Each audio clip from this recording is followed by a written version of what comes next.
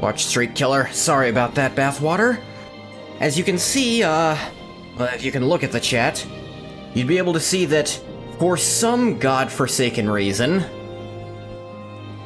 it didn't actually update the watch information the first time I turned on the stream, so I had to stop it, change all that so that the going live notification would tell people what's actually going, and then I did, and then it still didn't update correctly, so I don't know what the fuck to do. So I guess just stop and do it anyways. It pisses me off. And it's not like watch streaks actually do anything for me, because I still don't even have channel points because Twitch hates me. No emote slots, no channel points, no nothing. I don't get anything.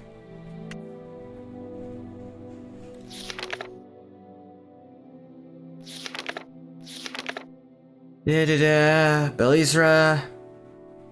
Find the road from Aldrin to Margon, go there and slay the Redoran, abandon in Ellis.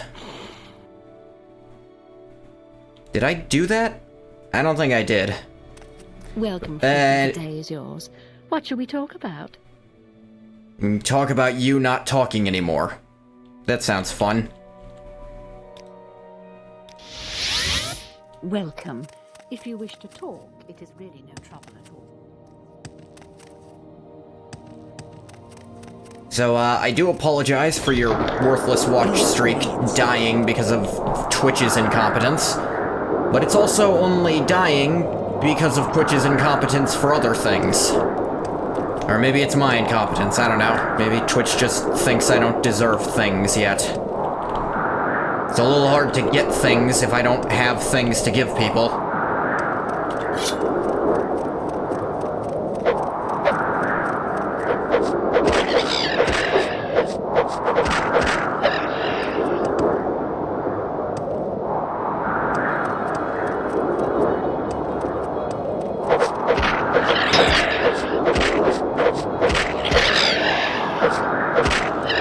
Incompetent wretch.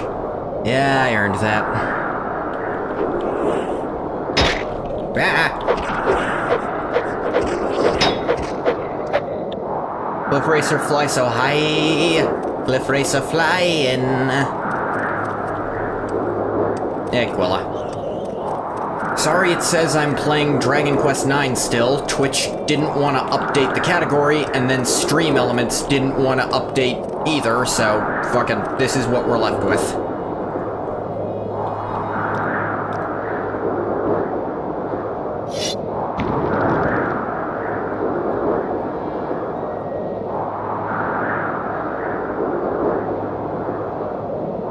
Says Morrowind for you?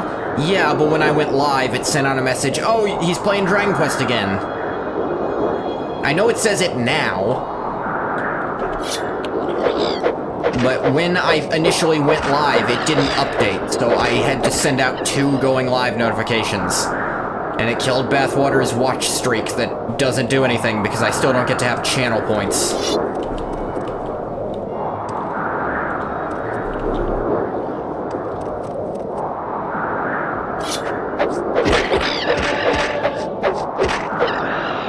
I know knife is suboptimal for me, I'm using it anyways.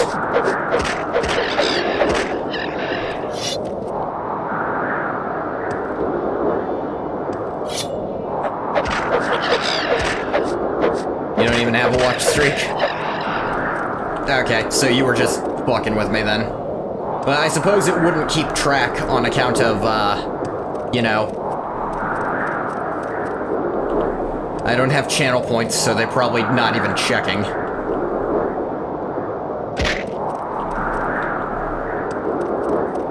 I'd love to have channel points and redeems. Twitch, I'd really like to have those things. Maybe I couldn't really do much with emotes yet, but, you know. Comes for affiliate, yeah. That would be nice. You get there? It feels like I won't, because no matter how well I do, the average never goes up, it feels like. But we're here to kill a guy. Gamer Girl Gaslight. Speak, traveler. Looking for Bandon Indaris. Hello, Galvin Othrabar. You're not supposed to be here, Telvanni. Don't tell me where I am or am not. You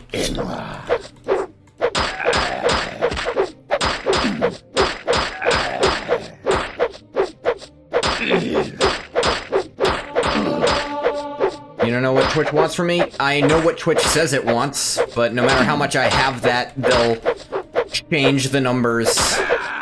Okay, so what Twitch really wants from me is it wants me to average 3 viewers per stream for a full month. The problem is, I will look at the viewer count. I'll visibly see that there's multiple people talking in my chat, and it'll say there's 1 person watching my stream.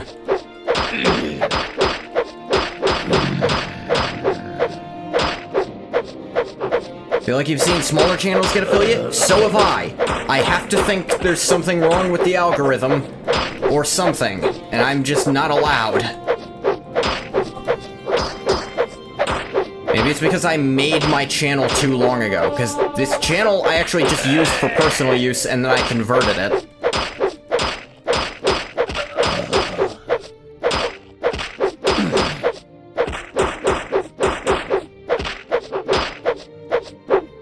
It's the only thing I can think of.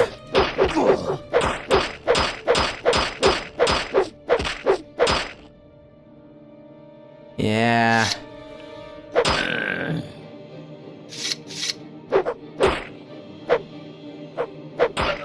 Everyone gets hung up on the viewer count? I guess.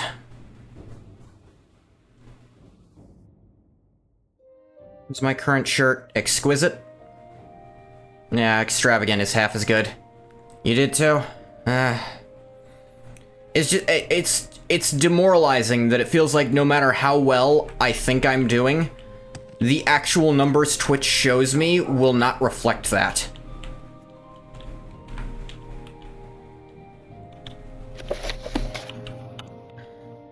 speak, traveler. And like you said, I'll see people with way less active chats than mine who have been affiliate for years. And I don't know. I'm sure everyone has to run into this at some point. But it doesn't feel nice. Now, I'm lucky that I'm not relying on Twitch to ever give me any kind of income. I know I'm probably never going to be big enough to rely on this for that. Have fun, play games, talk with people. Eventually, Twitch will send the email when they stop being putas. I hope so. Speak, traveler. It's like, especially these last few months, I've tried to put in a lot of effort to try to get Twitch to like me. I mean, when I started the year, I actually tagged myself as, not allowing minors in because I knew I swore up a storm. Then I made an effort to stop swearing so much, and I still swear, but not enough that I think it warrants the tag, so I took the tag off. And I did see some improvements from that on just my click-through rate, because they just kill ya. Because they're so scared of that.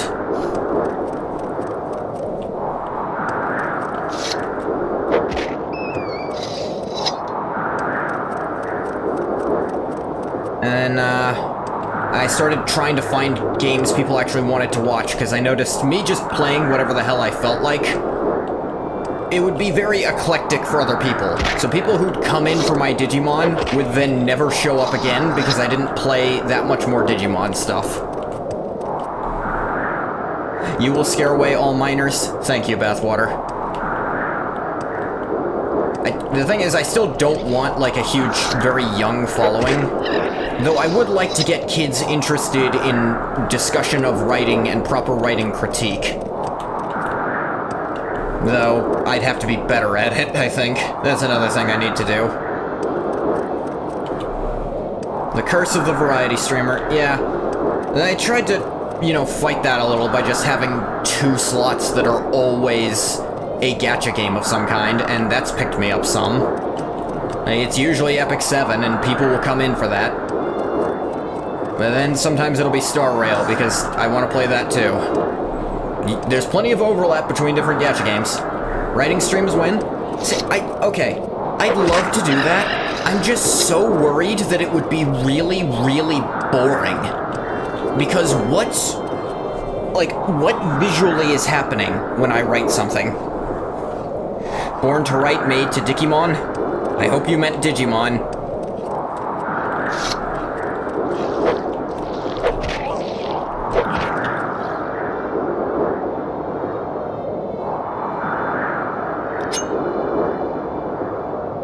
During battle.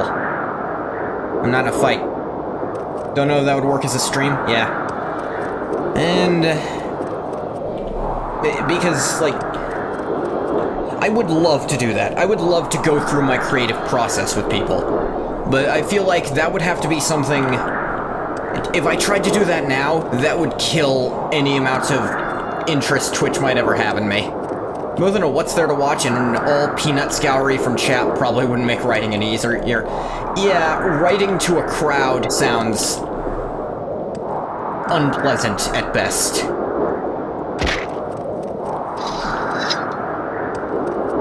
It would have to be writing something... If I were writing, like, crack fanfiction, I think I could get away with a peanut gallery. Because crack is something you wouldn't care about.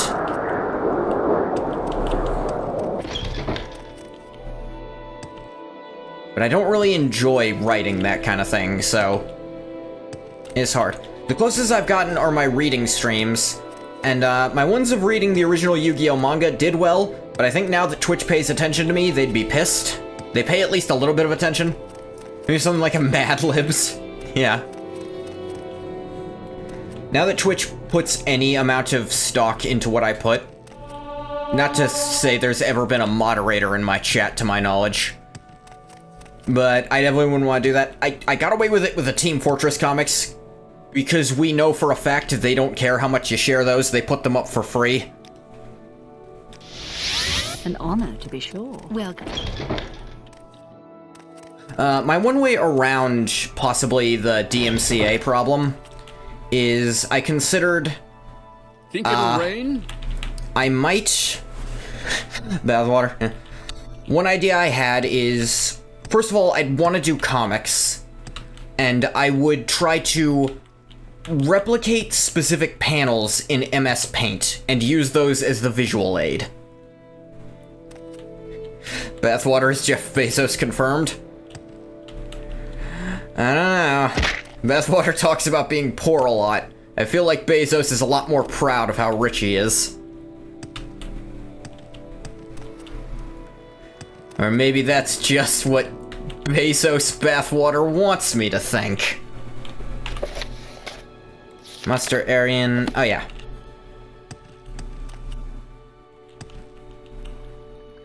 I don't know, I'm pretty sure that Gamer Girl Bathwater kicked something back to Twitch. Maybe you're advertising your best-selling product.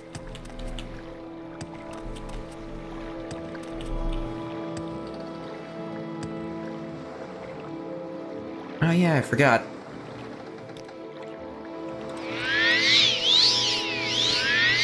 Bezos' water comes from the timeline where his wife took everything in the divorce. You wish you had a wife? That's not helping your case, Bathwater. I'm gonna level with you. Okay, is the game loud?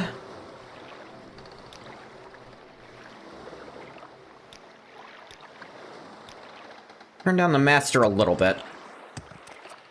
I feel like it was loud. Short trip, long trip. You decide. I need to remember. Tell Mora. Okay.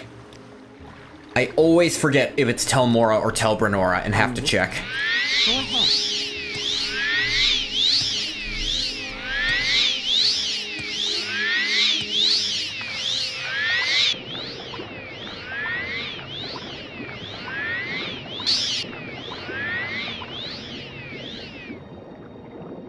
Yaoi reading stream?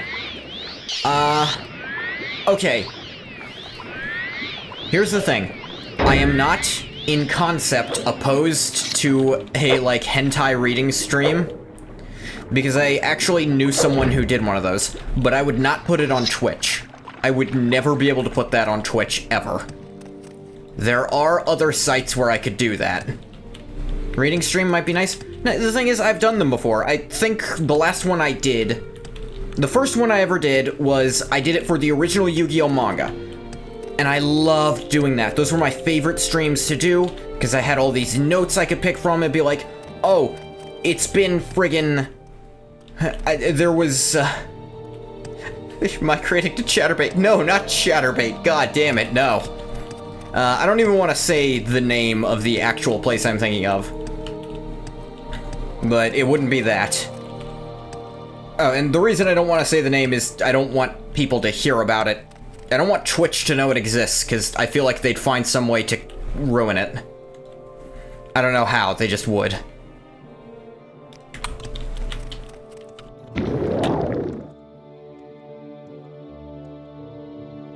But, no, it was some of my favorite streams to do. On this episode of OnlyFans.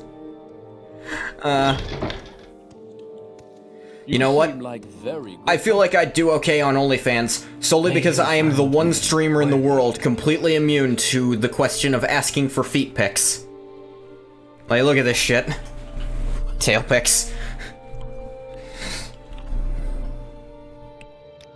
So Bandon and Darius is dead. The Redderens will not be so hasty to expand their territory now. You've done well in Goth III.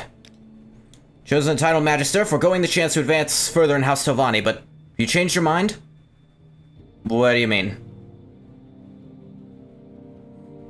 Fish flop that tail? When okay. My current plan is when I get affiliate, I want to make a new model, because this one is very basic. Not to insult the one who made this model, the one who drew it, but I rigged it myself, and I rigged it very amateurishly. It is one step above being a PNG. So I would like to get a new model. Do you have any other chores for me? Declare you a Magister of House Telvanni. I have forsworn the title of Magister. Perhaps you've changed your mind. Will you fight Archmagister Gothrin and claim the title as your own? Sure, you're now the Magister of House Telvanni. Defeat Gothrin, you shall be Archmagister. Yay! Find someone who's into it, I assure you. This is a discussion I've had. People have, like, come in... Bathwater especially comes in. The tail moving around would be neat. Yeah. Even for just, like, my idle animation of it swishing a little bit. Well met. Man. So I'd like to actually have 2 versions of the model, but I worry how expensive this might be. One with the tail, and one that has, like, human-y legs. Because in my lore, I've got magic and can give myself legs if I really want them. But I'm not good at using them. That's the fish lore.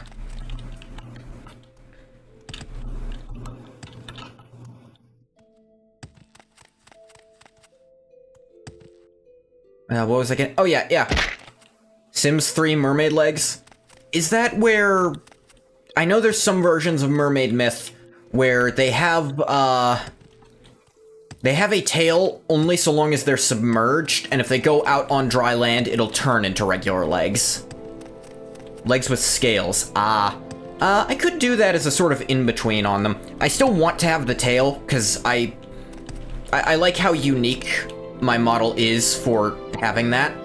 But I'd like the option also for legs. Just once in a while. And that's another discussion I've had. It's like, mermaids are such a ubiquitous, like, sexual symbol in fantasy and stuff that I feel like they don't even count as a fetish thing. Like, Bathwater jokes about me being a scaly because of it, but I feel like it doesn't even count because it's too mainstream. It's pretty much the in-water, out-water thing. Yeah. I mean, I have scales on my face. On my cheeks here. So it would make sense even if I updated based on this model. I also want to what I most want to alter is the friggin' clothes. Because I had no clue for clothes when I was making this, so I went with a gray hoodie. But I definitely picked something else. Something, again, more unique. Depends on what you're focusing on. Sims 3, they have scaly legs for,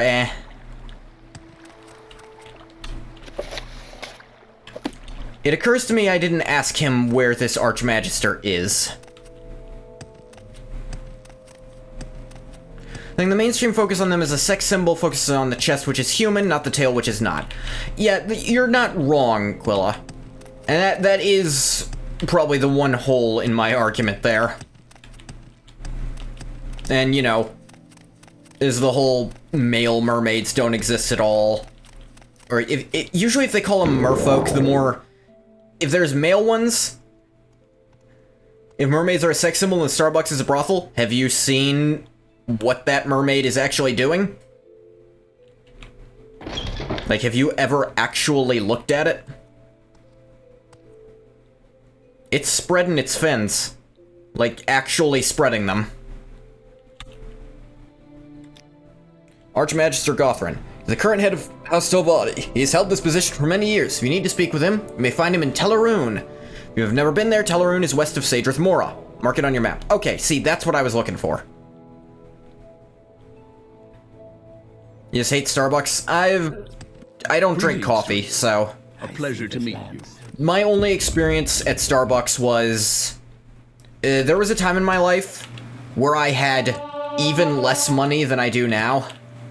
And that's saying something, because I'm not super well off. But I was damn near broke.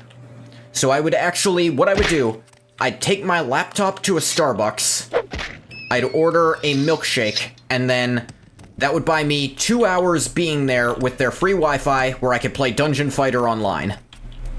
Speaking of Dungeon Fighter Online, friggin' the first Berserker Kazan is Dungeon Fighter lore. Because the Berserker class is based on the Demon Kazan.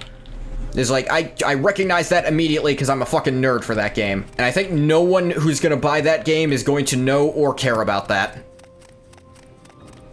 Waffle House better than Starbucks? Eh.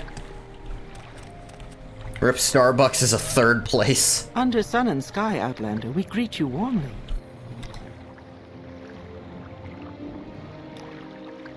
Actually, you could have taken me to Teleroon.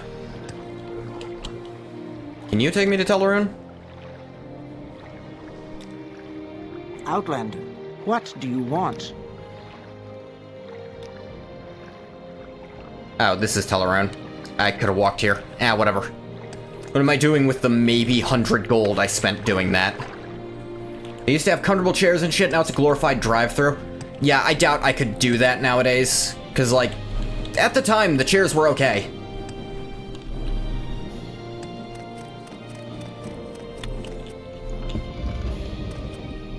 Near, near, near, near, near, near. May your battle show only victory, friend. Well, that's not the answer. Citizen.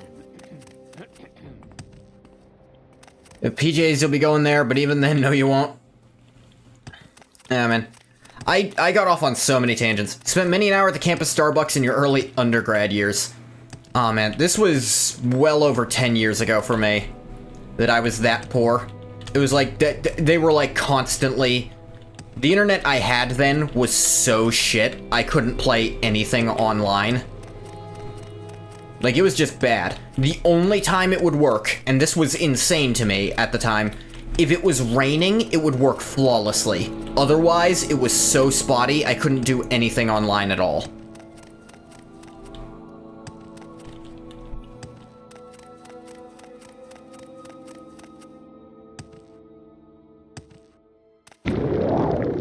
So that was how I managed to play the game that was my obsession at the time. I've tried to get back to Dungeon Fighter Online, because that was actually at the time where it first got canceled. I tried to get back into it. The controls are...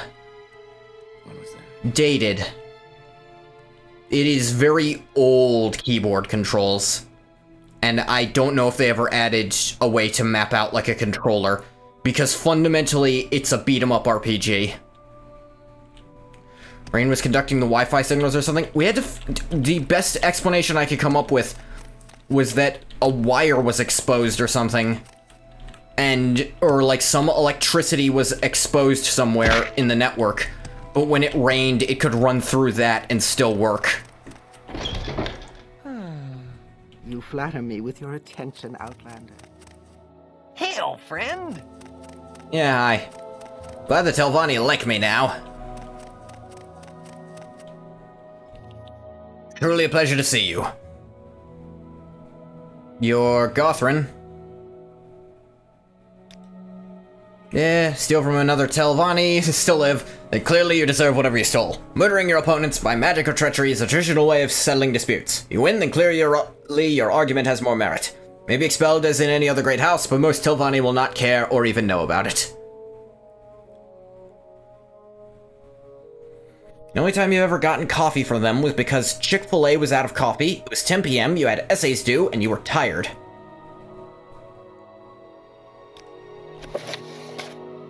Let's see. It hasn't set up as a quest for me. Let me make sure I'm doing this right.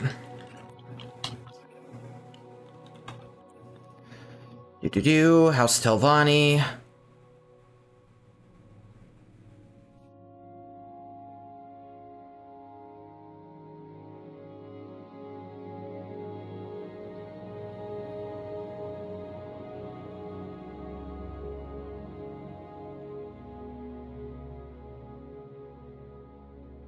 Okay, apparently it's not showing up as a quest, but I did take it.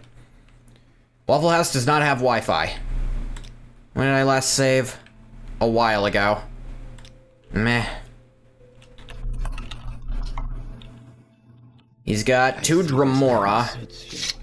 We welcome you freely, Outlander.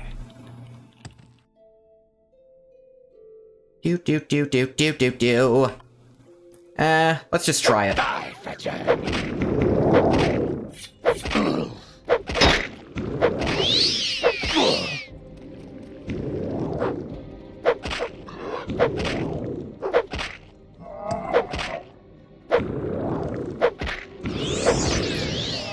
Yep, his servants are attacking me too. That's what I didn't want. Alright, let's try this. What are you talking about? I thought we were friends.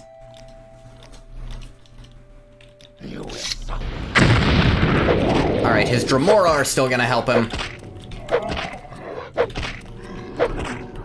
But these 2 will not now. Poke him! The guy's not even really wearing armor.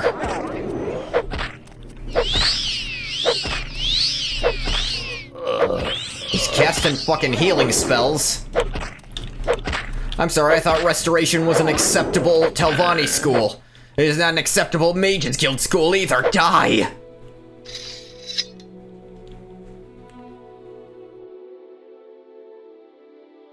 He had a bunch of restore shit. Daedric Dagger. Sell that. Dwarven Short Sword. Don't want it. Can't sell it. Well, I could sell it, but don't want to. The dagger is light enough.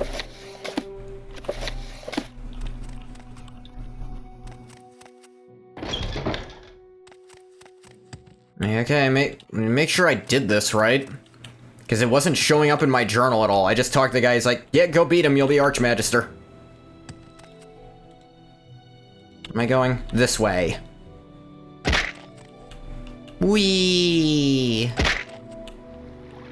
Man, I got so off track so many times during all that. I think a point that got lost in there was, I'd love to do more read streams. The first one I did, I've technically only done 2 full read-throughs, I guess, but I've done maybe a dozen different streams. The only archived one is the Team Fortress 2 stream I did on Christmas, after they released the final Team Fortress 2 comic, and I was so excited for that. I mean, you talk to him and be like, I challenged thee to a duel? There wasn't any kind of option for that. Like, there literally was no topic I could speak to him about in that regard.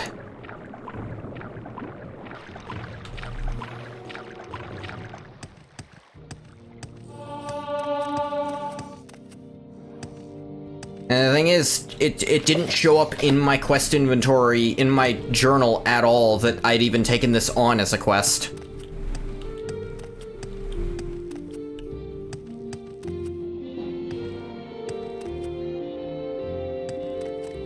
Yeah, my old read streams, which are just gone to the ether, though I do still have all the notes for them. That was for the original Yu-Gi-Oh! Manga, and I loved doing that, and I'd love to do something like that again. I'd just have to put more effort in to avoid a DMCA takedown of any kind, because I don't need to be fucking with that.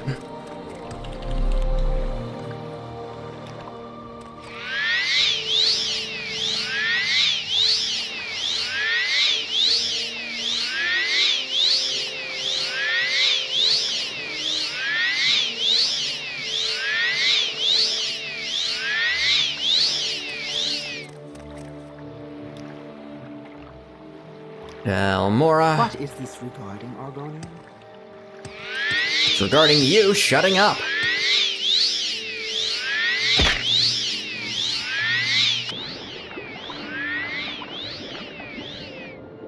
A curiosity. Do I have on my... I do not.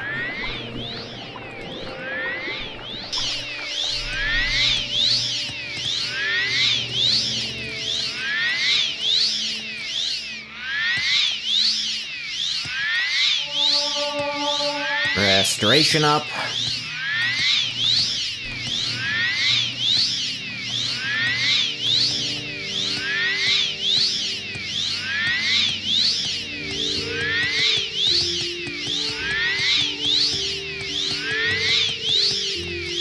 One more cast.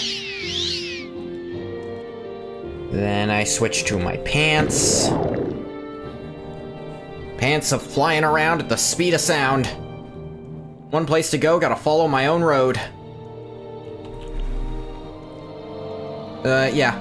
I think once I'm done with the Toriyama tribute, because I've only got one game left I'm gonna do with that, though it's a very, very long game.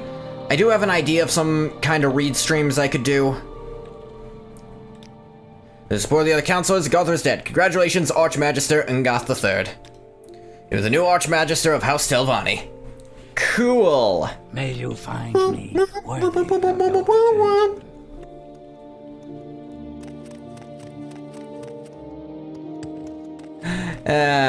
So fun doing this as an Argonian. Oomphy, you're sleepy?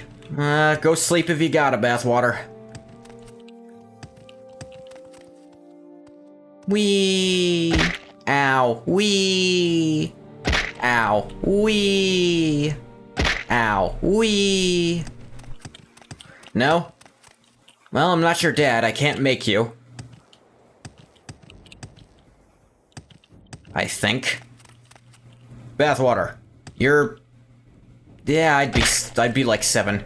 Give you permission to make sweet tea? On the grounds that, I have to come up with some kind of reason... I have to come up with some way of my preference. Alright,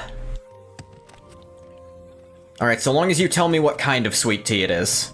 There. Then you'll have permission. But you have to tell me first before you can go make it. And I swear to God, if you make a kind other than the kind you said, I will find you.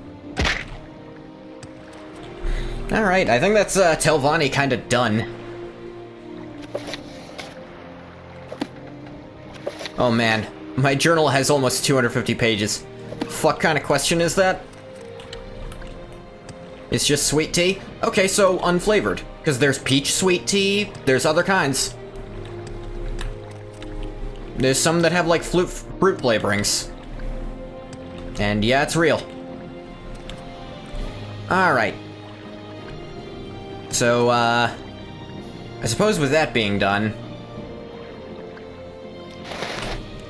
I'm out of excuses.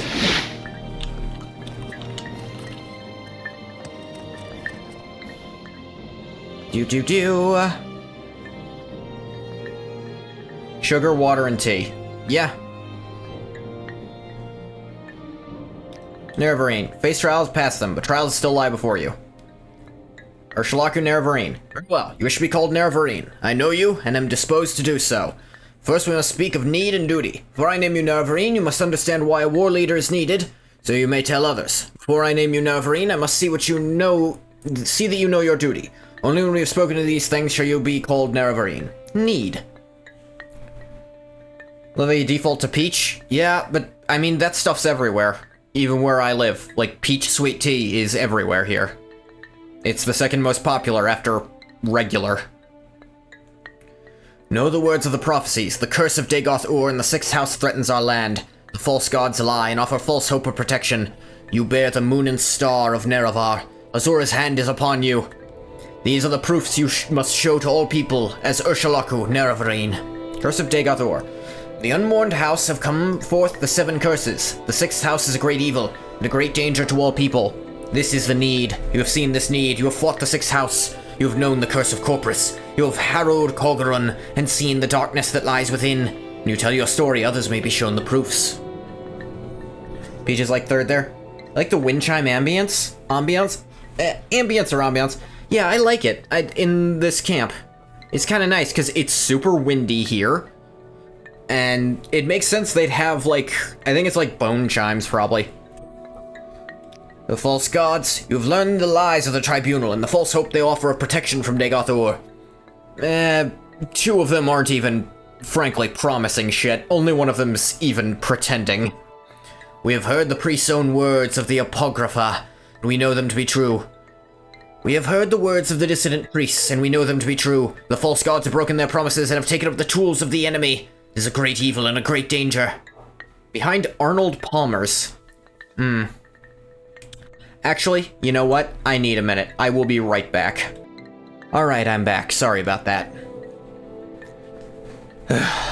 So, there's 3 dogs in this house. 2 of them stay outside a majority of the time. But if I leave them out too long, one of them just starts barking and never stops until they come back in. And I forgot to let them back in before I started stream, so... yeah. Okay. Moon and Star, you wear the Moon and Star of Nerevar. The legend of Moon and Star is known to all lore masters. No man but Nerevar may wear that ring and live. This is a true sign. This is a miracle, a blessing of Azura, and no man may deny it. In ancient days, the Deep Elves, the Dwemer, and a great host of outlanders from the west came stealing the land of the Dunmer. In that time, Nerevar was the great Khan and war leader of the house people, but he honored the ancient spirits and the tribal law, and became as one of us. So when Nerevar pledged upon his great Ring of the Ancestors, one clan under Moon and Star, to honor the ways of the spirits and the rights of the land, all the tribes joined the house people fighting a great battle at Red Mountain. Though many Dunmer tribesmen and housemen died at... Dunmer, tribesmen and housemen, died at Red Mountain, the Dwemer were defeated and their evil magics destroyed, the Outlanders driven from the land. But after this great victory, the power-hungry Khans of the great houses slew Nerevar in secret, set themselves up as gods, and forgot Nerevar's promises to the tribes. But Nerevar will come again and cast down the false gods, and by the power of his ring will make good his promises, honor the spirits, and drive the outsiders from the land. I feel like that third thing you keep saying ain't part of the prophecy, because I'd have to drive myself out. I'm still gonna fuck off when this is done, because I think I hate all of you. I hate this island more. But yeah. You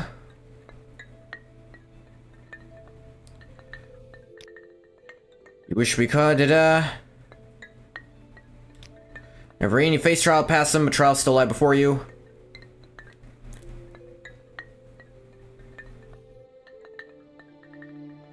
I guess I didn't ask about duty yet. Duty!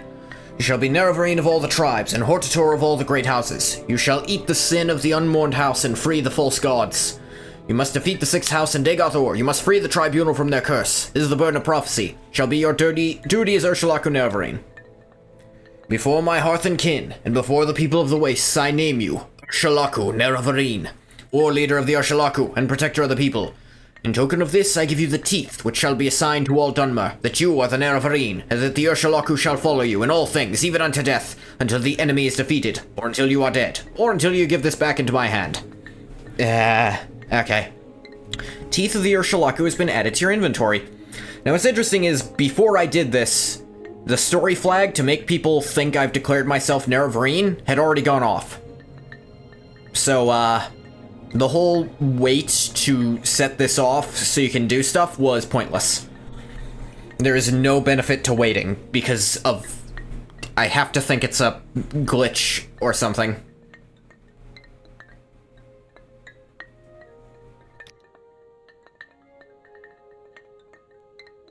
Okay.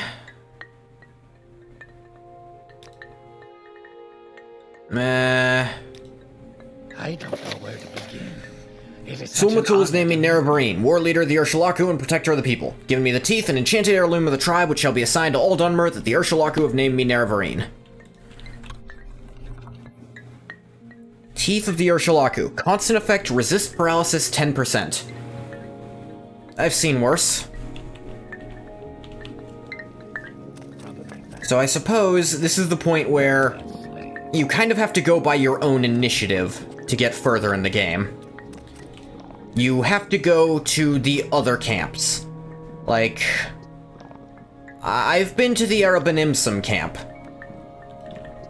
I think they're even somewhat neutral to me, in theory.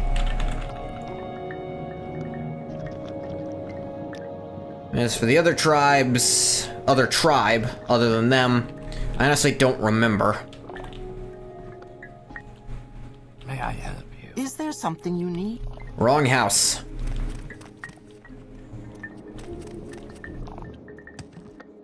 Wise woman's yurt. Here we go.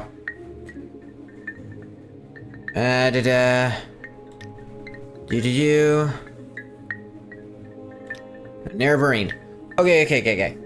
Sulmatul has named you Urshalaku Nerevarine. Till you've been named Ahamusa Nerevarine, Zainab Nerevarine, and Arabanimsum Nerevarine as well, you've not passed the 5th tribal. Hi. Let's see about Ahamusa. Go to Ahamusa camp. Heard the Ahamusa are in a pitiful way. They do not have an ashcan. In this case, the wise woman may be acting as the chief of the tribe, and perhaps she can speak for the tribe to name you Ahamusa Nerevarine. Where is it? The Grazelands are mild and peace-loving. The wise woman of the Ahanusa, Sinamu Merpal, is also their ashcan. Okay. Zainab. Go to Zainab camp. The ashcan of the Zainab, Kaushad, is a strong and popular chief, but he is known to be vain and hard-headed. Swayed him to name you Zainab Nerevarine. You must be strong, yes, but you must also be clever to please him and earn his favor.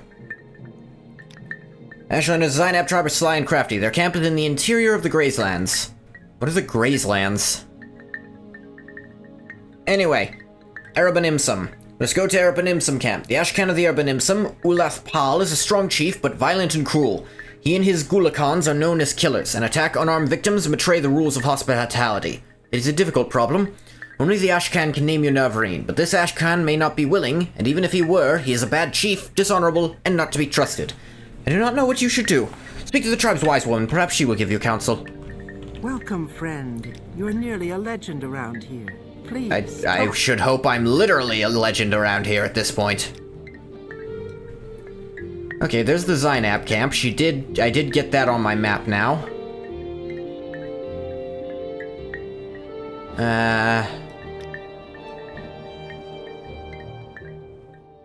Getting there would be a bit of a pain. Ah, there's Ahamusa also. Alright, so I have them all on my map now. Actually the fastest way would probably be to go from Voss and Telmora. And the fastest way to the other would be from Sadrith Mora. Remember Chris Hansen with To Catch a Predator? He's doing a new show and it's in Livingston Parish. I do recall him. I also recall why the show stopped being on. I think most people have heard the thing by now. Let's see. If I were to Divine Intervention, it'd take me to probably Nissus.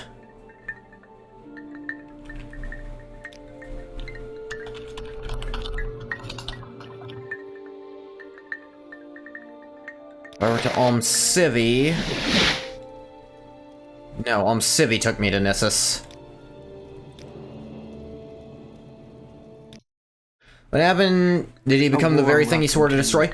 Oh, y'all don't know. Okay, so, he stopped doing the show because, there was a person, they had this thing all set up, the police were on their way, and he used a rope to make it so it was no longer necessary to arrest him, is how I'll phrase that for Twitch.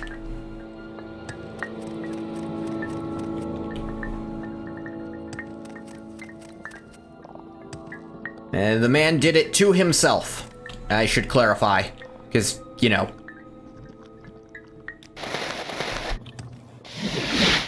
Divine also takes me to Nissus. Both of the... I guess that is the closest no matter what.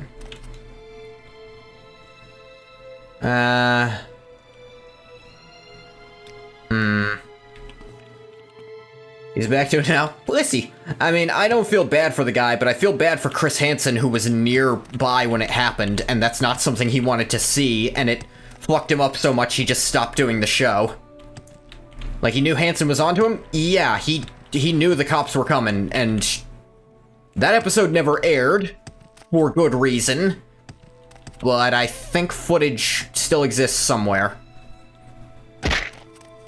He did, yes, no, he did it during the catch. That was the fucked up part. We make a special trip just for you. Same low Can plan. you can take me to Kull, actually. Why walk? Kull, You can ride. Kull. But they have a port, and I think I can ask them to get me to Voss. Tell Voss or tell Mora.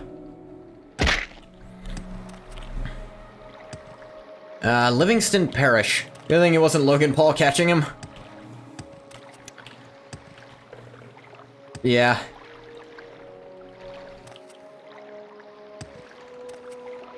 Yes, out Here we are. You don't go there, really? Can get you to take me to Dagon Fell, and then probably from there I can get there.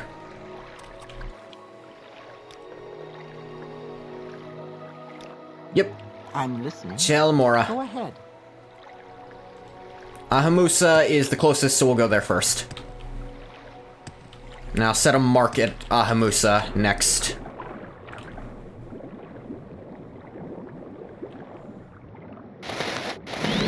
Put this baby back on. Livingston Parish is the country part of Baton Rouge. Cool. Okay, follow-up question. I don't know if you can guess exactly what I'm going to ask. I'll give you a second to guess what my next question will be. Make a special trip just for you. You take me to Voss? No. Hey, how about tell Voss? Fuck no. And doesn't feel that special.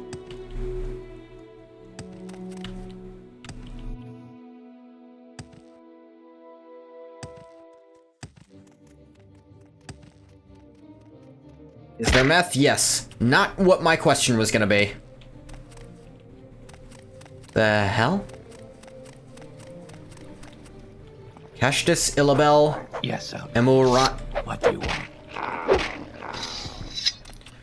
No, my next question was going to be, what is Baton Rouge?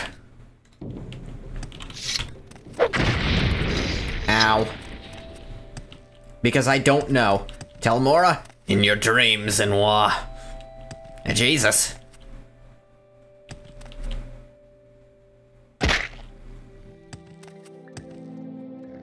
Baton Rouge, capital of Louisiana. Alright, Sid. I didn't know that. Is he going to be doing the same thing he was doing before? Or is this like a whole new show concept he's doing now?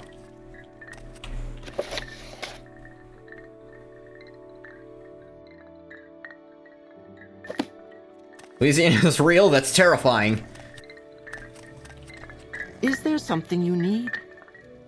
I believe you're the one I've seen in my dreams and visions. I'm flattered, but I'm married to a Daedra, kind of. That's weird, I know. Well, you see it's the same thing? Alright. Past 7 nights, I have had dreams of a white guar. I know this to be an animal sent by the gods to help my tribe. I've been suffering greatly from disease, and none of my magic will cure the ailment. Find this white guar for us, stranger. Let it lead you to a new hope for my people.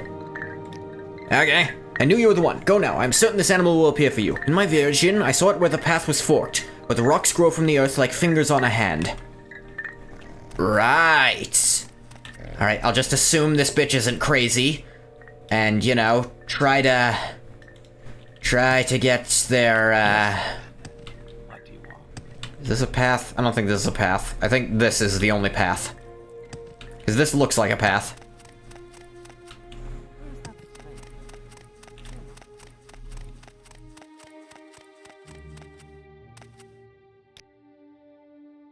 Or does it? I'm worried I'm already going the wrong way.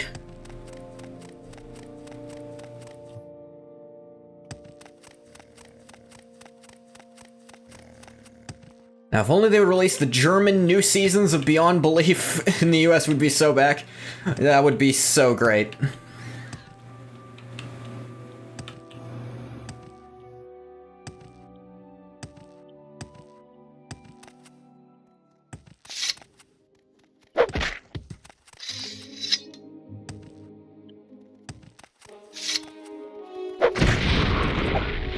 You lived?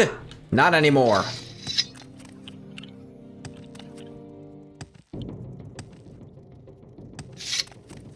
How many of these friggin' beetles are out here? What, these things shulk?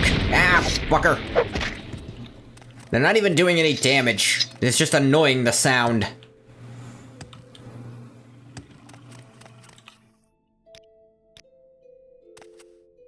Okay, I think I actually just don't know what she asked me to do. She said something about a white guar, but... Wealth beyond measure. Oh, okay, no, here. I think this is our friend. You know what? Rocks come out like fingertips? That was an accurate description. I'm sorry for doubting you. Find the white guar. No, I got that part. Found the white guar. Once I got in range of it, it immediately began to move west. Did it?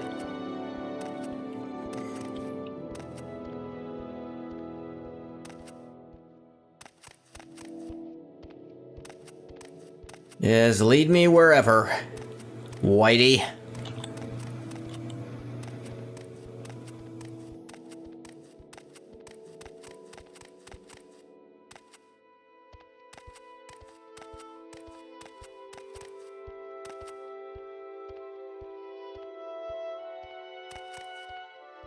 Someone clip that? What? It throwing it back? I was just I think I know what it wanted me to find.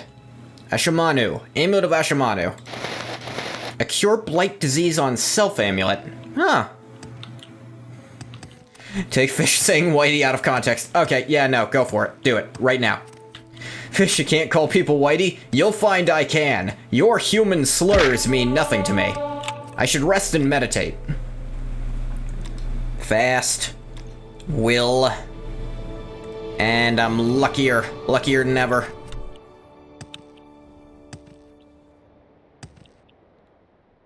And I'm fast as fuck, boy.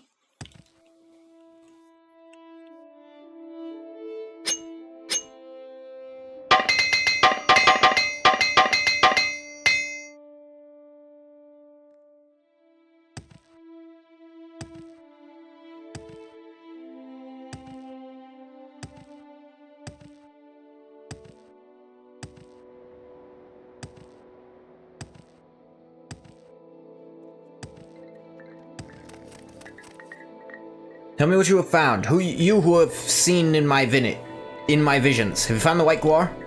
Seen your journey in a vision. I know that the White Guar led you to, and I know who she was. In my vision, I saw you were led to the corpse of Ashimanu. She was a healer many, many years ago. She gave her own life to save the lives of others. It is said she will give her life again and again so that others may live through her sacrifice. You have witnessed a miracle, my child. Now hold the amulet of Ashimanu. Feel like February just came, did a barrel roll, and left? Well, it is 2 days shorter than the next shortest month, so yeah. Thank you, child. This amulet will be the salvation of my people. Take this in return. It is a shield of legend among my people, the shield of the undaunted. Use it and you will feel the strength return to your weary limbs. Travel well, friend. Yes. Okay. Is there something I can do for you? If nothing else, I think that might have made them like me a little more. Alright, what's this shield? Your cat is being very needy? Mine does that too sometimes.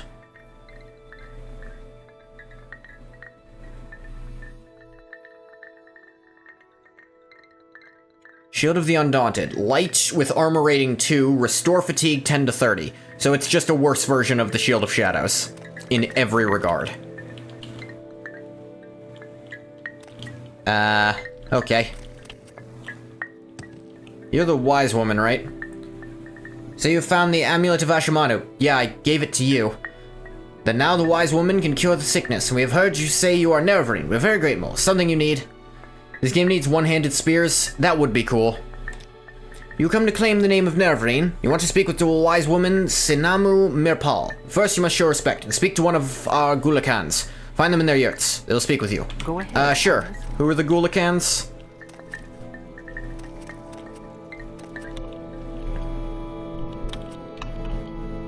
Who are you? What do you want?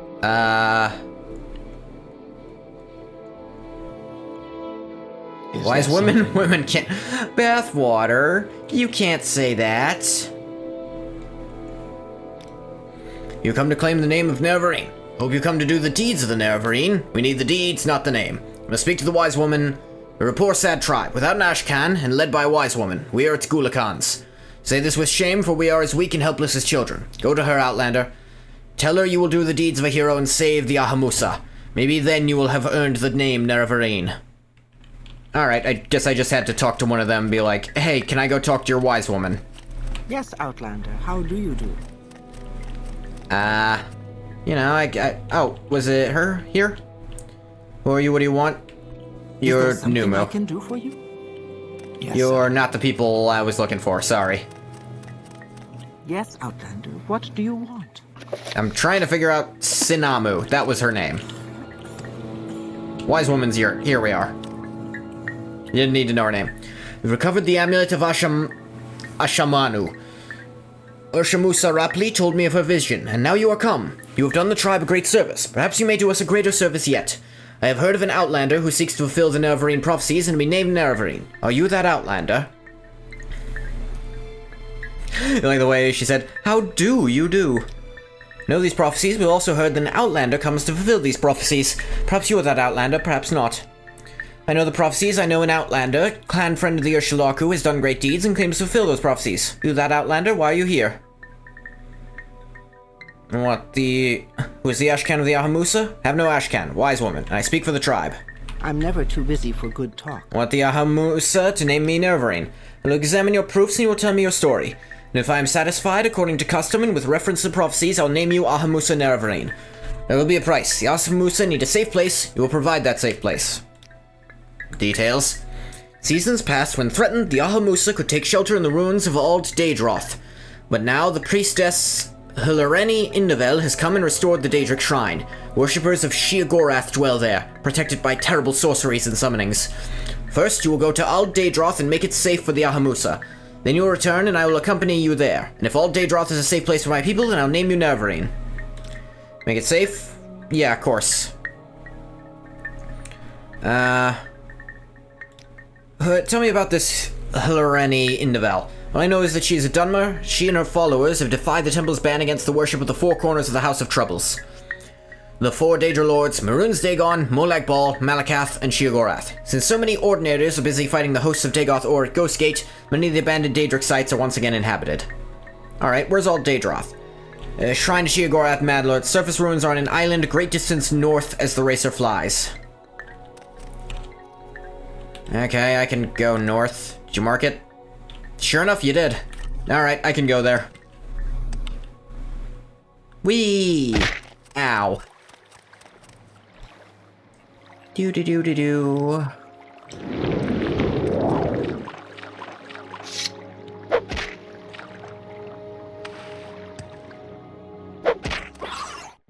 So, Ald Daedroth is an interesting name. I know that a fair number of the Daedroth names come from, like, the language that they're speaking here. Like Molag, and Bal, and Mehrunes, and Dagon. Like, a lot of their words are just from here. I guess the humans never thought of better names for them. It's like, I don't know, that guy seems pretty Maroons Dagon-y to me.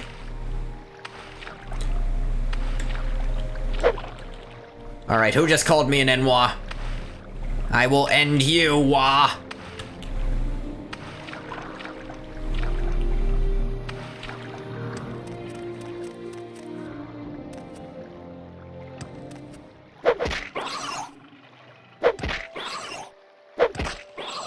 It is really funny if you start using, like, commands on people with illusion stuff, you can make followers attack, like, if you have male Dunmer follower attack another, like, cannot cast this effect right now.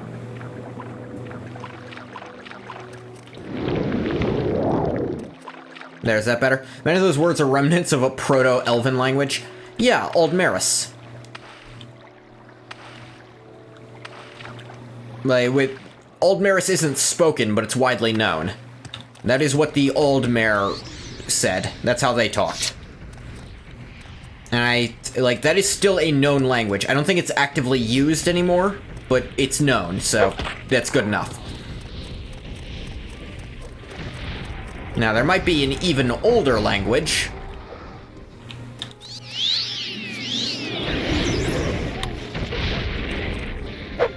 The thing is, I don't know which one's the aggressor here, so I don't want to, you know, step on any toes.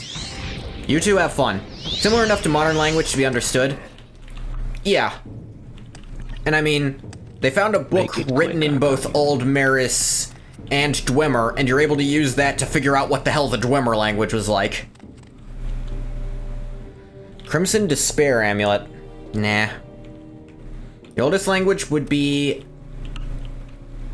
Elnafex? I think that's an L. Dorasar Vulin? Who are you, Outlander? What are you doing here? I don't know you, Outlander. What are you doing here? You here to worship at this foul shrine? I'm a Nerevarine on a quest to fulfill the prophecies. No, you are the false incarnate and the devil of lies. You claim to be chosen by Zora and savior of Morrowind. You curse the tribunal, call them false gods, and turn the people against their true protectors. You are nothing but a dreamer and deceiver, and mad servant of the devil Dagoth must be destroyed.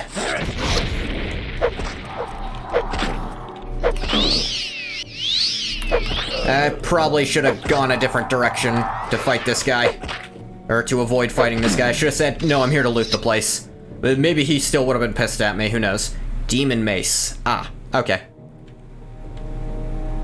Though actually, if I want to level Blunt at any point, that'd be a good way to do it.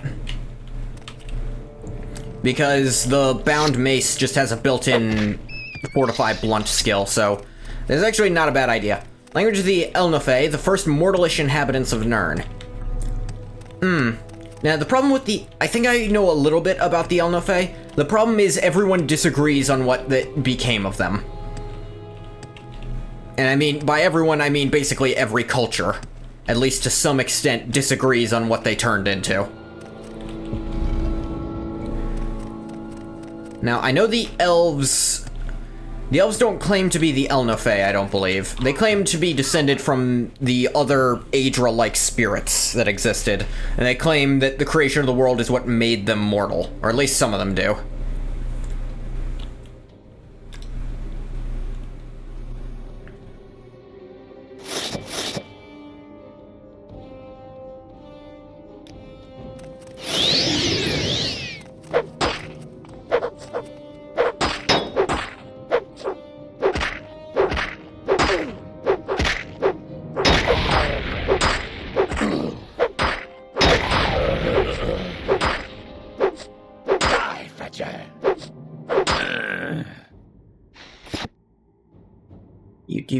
Slew Mala.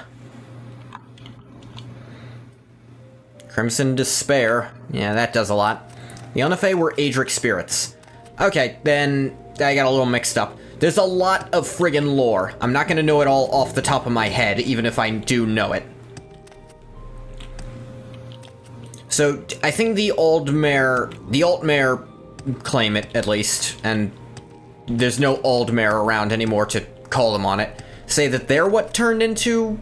The Elnafey turned into them.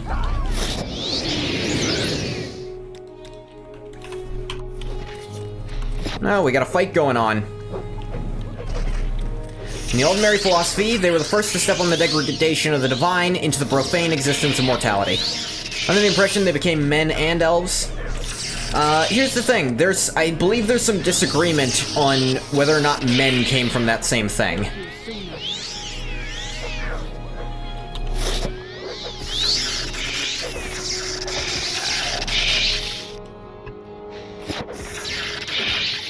Y'all doing okay? Ow.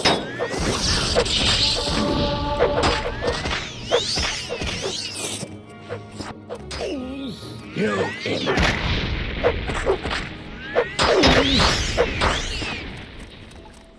Alright. Who are you, Outlander? What are you doing here? I'm here to loot the shrine. Alright then, we don't care about that. In fact, you'll be doing us a favor if you kill a few witches and warlocks in the process. Just be careful, leave us alone, we'll leave you alone. Yep, that's what's going on. Who's this dead guy out here? I don't fucking know. You mind if I take their glass shit? We don't want it. Cool.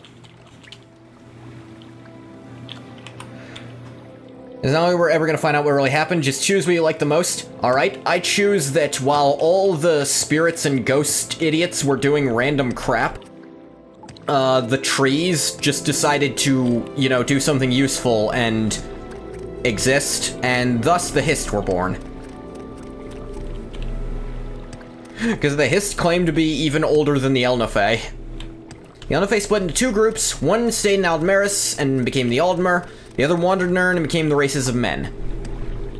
See, you say that, but I do happen to know that that is under contention because there's an argument that the Red Guard are not descended from the same... that they might not even be from this universe. They might be from the other Kalpa, where time wasn't correct before.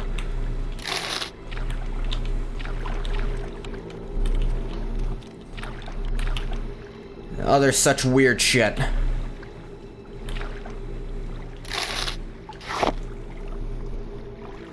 Presumably the result in the creations of the Octuans, the Needs, and the Atmorans. Yeah, I know the Nades are, by some arguments, said to be the ones who eventually... Yeah, intermixing between them and the Elves created the Imperials and Bretons. I believe the Needies are specifically said to be where Breton comes from. The Yokudans, I don't know too much about, but the Atmorans are where the Nords came from, and the like. Like, the Nords are presumably very biologically similar to the Atmorans.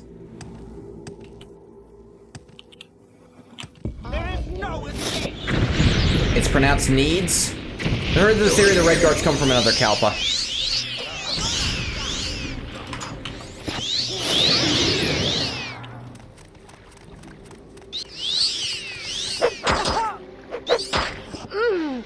Ooh, y'all ordinators. Belt of Sanguine Smiting. Oh, sweet. Another Sanguine thing. You're just here to loot the shrine, right? Alright, do whatever you want. Okay, I'm 90% sure that... No, she did say this is Sheogorath's shrine. Sheogorath is fucking with them by putting statues of other Daedric princes in here as well. Which is such a Sheogorath move. It's pronounced Needs. I honestly don't know if that's right or not. Ooh, a golden saint holding a glass spear.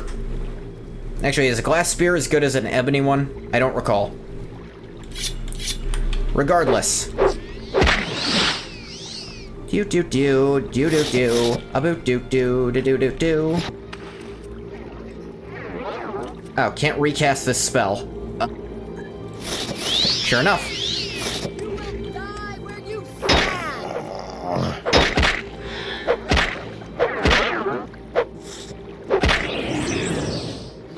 Maybe it's true, their mythology kind of makes it sound like they are. But who can say? Either way, they're the fly in the ointment of the general theory of evolution in TES. They're the unaccounted outsiders, the Yokudans just showed up one day. Okay, so the Yokudans would be the ones that, if that's how their evolution works, they're the ancestors of the Red Guards.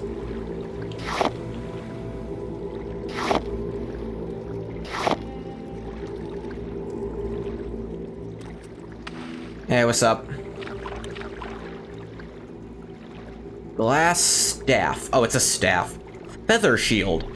A 20-point feather oh, it's cast on use. Worthless. Did I get your soul? I did pick up another Golden Saint soul, so who knows.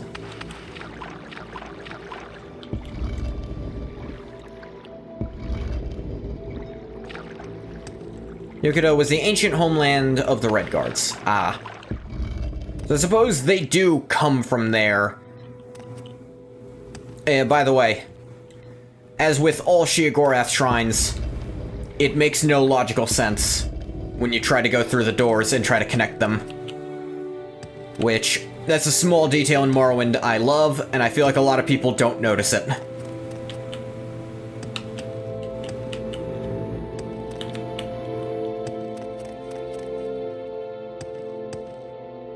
Like, these ones make sense, but then that one doesn't. Everyone agrees that cast on use is useless. For a shield, of course it's useless. Spoken Ordinaire, all Daedra, the Ordinaire's only worried about the Daedra worships here, and they say that if I leave them alone, they'll leave me alone. Yeah.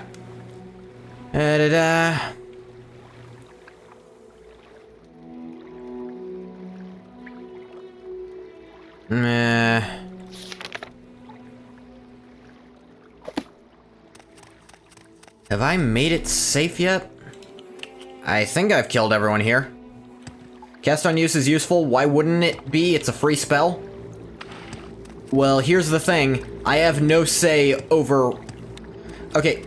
No, here's the thing. Cast on use is useless, specifically for the feather effect. That's not going to help me at all.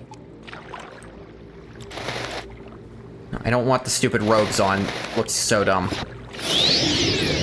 Yes, every 30 seconds I can make myself almost worth something. I don't even... Yeah, not very good for feather. That's what I was getting at. It's like... Specifically for feather, that is trash and not worth picking up. I'm sure, for plenty of other effects, it's real useful. Don't sleep on shields that cast on use. That's how you get a Golden Saint cast on use enchantment. With a Daedra Tower Shield. Yeah, that's true.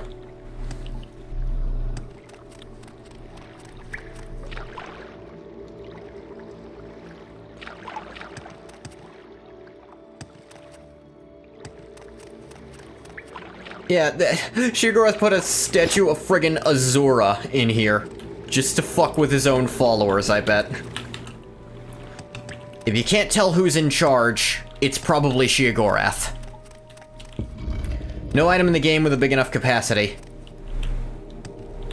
Yeah, I know there's some constant effects that just aren't possible no matter what.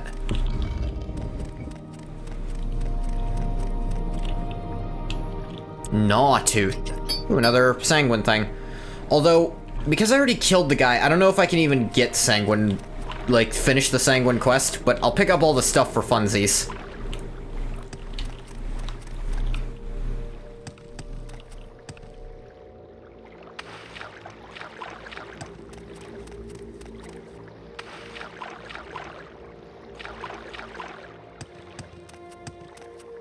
Yeah. Constant effect summons are very interesting, because you could genuinely just have an army forever. He was the guy you turned them into? No, I knew that, but I think that also means I can't get, the final reward thing. The admittedly worthless-ass spell. And also, I can't get any more hints about their locations, but I feel like the only hints he would give me was shit I would go do anyways. Yeah, you can't? Do.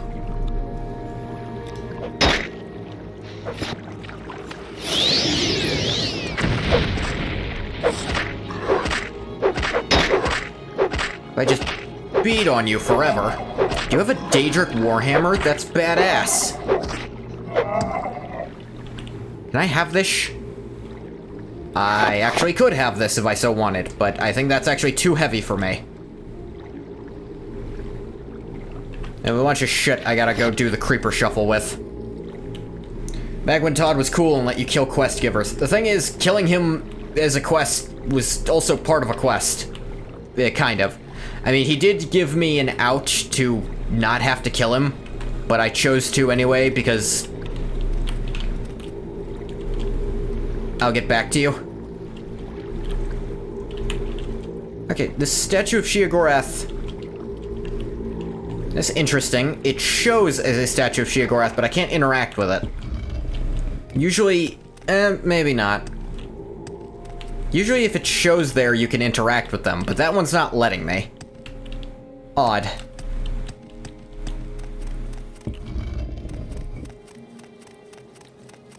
Well, this place should be pretty safe. How I'm gonna get her to swim all that way is another question.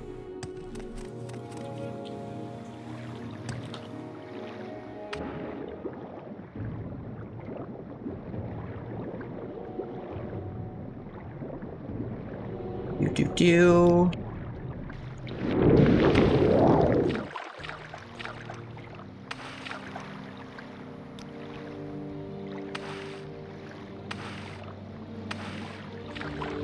Like, honestly, the fish on the way are gonna be a bigger problem than, actually fighting any Daedra there. Because I cleared the place out. It's all the fish in between that I'm worried she's gonna die to.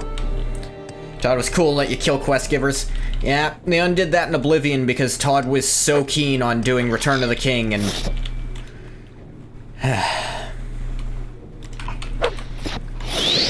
Look, I'm still looking forward to Oblivion, to playing it, but I know that narratively it's Return of the King. It is.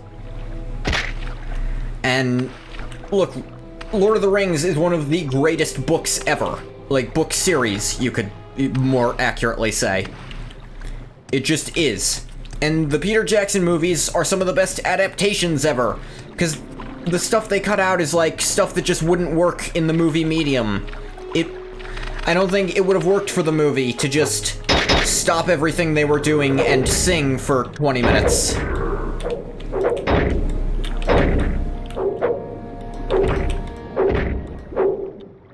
Lord of the Rings is the greatest story ever told. It's up there. It's one of the best. The greatest ever is just... You know, there's a lot of stories out there. I haven't heard them all. Journey to the West is pretty damn popular. You gotta give some credit to stuff. Wonder if Tolkien would have vibed with video games? I mean... Okay, here's my opinion on why he probably would. He was a huge fan of Led Zeppelin. And he had personal beef with the Beatles, also.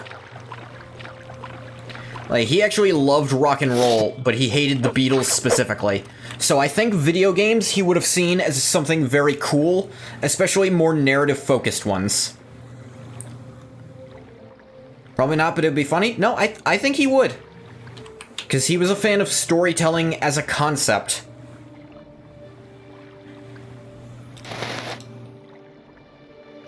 I put on the wrong shirt. You hate John Lennon too? I mean... damn it, I didn't actually put on the thing. Whatever. Heard he wasn't really a Luddite as popularly believed. Okay, yeah, no, he really wasn't. I have no idea where that, like, rumor came from. He wasn't a Luddite, he just wrote a fantasy book, and he really liked kind of getting into it. Like, he has this vibe about him that he wrote the story by friggin' candlelight on, like, fucking parchment with ink. He typed it with a typewriter like everyone else. And he had light bulbs in his house, and he had a son, he had kids and shit. He would tell his stories to at bedtime. He was very excited to own a car, and the only reason he stopped driving is he was disheartened by the destruction of the environment. Yeah, no, he wasn't a Luddite. He had one instance of giving up a useful technology because he didn't agree with the impact it had. That's not a full-on Luddite. It's like... Ugh. Alright. Ready for me to accompany you? We made Aldre de Troth a safe place for the Ahamusa.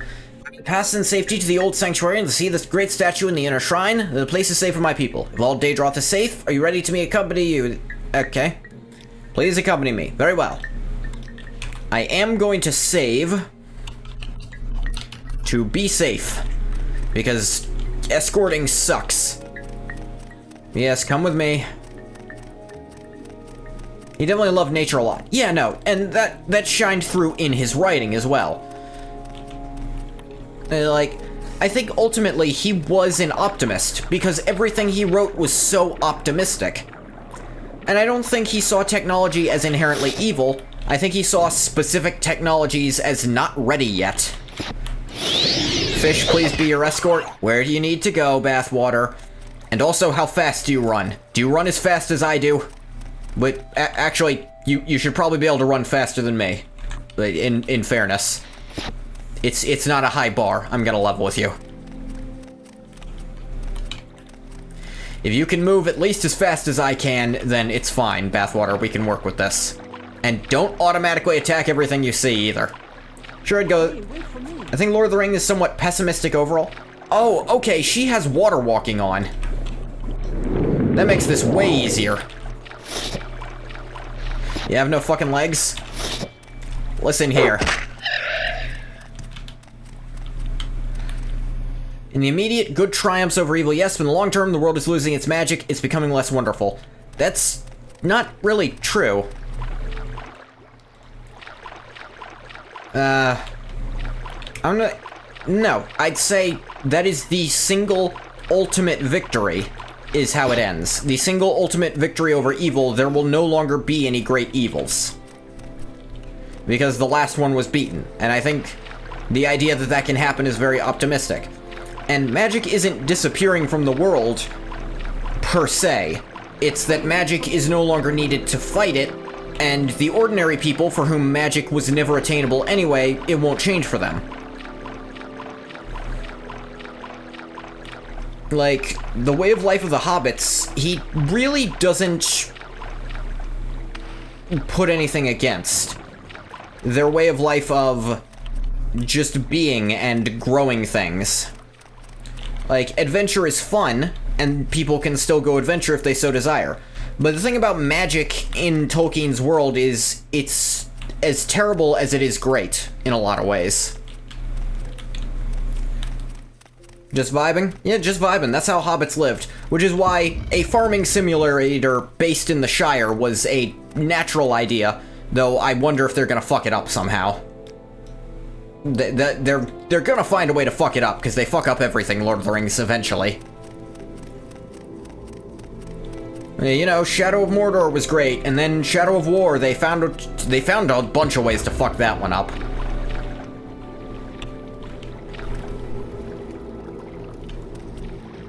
Thank you. There we go. Said I would accompany you and Goth III to see if you had made all Daedroth safe for the Ahamusa. You have fulfilled my conditions. Thank you. The Ahamusa shall be safe if you wish. Now I shall name you Naravareen of the Ahamusa. Go ahead, do it. You have made this place safe for the Ahamusa, and so I name you Ahamusa Naravareen, war leader of the Ahamusa and protector of the people. I also give you the Mad Stone of the Ahamusa, which shall be assigned to all Dunmer, that you are the Naravareen, and that the Ahamusa shall follow you, in all things, even unto death, until the enemy is defeated, or until you are dead. Now I can stay only briefly. Soon I must return to Ahamusa camp, make preparations for the relocate there. Madstone. Protection against the spells of witch warriors. Use it and touch your enemy, causes the voices of the ancestors to cry out in his head, confusing him and fuddling his witcheries. Ah. Ring of Power. Okay, look. There were some very casual people who misunderstood the problem with Ring of Power. It wasn't that Galadriel was this awesome sword-fighting badass. Because in the books, she used to be that. She used to be naive and just like that. That's how she was. The problem is they made her an unlikable character, and also made everyone else really unlikable to her for even less reason than her. Dance? You know what's going on? Go down and talk to her in the big room, the statue. I'm good. The problem was the twists it went for were crazy predictable.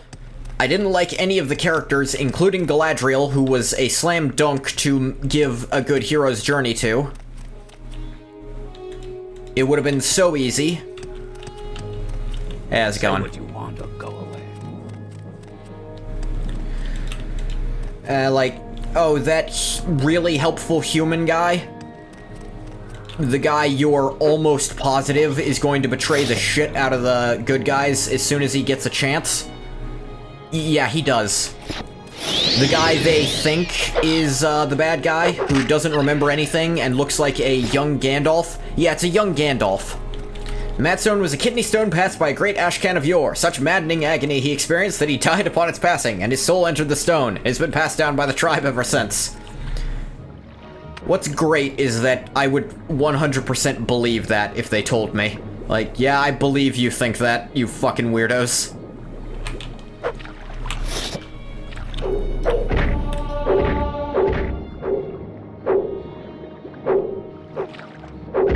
Come on, you little bastards. Smack you with a mace.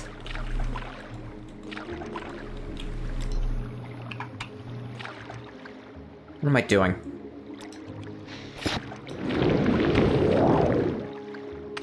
I can move way faster like this.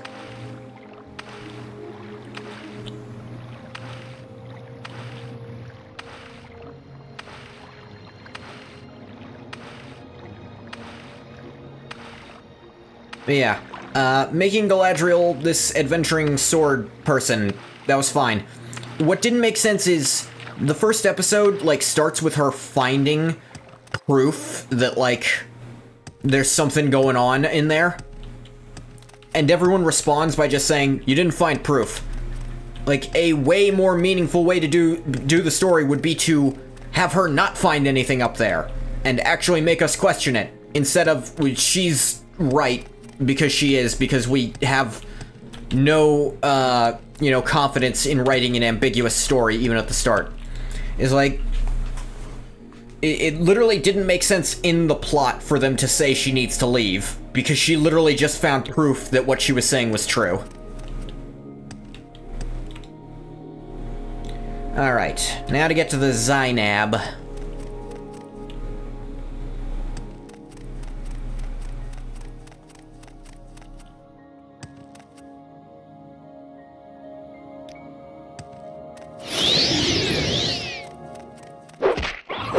Slap.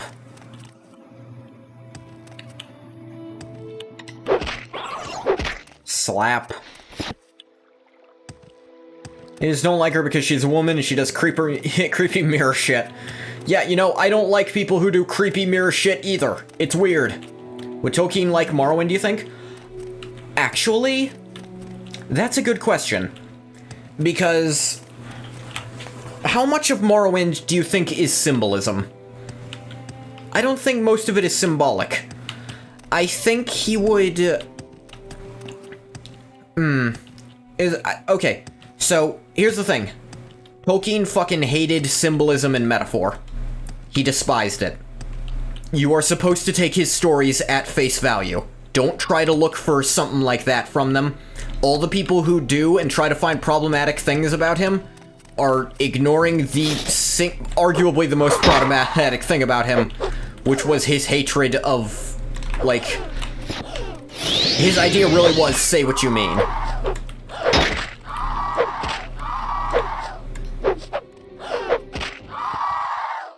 Tolkien would square up with MK over the servants. I don't think he would enjoy that.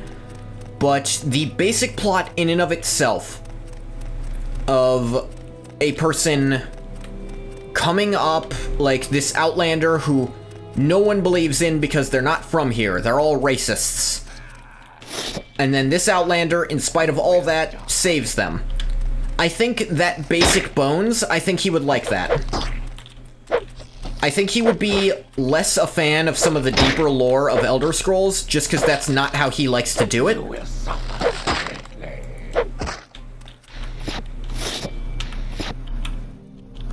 Like, and Tolkien was not afraid to tell people he fucking hated shit. Like, he and C.S. Lewis would get in massive arguments over the Narnia series because he did not like a lot of the things he'd do. But at the end of the day, even if he doesn't like something in writing, I think he could still enjoy it in spite of that. The Messiah. Here's the thing, I think C.S. Lewis would enjoy it a lot because it's based on, like, Judaism. A lot of the lore of this game specifically has a lot of, like, proto-Judaism roots, and the Dunmer in general do as well. So I think he'd enjoy that because he was crazy for that kind of thing. the world's ability to be consistent and such, and if events inform one another, like people start to like you more as your reputation goes up and all that. Speaking of which, my reputation might end up getting too high at this rate, and I might skip all the Hortator stuff, which I'm not against that in theory. Alright, this is Zainab. Is there something you need? Now, Lando, you lost, poor thing? Did the big bad beast bite you so you need a healer? You need our trader so we can take your gold and give you things we'll throw away or give to our guar. You're a dick. Is there something you need? Say, Hortator? Hortator. Talk to Ashcan Kalshad. He's the mightiest champion and greatest Ashcan of all the Ashlander tribes. Very great man. You should talk to him. He's a very curious man, always speaking with traders and travelers about the news of the world. Go ahead. Our great chief does not stand on ceremony. You may enter his yard if you are clean and courteous. Oh, okay. Most of the other ones, like, want me to do shit before I can go in, but yours I can just go in. Is there Hello. something you need? You are Goth III, the Outlander who claims to fulfill the Nerevarine prophecies. You're welcome to our hospitality, Outlander. You must tell us. How can an Outlander be the Nerevarine? Well, let me tell you. Yes, we know the prophecies. No, there are many prophecies, all of them mysterious and obscure. A wise woman, Sonumu Zababat, has told her chief all about these prophecies, and given her interpretations. Certain day done certain parrots, curse of flesh before him flies, in caverns dark Azur's eye sees, and makes to shine the moon and star. Standard prophet talk, voices and verses, very interesting, but true, who can tell? Travelers are always welcome here, Outlander. All is required is you speak and act with courtesy, share your news of the outside world to pay for your hospitality. Wise chief keeps himself informed about events. News. Shit. Oh, Telvanni have a new Archmagister. That's interesting. What's his name? Didn't catch it last time I was in there.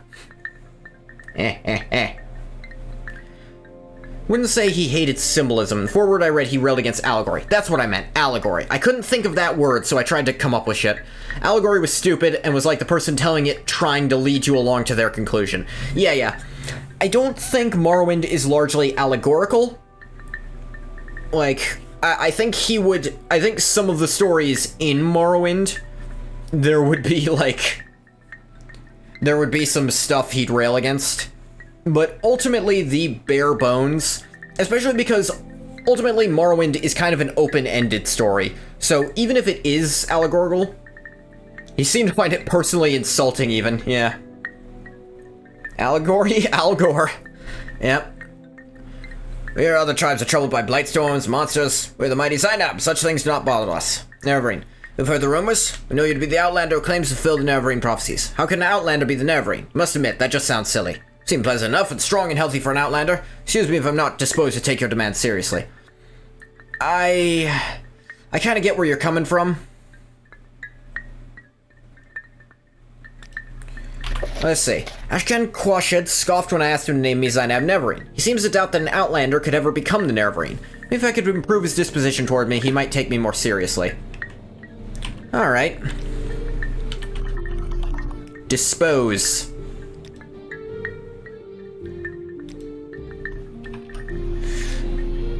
Alright, that didn't work.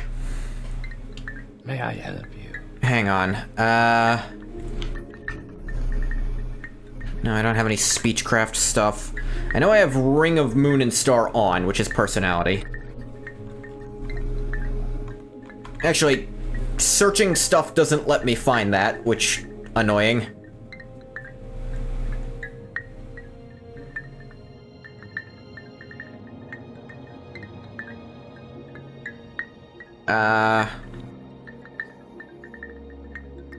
Speed. AI A Gore the Second. Al A Gore the Second. Ah, yes. I thought that was AI for a second. It was like an AI Al Gore? That sounds terrible. Moon and Star? Yeah, I have Moon and Star on. I never take it off because I don't have a better ring for that slot. I really don't have good rings.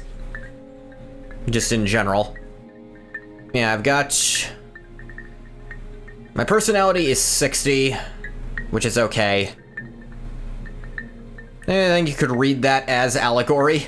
Yeah, if you read the two I's as E, you could.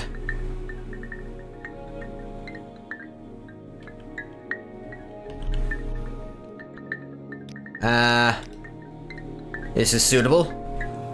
How about Nerevarine? How could an Outlander be the Nerevarine? Tell your story, show your proofs, ask to be named. Oh, excuse me, do not think me rude, but seriously, do you believe this story yourself? I mean no offense, but you must admit, you're an Outlander, completely ignorant of our ways. How could you ever be our war leader? What sensible Ashcan would ever choose you to leave the tribes? Ho ho. Ask him to set me a task. Very well. Like, you don't believe me, then what's something you're having trouble with? You have to be having... There must be something you can't deal with yourself. And I can. Something you're scared to do. Everyone's scared of something, except me. I'll do fucking anything. I've jumped off bridges before. With water walking on. And it turned out there wasn't water anyway, so it didn't matter. It's an accurate way to write his name, because he's a junior, and his middle name is Arnold. Wow. A vampire named Calvario has taken refuge in nearby Nerano ancestral tomb. You're as worthy as you say you are. Should be a small matter for you to dispose of this vampire. There, you have your task. Now perhaps you would leave me in peace for a bit?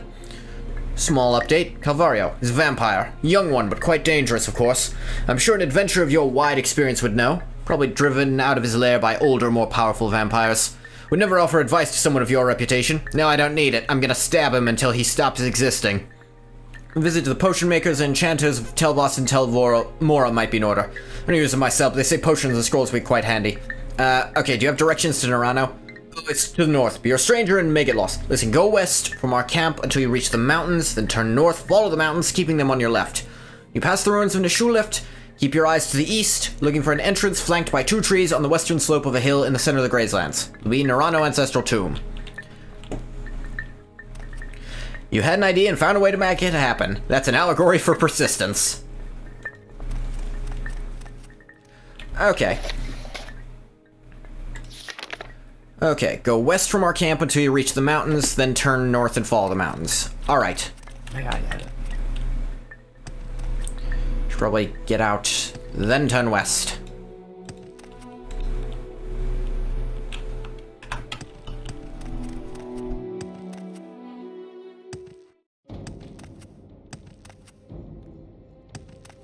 Then follow the mountains. Ow.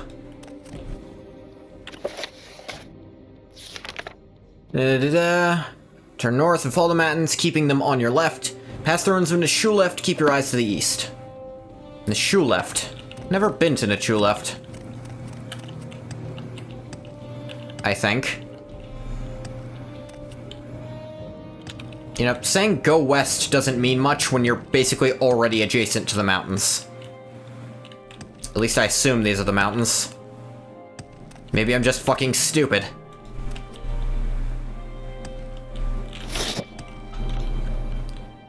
Do.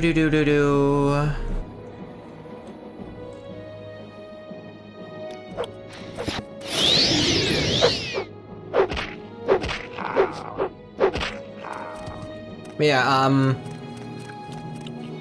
ugh. I think he would enjoy that little bit of probably having to find someone to translate the Dwemer language for you in that one quest. I think that would probably be his favorite, because he was a known language freak. Being like, oh, you found a Rosetta Stone for it. That's cute.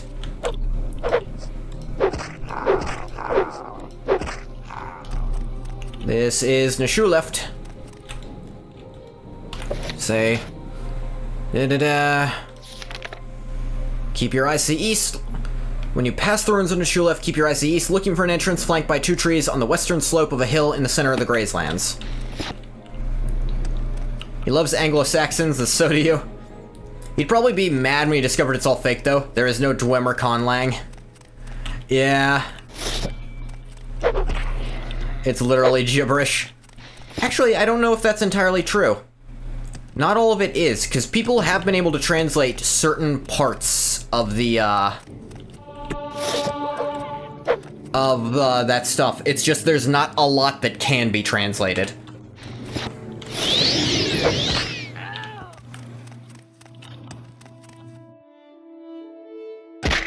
Ow.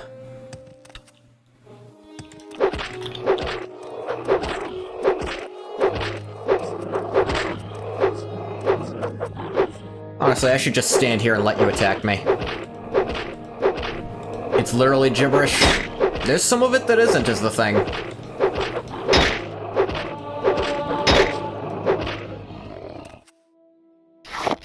Tear his heart out of his chest. Ugh. Keep my eyes east for 2 trees flanking a thing. I don't know. Calcimel Stone's Dwemer is completely untranslatable. Yeah, Calcimel Stone... Yeah, that is. But I said some of the books in this game, there are bits and pieces people have managed to translate. Do you have a Dwemer? Is that an Ebony Shield or a Daedric? Hard to tell.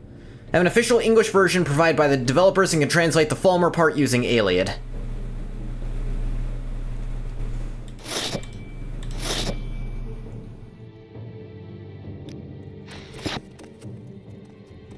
Oh, it's still on. Oopsie poopsie.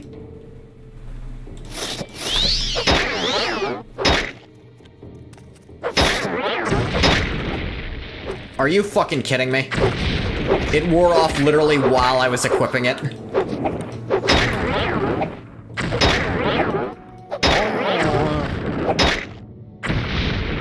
Alright. Yeah, I gotta put that back on.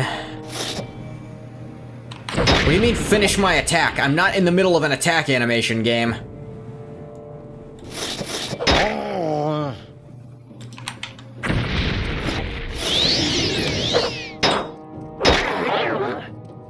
What books?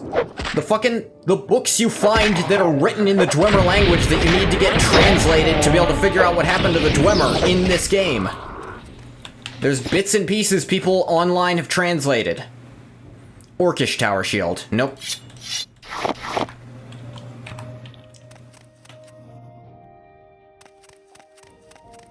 Two trees. Like Egg of Time and, Divine something or other. I can't remember their names off the top of my head, but the ones you do for that quest. The very quest I was talking about.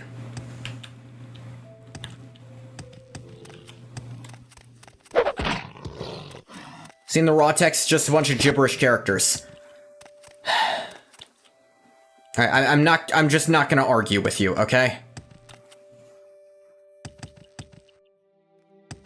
Two trees, the light of two trees. Okay, this maybe is two trees. You fucking put it on! I swear to God, every time I do that, and it just doesn't work.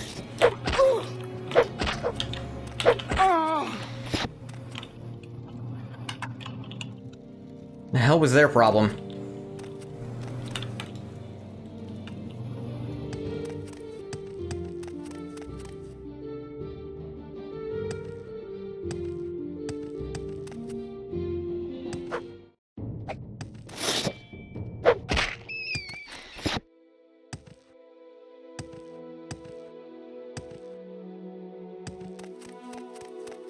Two trees flanking a hill to the east from the Chuleft.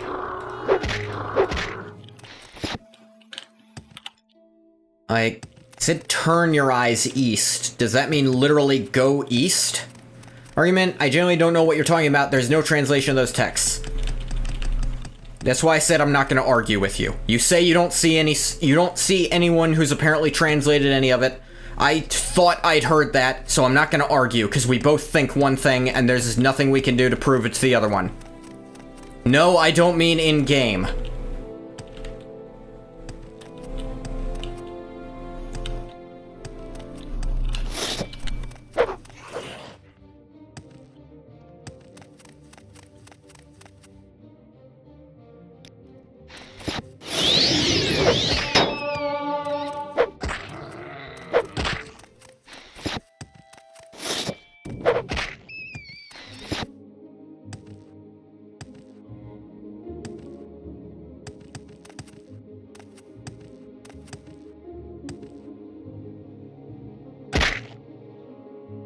Once in a while, I'll find lore online, and then I'll find out 4 years later that someone made it up, but everyone spread it as true at the time.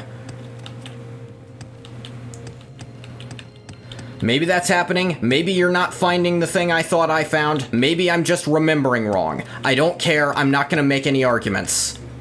It's over, let it drop. That is how I live. That's how I have to let myself live, or else I know I'm never gonna be happy.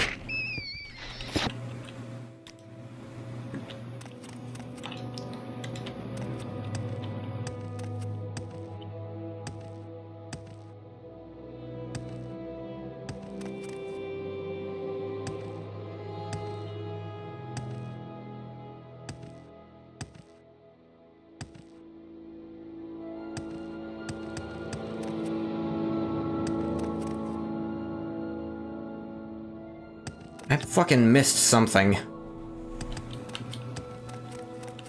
I am not seeing whatever the hell he was talking about. When you pass the ruins of Shuleft, keep your eyes to the east, looking for an entrance flanked by 2 trees on the western slope of a hill in the center of the Grazelands. Alright, passing to Shuleft, looking east for an entrance.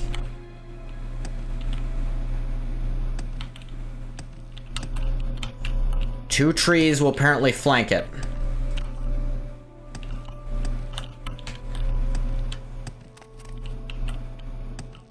He talked like I'd be able to see it from there, so...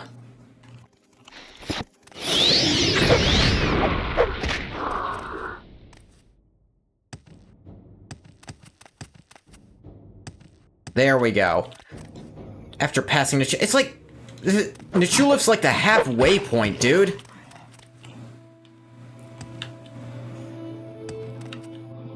There had to be better directions you could give someone about this shit, dude.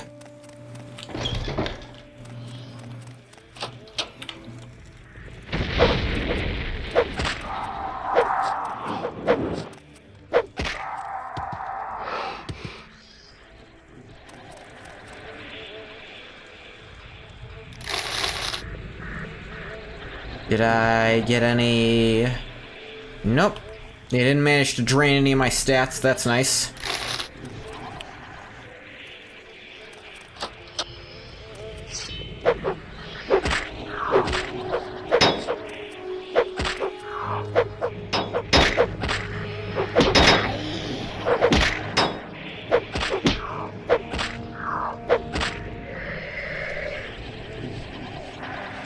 Skeleton warrior!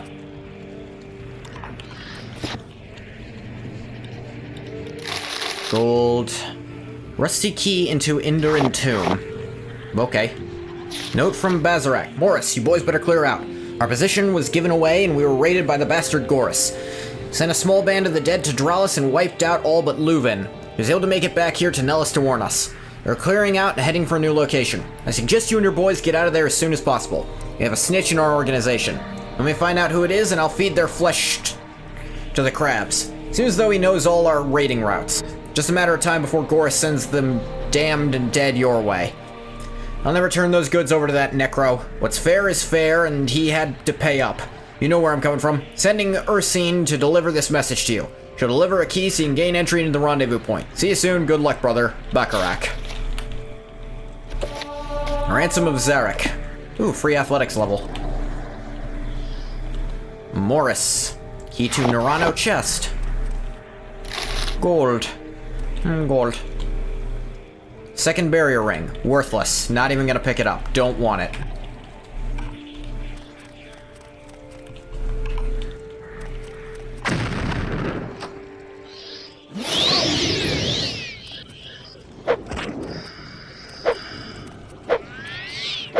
Vampires are fast as fuck.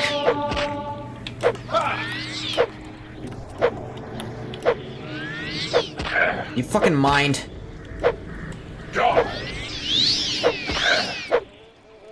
The sidesteps they give enemies in this game.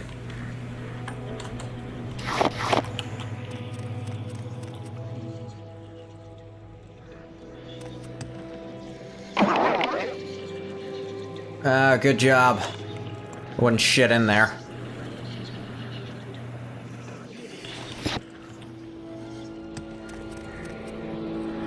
Yeah, I got your little vampire butt buddy dead.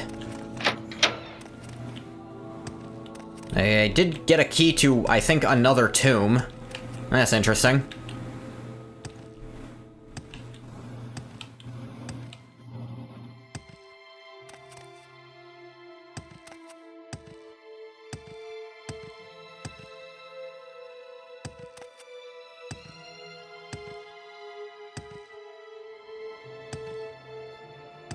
He was so certain I'd get lost on the path, he gave me worse directions than follow the path for X amount of time. He was so racist for that.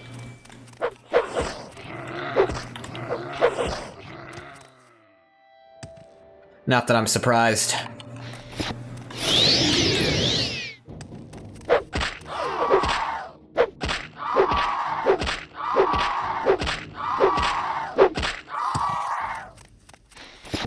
Alright, here's a question. So, in this game, and I'm pretty sure this carries into... Racism is awesome in Morrowind. You should try being a vampire in Morrowind at some point. Wouldn't say it's good, but it's interesting at least. No, that's actually something, I want to try to explore a bit in that video series I want to do. Because I have some ideas. Like... I've seen... You can't talk with anyone, so you have to rethink how you approach everything. Yeah, I've seen, like, someone do a challenge run of... They basically had to do the back path because of how vampire works. And I know there's a cure for vampirism, too. So you can get out of it even if you get it. So you're not... It's not, you've broken this culpa or whatever, and you've ruined life forever thing.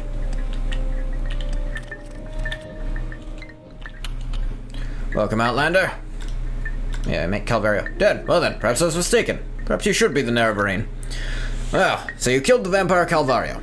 Well, I'd be happy to acknowledge you as an Nerevarine, but it is customary for one seeking an honor from the Ashcan to offer the Ashcan a generous gift as a mark of respect. Because you are an Outlander and do not know our customs, I'll do the great favor of naming the gift I wish to receive. A high-born Telvanni bride, a pretty one, plump, with big hips to bring me many sons.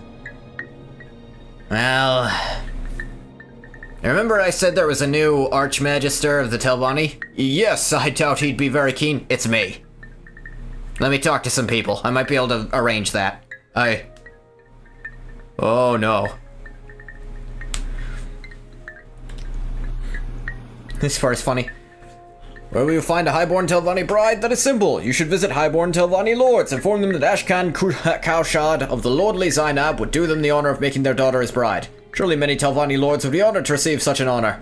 Consider carefully the many daughters offered and choose for me the finest. Take counsel with my wise woman, Sonumu Zabamat. She knows my mind well in such matters. I can spare a few moments if you care to talk. Let me double check. Yeah, I did. I knew about this part, so when I found some of that, I scooped it up. I found more and ended up using it for a certain thing. Is there something you So... Here's the wise woman's yurt. Hey. You know, my services are my counsel. Yeah, your counsel. Karshid wants a Telvanni bride, eh? No hive-born Telvanni would wed an Ashlander. But I have a plan. Go to my friend, Savile Main, slave mistress of the festival's slave market in Teleroon. Tell her you need a pretty Dunmer slave to post as a Telvanni lady. Then Savile Main will tell you what clothes to buy, and will dress her like a highborn Telvanni. Escort the pretty slave to Zainab camp, present her to Ashcan Kaushad as a highborn Telvanni bride.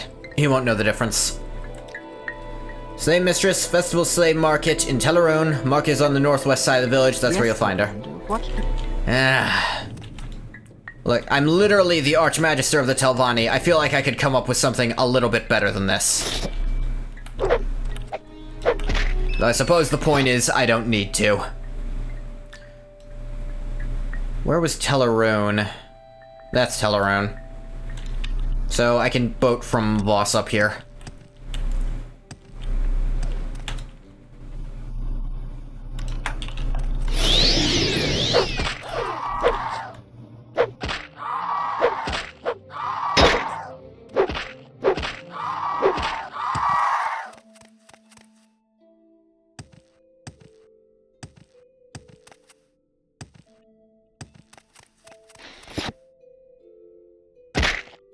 Boo-doop-doo. Yeah, I hear... Apparently there's, behind one of the vampires, okay, each of the different vampire clans, from what I understand, there is one, like, stronghold that's full of that clan, and they're, like, the only merchants you'll be able to interact with at all.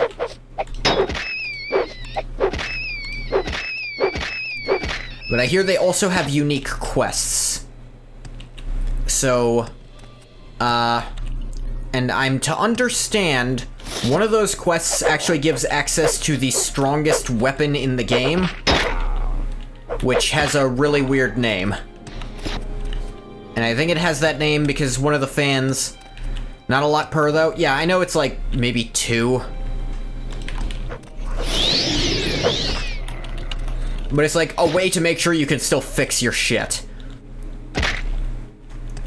Is my understanding that, Elton Brand is locked behind one of those, or at least the only string to figure out where to find it is there. You could still happen upon it randomly, like anything else in Morrowind, but good luck. And I might also be mistaken about that. Get me to Tellarone. Elton Brand is an Easter egg you can only get through vampirism. Yeah. It's not out in the world, so you can't get it any other way. Ah, see, that's what I was mistaken about.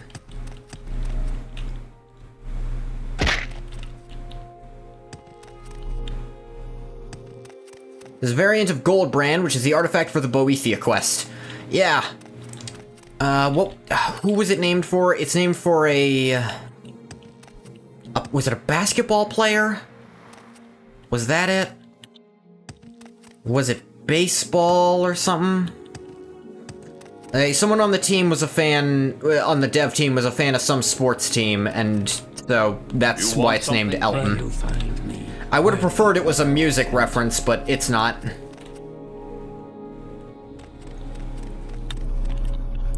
Hello, looking for a place. Docks to the south, the village and slave market to the north. Tower Tellarone sits on the... Okay, slave market is north. She did say northwest end. I'm just never sure. Anyone can get Gold Brand, but you gotta be a vampire to get hold of Elton Brand.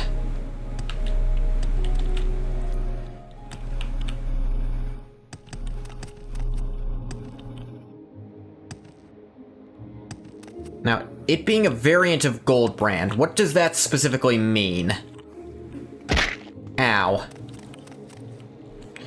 Welcoming Garth III to the Vestival Slave Market. Finest slaves in Varnfell. I'm Seville Maine. I know we have the slave for you. Looking for standard household slaves, or are you looking for something special? Something special, actually. Your slave to pose as a highborn Telvanni lady. Sweet Alma, that's Sonu Muzabamat no cunning plants. I do have the slave you want, a Falura Laruv. Hervu? I don't know, sometimes double L is H, I learned yesterday. Pretty done, my girl. First you must get an exquisite shirt, exquisite skirt, and exquisite shoes to dress her in. Go get those exquisite clothes, bring them to me, we'll discuss a price for her. Where can you get them? Tell Mora Elenan the clothier, she has some very nice things. See these clothes I'm wearing? Exquisite shirt, skirt, shoes, bought them at her shop. You should try her. When you have them, okay, in Tel Mora. Yeah, I can get there easy. If I'd known ahead of time to get those, I could have done that before, but whatever. It's just it's a minuscule amount of gold for me at this point in the game. Ow. Athletics. Hey, I need a ride to Tel Mora. Thanks. Sun and sky, Outlander, we greet you warmly. Okay. How wonderful. Welcome, Outlander. Trader. Apothecary. Smith. Where's the dang clothier? I guess I should ask someone for directions, probably. Specific place. Need to do a specific quest you can only get with vampirism. Carry a specific key. And exactly 11171 gold. Go to the Vivek Mages Guild and Gold Brand turns into Elton Brand. Use the same model but has better stats. Wow. That is fucking weird. Getting an exact amount of gold is not too hard in this game, because you can just leave a stack in a building and then come back for it later.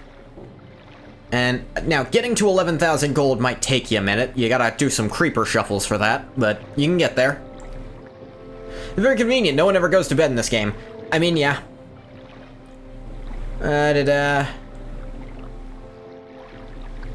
Traders on a bridge. Small end east. Upper and lower entrance. Upper entrance for wizards who can fly.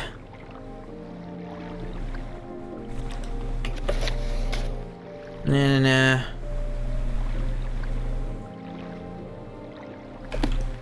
You see, this is going to be very expensive. Not that expensive.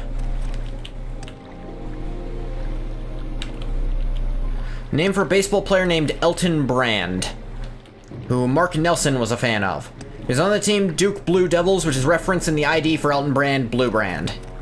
Yeah, I knew it was something like that. I couldn't remember what exactly.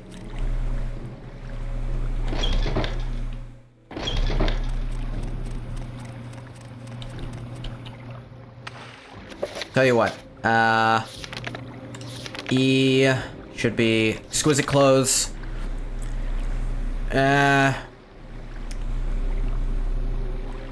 Elignan the Clothier. Okay. Because of the ID, it's popular for mods to make Elton Brand blue, but it's using the same model and texture as Gold Brand and Vanilla. So it'll just do that. It'll just transform in your inventory if you follow these weird specific things. That, how would anyone have ever guessed it?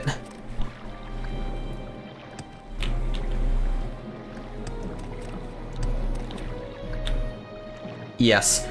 Alright. Under sun and sky outline. I see this land suits you. Someone. Telvanni Magelord. Berwin the Trailer, Radris the Smith, Elignan the Clothier. Specific place. Clothier is on an island to the south. Okay, that's the part I was missing. Very specific and bizarre Easter egg, but it's also one of the strongest weapons in game, isn't it? I mean, it's an upgraded version of a Daedric artifact. It better be fucking powerful. From where do you hail, friend? I need some of your exquisitries. Let's see. Need one exquisite shirt, 2 exquisite shoes, 1 exquisite skirt. There's no indication it will happen either, it just does. The only message you get is, go to hell, Carolina. That's pretty funny. Long shot, do you buy rubies? No. Okay. So, emeralds. Pearls? Diamonds.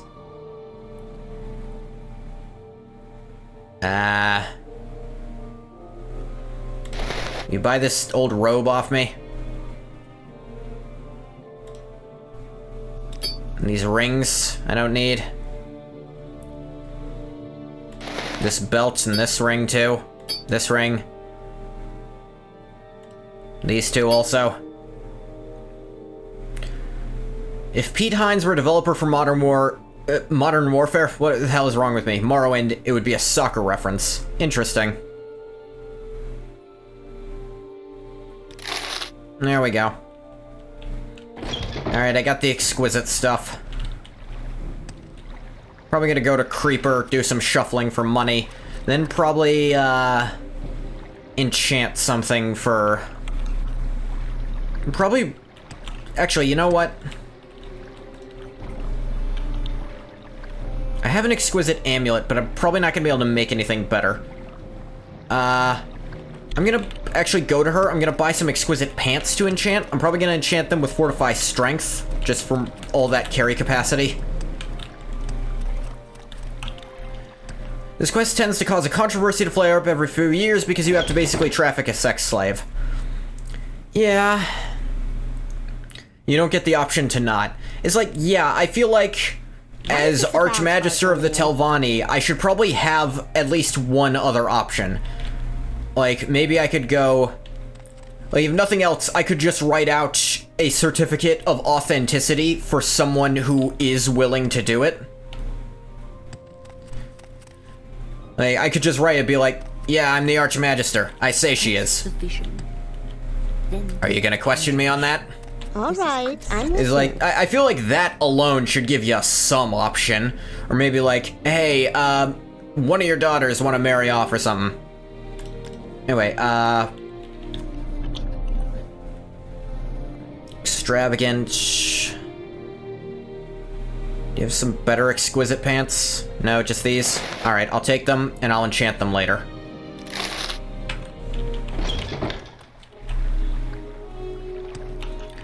But yeah, I know there's a mitigating factor in that... Okay, at least think about it this way. You're turning her from slave being sold to wife of a powerful tribal chieftain. That's gotta be at least a slight upgrade. Like, yeah, she's gotta lie and stuff, but apparently her life isn't that bad, like, after you turn her in, so you can take some solace in that at least. It's a step up, yeah? Like, really, you are still doing more for her than if you did nothing at all. So I think at that bare bones level, you can take some pride in what you've done. I'm listening. Go ahead. As a good character, I think I'd probably just free her. They named their child after you? I don't know if that's true. I wasted a gold piece.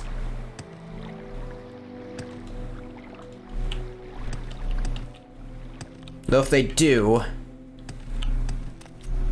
that could be funny.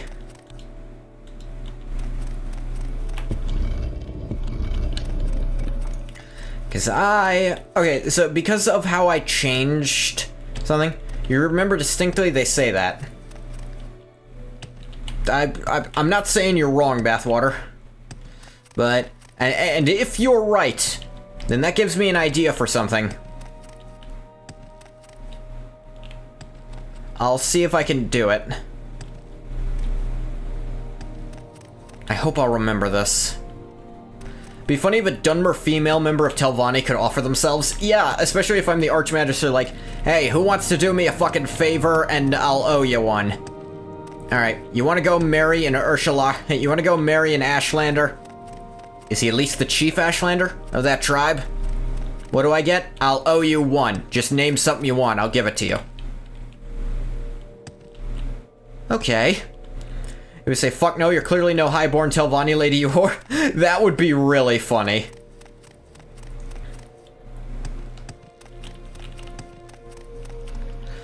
Speak freely, friend. What am I doing?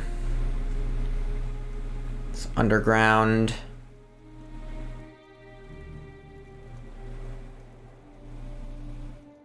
It's not labeled. I think I'm gonna have to ask where it is. Specific place, Slave market to the north. Okay, I got that part, but... Only a whore would have tits as big as yours. No, I don't know about that. He specifically asked for a, plump one. Adventure lies beyond the city. Alright, these clothes are perfect. Hold on to them. You give them to her when you've brought her. When you've bought her. I need a little more time to reach Falura Haruvu to play the part of a highborn Telvanni lady. No, just the thing we need. Go get a bottle of Telvanni bug musk perfume. Try Bildrin Aralith, the apothecary here in Teleroon, or Jolder the apothecary in Telmora. They'll make, actually... I've got that. You save the world, and every time someone mentions it, he gets mad, because he remembers he almost had the Nerevarine as a wife. Plump in the rear, man's an ass connoisseur. He wants thick birthing hips.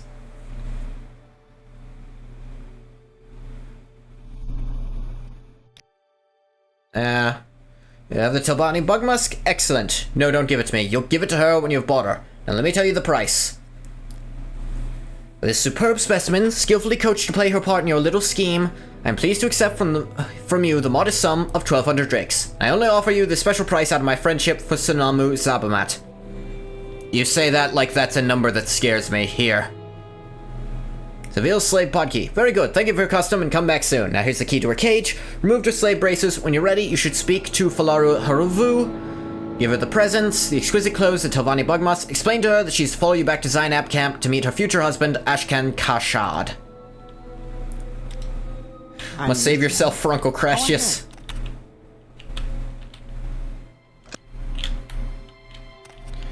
Alright. Looks down at the ground waiting for you to speak. Yes, sirrah. Falura Haravu of Velothi Haven, daughter of Andranu Haravu, lord of Tel Haravu. Pleased to make your acquaintance. See, Seville Maine has taught me well. I shall be a high-born Telvanni lady. No one will know the difference, just like a lady. No Ashlander will know the difference. Trust me, I'm in charge of the Telvanni. I'm already sure you're not one. What do you think the natives feel when they see you shotgun an entire bottle of perfume? Well, considering the perfume's effects after you do it, they're like, oh god, he's hot. I admit, I'm a little anxious about marrying an Ashlander, even an Ashlander chief, but anything is better than being a slave. I'm very tough and smart, and determined to make the best of my chances. But Seville Maine said you wanted to give me something, some presents. Yeah. Oh, sirrah, these clothes, they're divine. Such a perfume. Only the very rich can afford this. She'll do everything I can to please you and my new master. That is, my gracious lord and husband-to-be. Yeah, drop the master part. He's gonna see right the fuck through us. Come, I'm so excited, I cannot wait. Let's travel together to Zainab camp and meet the Zainab lord. Yeah, come with me. I really should have set up a mark at the camp so that I could have just... Or actually... No, I don't think she would have followed me through a mark. They'll follow you through other people's teleports, but I don't think they could follow you through your own. So that wouldn't have helped anyways.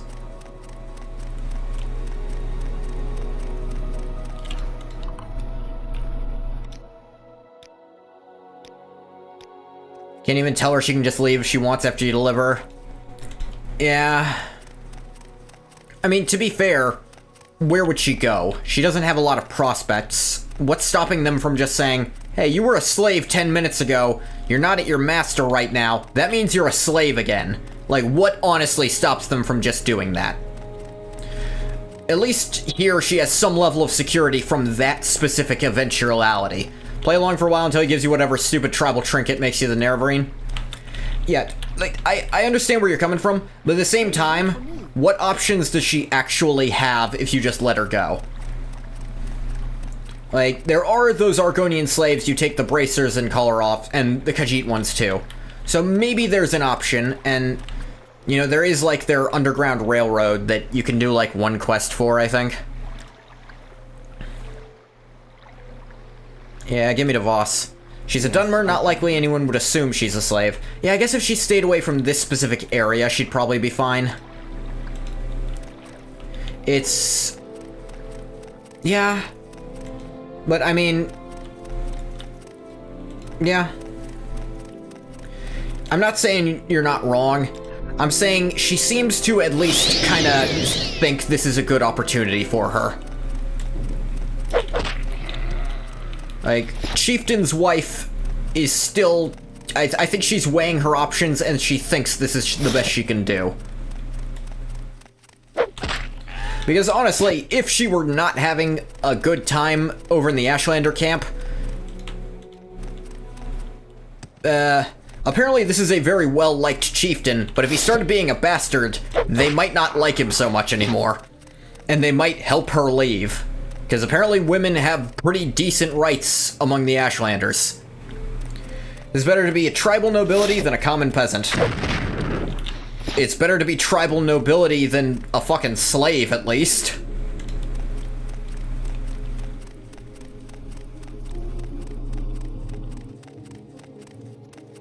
And it's like, she's honestly not a slave anymore. This is sort of true. Yeah, like, they have their wise woman, so there's obviously... who is apparently second only to the Ashcan himself. Like, they even serve as Ashcan if there isn't one. So we're not to understand that her being a woman is a holdback. Ashlanders have very strict gender roles. They have strict gender roles, but at the same time, they seem to not suffer terribly under rights. Is like... we don't... I suppose we don't know enough to know about any potential divorce proceedings. Like... So we can't say how protected she really is, but it doesn't seem like she's getting the raw end of the deal from what we do hear about it. Like, the information we get leads us to believe this isn't the worst idea. Yes, sir, yes, we are here safely, and this fine man, he's to be my bridegroom? He's very distinguished looking, isn't he? Bit severe, perhaps, but the lines on his face... there show that he likes to smile. Oh, sir, I think I'll be very happy. Outlander. Greetings, Outlander. You turn with my Telvanni bride? Yep. This is my new bride. Very pleased with your gifting, Goth III. She's not so generous in the hips as I would like. Promise to make her a happy bride to do her honor as a high-born Telvanni lady. And as I have said, I will now name you Zainab Nerevarine, war leader of the Zainab, protector of the people. Give you the Zainab thong, an enchanted heirloom of the tribe. Oh, of course this asshole would give me a thong. She's to be assigned to all Dunmer the Zainab have named you Nerevarine. We know that women can't divide their prescribed gender roles, except in extreme situations like the Ahamusa, where the wise woman acts as Ashcan by necessity because of the Mabragash. The thing is, he's still under the impression she's a Telvanni noblewoman. So, on some level, they might be at least a little bit scared of her. Because the Telvanni have a reputation.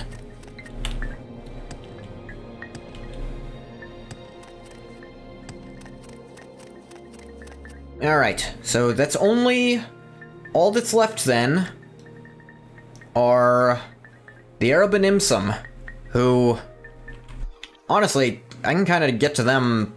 they're some of the easiest ones to get to. At least I've been to them before and know how to do it. Yeah, it's actually fastest from Wolverine Hall, so that was good. Although, before I do that, let me... Welcome, friend. The day is yours. What shall we talk about? How do you do? Welcome, friend. The day is yours. Enchanting... What shall we talk about? These pants... Soul... See about Dagoth Ulen, I suppose? I think the enchantment cost is what's gonna be the... Oh no, Dagoth Ulen cannot give me constant effect. Dagoth Uthil can't either. I thought you said these could.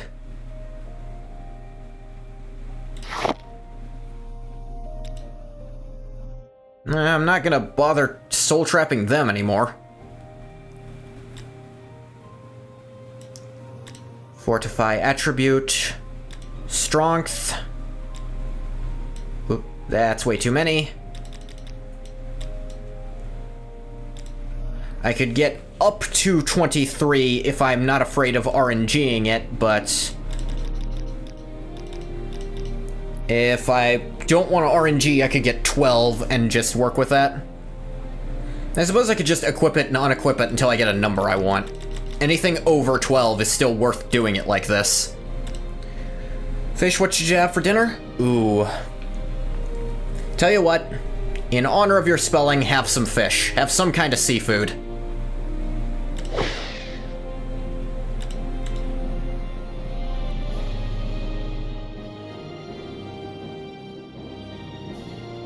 Ew.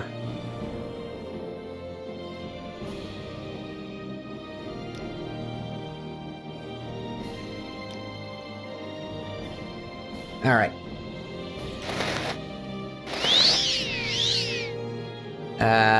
I forgot to actually check how much that would do. Alright, that was 10 points. That's 2 points. That's 9 points. Even less. I'm starting to think this was a mistake. That is 15 points, so better than I could get if it were normal constant effect. A pleasure to meet. Actually. Ooh, that's good. That's 21 points. Alright, we're good. It's even more weight, too.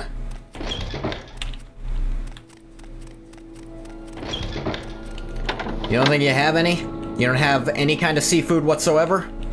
No crustaceans, no... Oh, God, I just made myself hungry thinking of calamari. God, I love fried calamari, it's so good.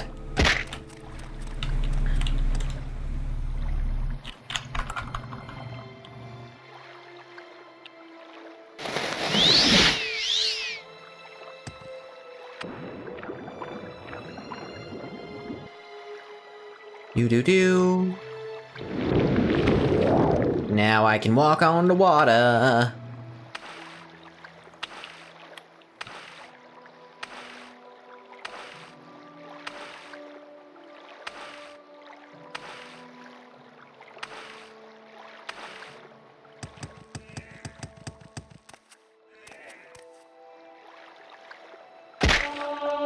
Acrobatics to 99. Yay.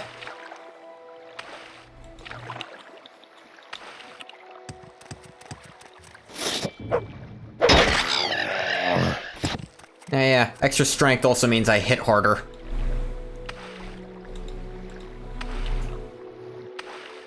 At 180, I should be doing 2.3 times damage.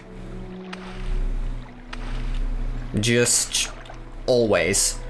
So this mace should do about 11 damage on minimum and about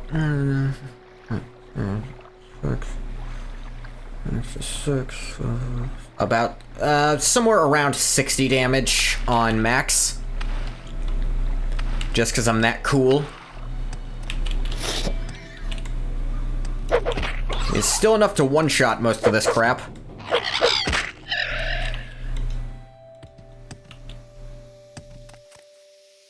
So that's fun.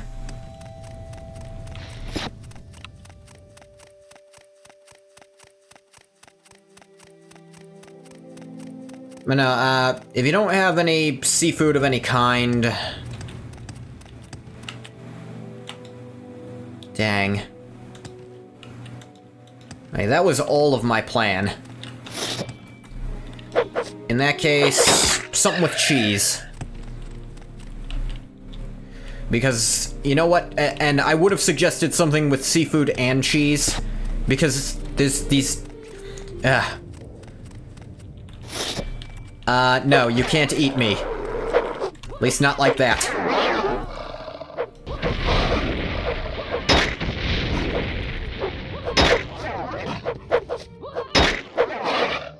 Alright, I might need to actually pull out the demon.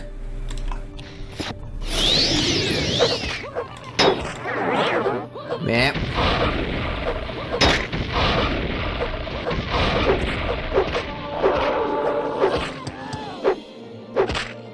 Okay, on this puppy, 5 is still the minimum, and... Oh, man, maces kinda suck then. There's only 4 extra maximum damage over the friggin' steel mace. Okay, maces do not have a good range. Maybe that's just one-handeds in general. You will die where you stand.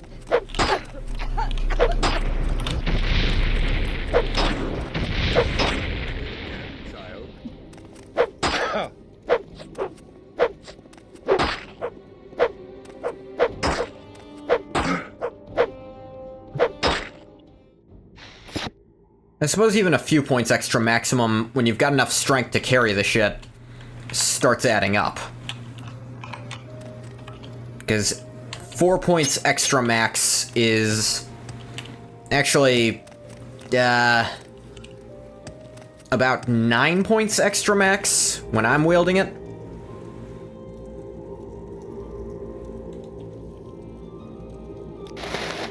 Did not mean to put on that belt. Do I have any constant effect belts with me? Actually do. And this one's actually kind of useful for fortifying my blunt, so that's an extra 5% hit chance on me.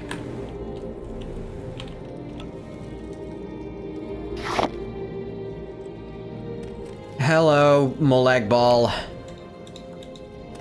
You're like the most problematic Daedra. Ooh, heavy armor.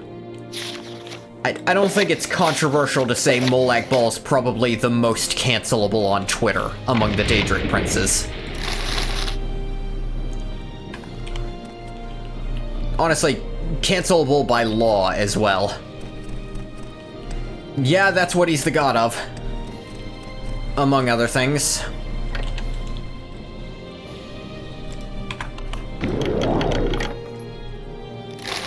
$5 gold and a steel weeaboo stick.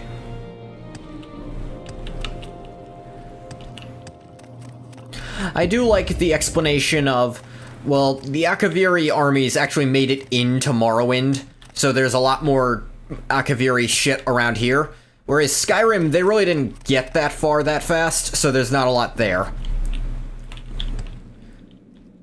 Slavery, also cancelable. Domination, I mean, if you're into that.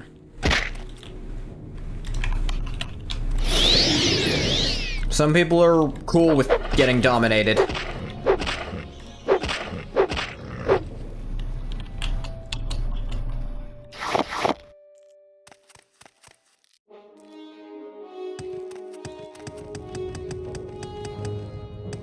Not in a shrimp. You found shrimp, but you're not in a shrimp mood. But I demand you have it with cheese anyways, solely to piss off really annoying food people on the internet. You can't mix seafood with cheese. Do you know what a crab rangoon is? No, you don't, because you're the uncultured one, shitbag. If you want to say fish and cheese don't mix, that's one thing. No, fuck off and die. Alright. Outlander claims to be Nevergreen, to find no welcome here, I'm afraid. Know about the prophecies. Arashkan and Gulakan say they are foolish superstition. It'll be trouble if you speak with them. Perhaps you should speak to our wise woman, Manerai. Is there something I can do for you? Yeah, I'll give that a shot. She's the one with a rug out front, right?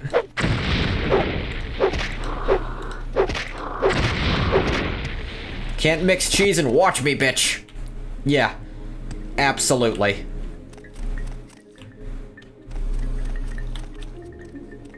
Go ahead, Outlander. What do you need? I'm looking for your wise woman's tent.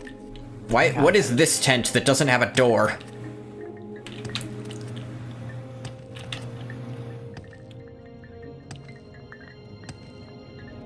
Here we go. Yes, Outlander. What do you want? I am Manerai, wise woman of the Arabanim Sum. You're the Outlander who claims to fulfill the Nevergreen prophecies. Do you need my services, or do you seek my counsel? Counsel. I warn you, be wary of Ashkan Ulafpal and his supporters. They all hate Outlanders, and love nothing more than to kill them and loot them. They do not respect custom or hospitality, and they think nothing of killing unarmed men, women, or children. They're bad men and bad leaders, and you should fear them. Ulafpal is always in his yurt, protected by his bodyguard, Gulakan Ahaz. I'm just a weak woman, and I'm sure you would know best, but I would kill Ahaz first, the weaker of the two. If I had secret magics and powers, I would use them to preserve me while I defend against two enemies at once. Ahaz is Ulafpal's faithful bodyguard. He's not so strong or skilled as Ashur Aha, but wherever you see Ulafpal, you will see Ahaz. Fight Ulafpal, you must also fight Ahaz. Ashur Aha? Great fighter, most strong and experienced of the Arabanimsum. Wears enchanted armor and boasts that none of the Arabanimsum can defeat him, not even Ulafpal. So many kinds of cheese, I'm sure there's good cheese to pair with pretty much anything. Apparently fish and cheese is a little faux pas. I can kind of see that. So the thing with fish and cheese is that both fish and cheese are very pungent when they're very good, so I can see that not mixing together well. But for people who were like, these guys were genuinely like, no, don't add crab meat or lobster meat to your cheesy pasta. And I was like, and they said like, don't mix seafood with cheese. And I was just like, you guys are really narrow-minded, actually. You put on this air of being really food cultured, but you're actually the most narrow-minded food people I've ever seen. Alright, so, here's how we're gonna do this. I'm gonna save to make sure everyone doesn't hate me.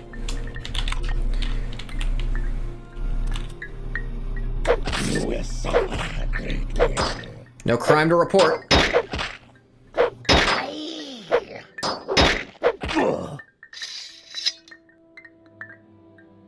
Saint kills Heart of Fire. Meh. Wind of Hot. Actually, these are unique named, so I'm gonna take these. Heard of cream cheese and sushi rolls? Yeah. It's almost as if every culture but theirs says it's fine. War Axe of Aaron Amu. A little weird to me, but someone likes it, I guess. Yeah, that sounds a little odd. Is there something I can do for you? Do-do-do. Do-do-do. Bad men, bad leaders. I guess I gotta do all of them, then. I guess that's all of these. Yes, oh, sir. you're pre-ready. What do you want? You've slain one of my people, you must pay with your life. You will suffer greatly. It's American sushi like California rolls or spider rolls. You don't think cream cheese is a traditional sushi ingredient, to be fair? Yeah, it's probably not. Mountain Spirit.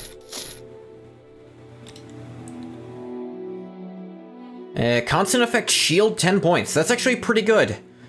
It's only too bad it's on fucking medium armor. And really shitty medium armor at that. That is quite enough. You must pay with your life. Runs in place. Ranabi, Racer Beak. Bone Dancer Gauntlet. Ember Hand. Robe of Erudan the Wise. Bitter Hand. You guys have all sorts of unique named stuff that I want.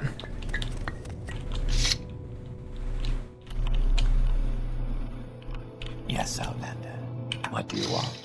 Okay, these two aren't out to murder me. Is there something I can do for you? Okay, I think I got them then.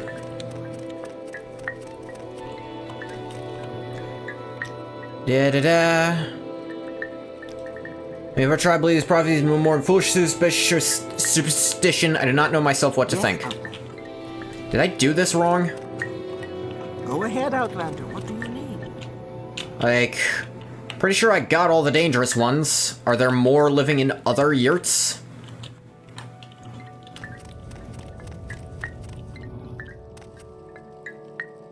May I help you? I got really turned around there.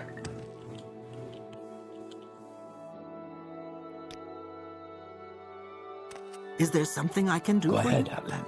Like, I think I got them. Just, or at least Yes, all the sir. dangerous ones. What do you want? Now, there's these two out here as well. Hello, Branch Balefire. How goes it?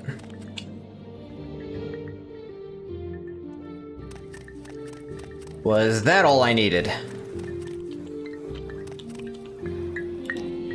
Yeah, I think I gotta reload, because I think I did something wrong. First time playing through Morrowind? Yes, it is! I'm just becoming Nerevarine for the Urban Imsum, and I think because of how I played this game, doing everything, I do know a bit. I'm at 49 reputation, and I think this is gonna give me 50, and then I'm going to skip having to do all the Hortator nonsense. Because I'm also level 34. And I'm an Argonian because I like Argonians. Yes, Outlander. Yes, Outlander. What do you Do I have to get him to attack me? Yeah, you know about the prophecies, think of foolish superstitions. Nothing to say to you, I despise you and your kind, go away. I wouldn't be missing much? Yeah, that's kind of what I heard. Wise woman left us in our rules, Mabragash. She deals a man's vital essence to make herself powerful sorcerer. Campus to the west, along the lava. Others with her, and I would stay away. Like Argonians, Scaly. You hush, Bathwater. You can't hurt me with the truth, so you might as well stop. Yeah.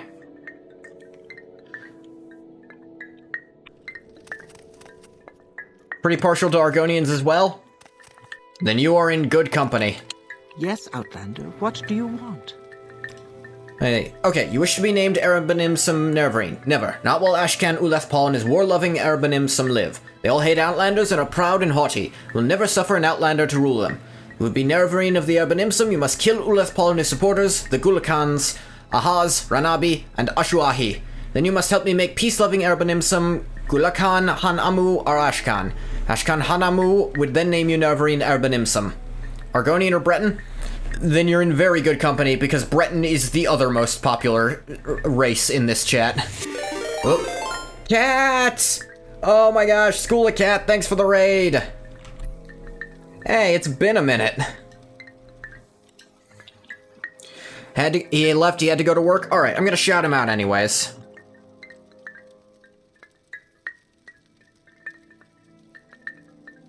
Yeah, a little shout out. Hey raiders, welcome in. I am Fish, Ghoti Fish. I'm playing Morrowind. This is my first playthrough. If you're familiar with Morrowind, there's not much you can spoil me on. I know what's gonna happen next. I'm becoming Nervarine. I'm probably gonna get to skip being Horror Tutor. You're Breton in Oblivion right now. Bretons are great in most of the games they're in, yeah. You're back? Hey, Vintage came back. Before anything else can be done, you must first eliminate Ulaf Paul and his supporters. Then you should come speak with me. We'll discuss further how you might be named Erbanimsum Nervarine. War-loving Erbanimsum. Hanamu's father, Iran Amu, the Erbanimsum, grew bold and arrogant, confident in their strength of arms. Now the Ashkan, his champions, have become cruel and violent, and our people live in fear. I'm of the peace-loving, and I wish that Iran Amu's son, Hanamu, might become our new Ashkan. We are weak. Hanamu could never challenge Ulaf Paul, let alone all of his supporters. He is nothing like his father. His birth gives him a strong claim to lead the tribe. With the many virtues required by an Ashkan, he lacks only 3 things: strength, courage, and wisdom. Yagrum is about to break it down sexual style.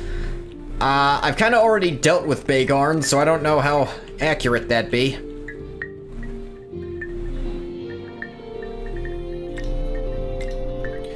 Problem has an easy solution.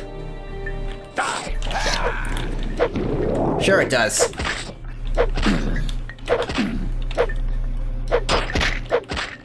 The solution was you die. Morrowind was one of those games where sometimes it's nice to have a pencil and paper on hand to take notes. In theory. These guys all have, like, unique named stuff, and I'm a collector, so... collectin'.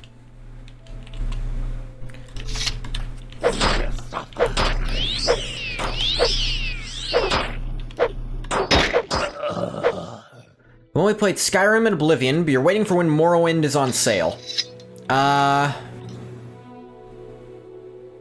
Man. Morrowind is... Let me double check real quick, but I think... Yeah, Game of the Year edition is $15.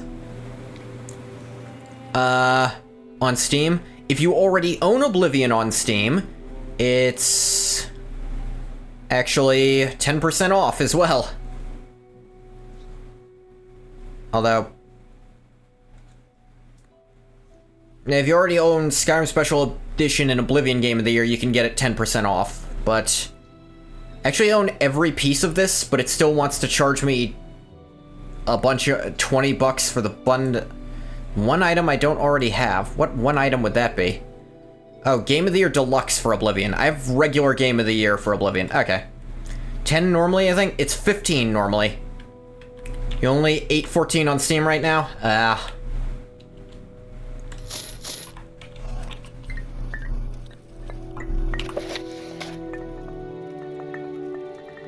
Perhaps it would have been impossible to have friendly dealings with them or their leaders anyway. Go ahead, Outland. It says I slayed 1. Have I slayed enough? Yeah. Tried Daggerfall 2? It's an oldie but a goldie. Game looks a lot like Daggerfall. It really doesn't. Ranabi. I do have to kill Ranabi as well. Go ahead, Outland. What do you need? Nice skeleton, idiot.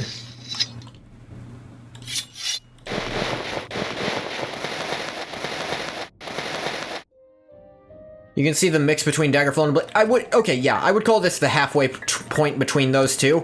Although I'd argue this game looks better than Oblivion, at least in the face department.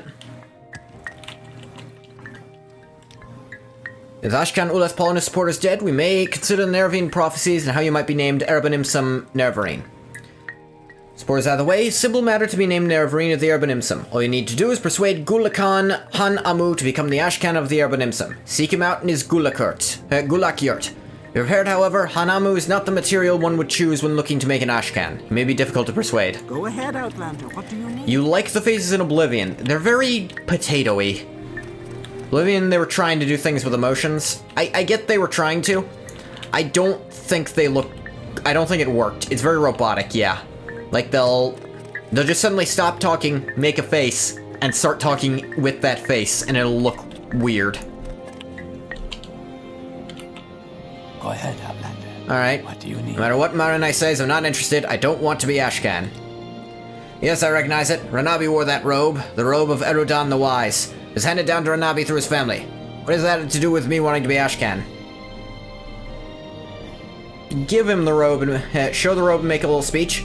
Great token of power. Great many tokens of power from his ancestors. Perhaps if I had many tokens... Alright. Well, give it to him. Fine. I wasn't gonna use it. Thank you. Your lesson is clear. It is the robe that gives wisdom and counsel. It is the idea of the robe that gives confidence to the tribe. I mean, the robe does literally give you that, yes. I didn't say this, but fun fact, Molag Bal's cock has a texture in the game files. I believe you, and I hate it. Your opinion, they're better than faces in Skyrim, where all of them are just old? Yeah, a lot of the Skyrim faces look very textured. Like, very weathered. Everyone in Skyrim looks really old. Even the kids kind of look like they've seen too much sun damage, you know? They removed it from the statue's model. Yeah, that probably was a little too far. Uncanny is the word you would use to describe the faces in Oblivion. Not a bad one.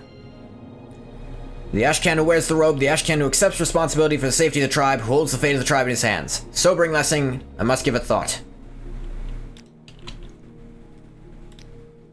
Recognize it, Ahaz wore that amulet. Sanit cools heart of fire. Ahaz had it from his father, and Ahaz's father had it from Kinitsu. Alright, make a speech. The amulet gives courage in battle. Is the idea of the amulet that gives confidence to the tribe. Is the Ashcan who wears the amulet. Wanna be Ashcan? The war axe of my father, the war axe of Iranamu. Ulath Paul had it from my father, carried it as an Ashcan. Here you go. An axe that gives strength in war. It is the idea of the axe that gives confidence to the tribe, is the Ashcan who bears the axe. The Ashcan who accepts responsibility for the safety of the tribe, who holds the fate of the tribe in his hands. With Ulath Paul dead, I hold the fate of the tribe in my hands, must accept that responsibility. Thank you for your lesson. Shall be Ashcan of the Urban Imsum, I shall name you Nervarine. Far northern province, cold, lots of high sun exposure, hard Nordic living. At least you know they ain't inside all the time. The thing is, a cold area... yeah, you would accept worse sun exposure to an extent because of the reflection on the snow, but I don't think it was intentional is the thing. Promise that as Ashcan, I shall do my best to amend the dark reputation of the Urban Imsum. As my first action as chief, I now name you Urban Imsum Nervarine. Champion of the Urban Imsum, protector of the people. Go to wise woman Manirai, get from her the seizing of the Urban Imsum, enchanted heirloom of the tribe. Got it. Darn kids, you're staying inside, hitting the training dummy. They just said Viking go. Go call Nervarine.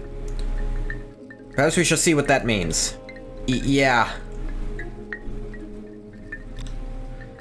Has accepted his responsibilities as Ashcan, named you Urban Imsum Nervarine. Congratulations. I'll also give you the sizing of the Urban Imsum, tribal heirloom.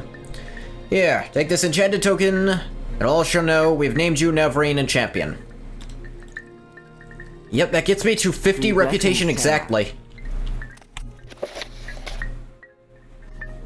And I'm now Nervarine of all 4 tribes, I believe. Been named Nervarine by all 4 tribes. 7 trials of the incarnate, I'm now fulfilled the 5th trial.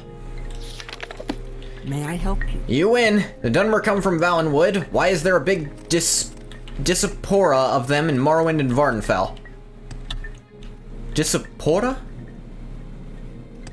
I'm not familiar with that word.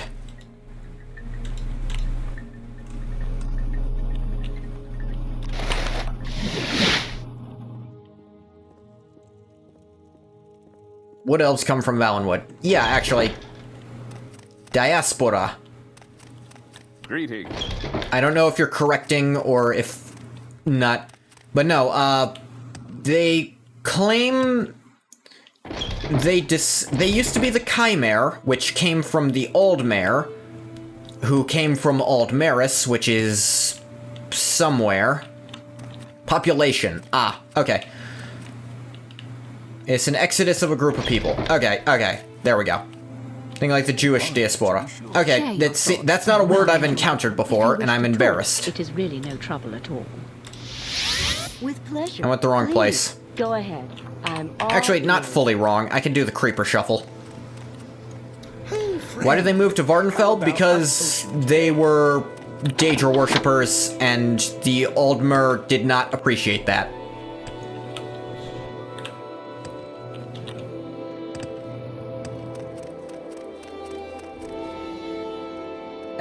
So they left to find a new land, and the land they came upon was here, Vardenfell, and the surrounding land of Morrowind, but mostly Vardenfell, I think.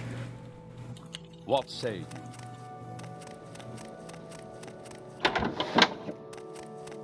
Yeah, I've never seen that word before, so... Argonian? Yeah, that's me.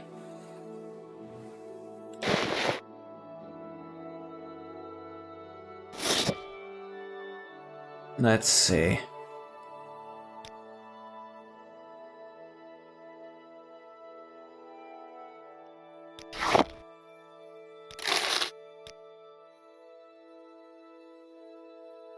Do-do-do. Only elves you like are Bretons, Orcs, Falmer, and Khajiit. You know, you think you're freaking me out with that, but yes, I know Khajiit are arguably a type of elf. Because they claim descendants from friggin' Aldmer too.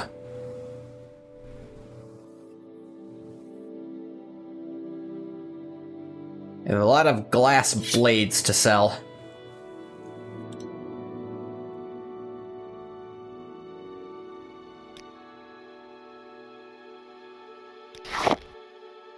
Do-do-do.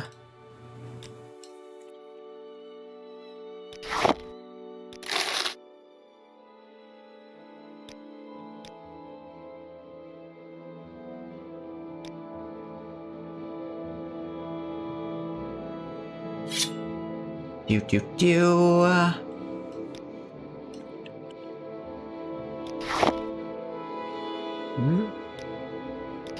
One more. We're just doing us a creeper shuffle here.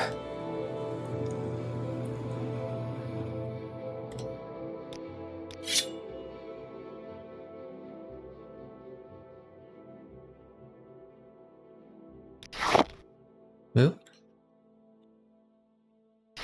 6 more. Those make it really easy to round out the numbers. You didn't realize Cat had a job. Recent development. The heck is the Creeper Shuffle? Oh, you don't know? So, Creeper has 0 mercantile, which means he will buy everything at price. By shuffling objects and things between him, so that I always get all of his gold, and buy things off him, then I can... And then just waiting, I can get the maximum possible money from him. You can do this with the mud crab too, and it's a lot easier with the mud crab, but yeah, I'm gonna level with you. I don't actually know where the mud crab is, and I'm too scared to ask.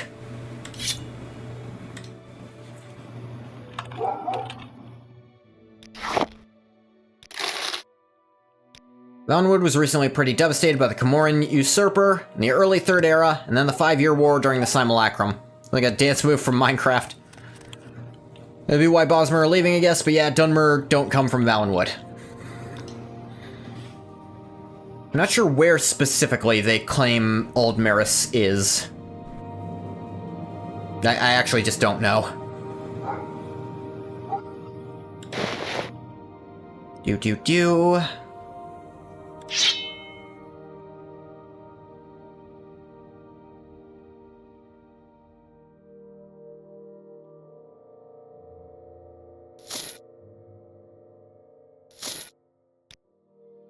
Cannot afford this transaction.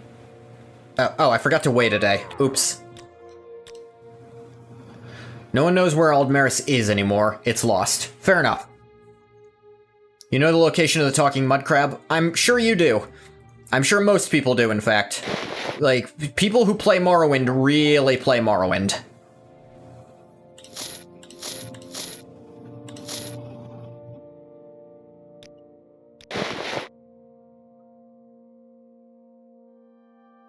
So I would not be surprised if you knew exactly where to look for everything I could ever ask about. But it's also it's a much bigger pain in the ass to get him there. I know you can, like, command creature and then teleport him somewhere more convenient if you really want to. You want to play Morrowind for that Kazakhstan, but what does that mean? Oh, they did because the alt-married Justiciar says they'll ship you to Valenwood. I don't recall that. That might only be if you're playing as a wood elf, if that happens. One up this time, slide to the left, slide to the right, creep up real slow. 2 hops this time. Everybody explode your face. Alright. Let's do a bit more creep shuffling. He doesn't buy alchemy ingredients, I think because they, on some level, knew how absurd you could actually get with those. 450, that should be 9. Offer. You usually leave your mark at the mud crab. I guess I could do that. I'm already doing this, it's just taking longer to do.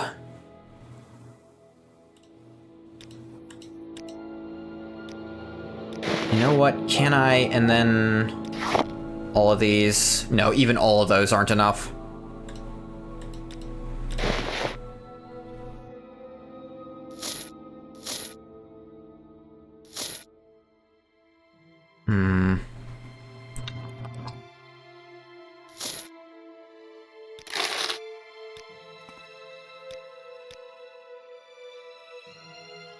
Yeah, I definitely could do that.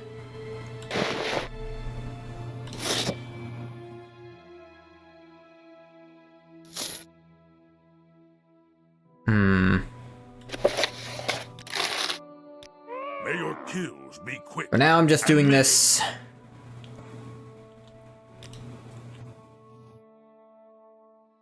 You to you. This. Which is 10k. I should probably do these first. 9.8k.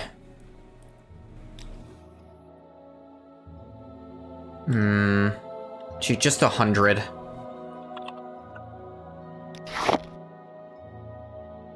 Oh. Not quite what I meant. There we go. I don't know where he gets all this money from, but it's becoming my money.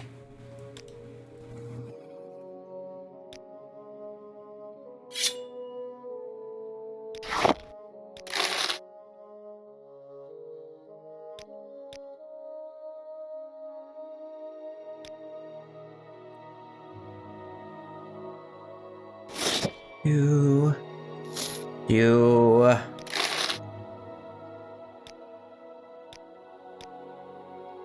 That giant stack of Dwemer coins really helps this. Yeah, that made this so much easier to do and math out accurately. Alright, now I'm gonna go to Balmora, drop off some of the unique stuff I found in my house that Caius isn't getting back.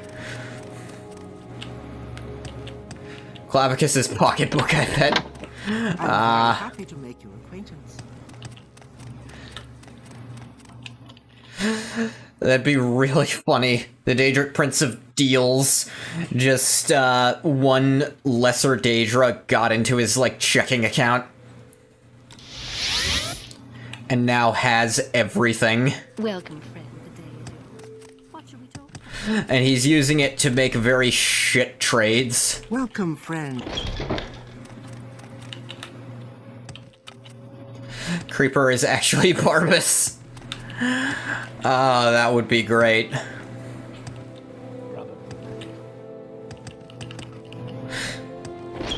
No, this is what they were fighting about in Skyrim. Clavicus found out about it.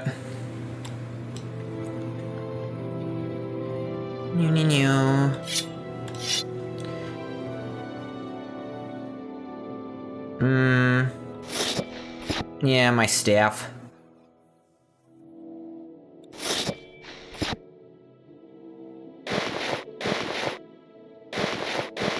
Gauntlets of Dancing Bone. Mountain Spirit. This, field that can't be daunted, I guess.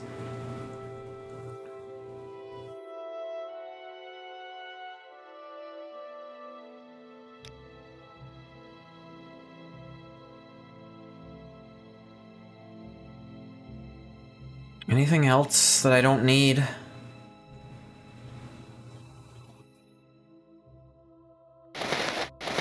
These 2 gloves. I don't need that.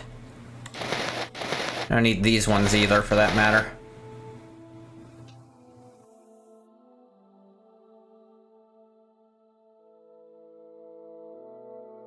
Yeah, these boots. That's a real funny joke, giving an Argonian boots. You think you're fucking cool? What else? I think a lot of this is coming from all these hammers I have with me.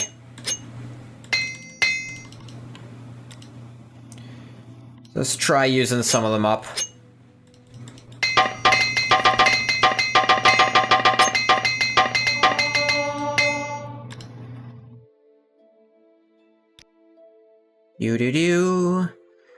Do also have 28 Daedra hearts, but Creeper doesn't buy alchemical ingredients, so those are a little hard to sell.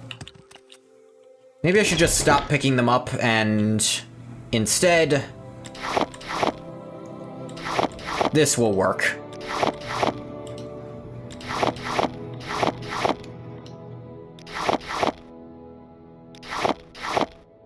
That did cut my weight down a lot. I don't need that either. This is my bag of horrors, as you can see. It is full of nothing but the worst thing you can think of. Daedra hearts and jewelry.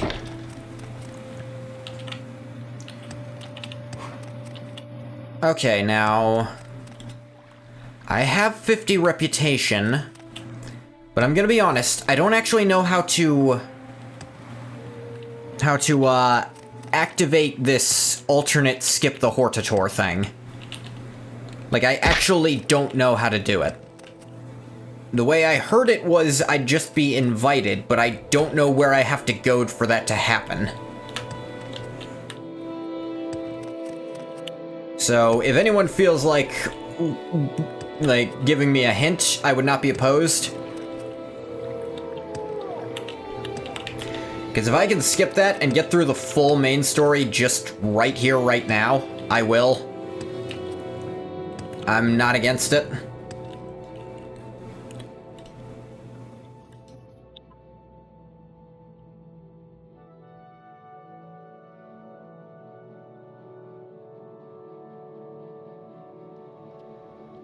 Do-do-do.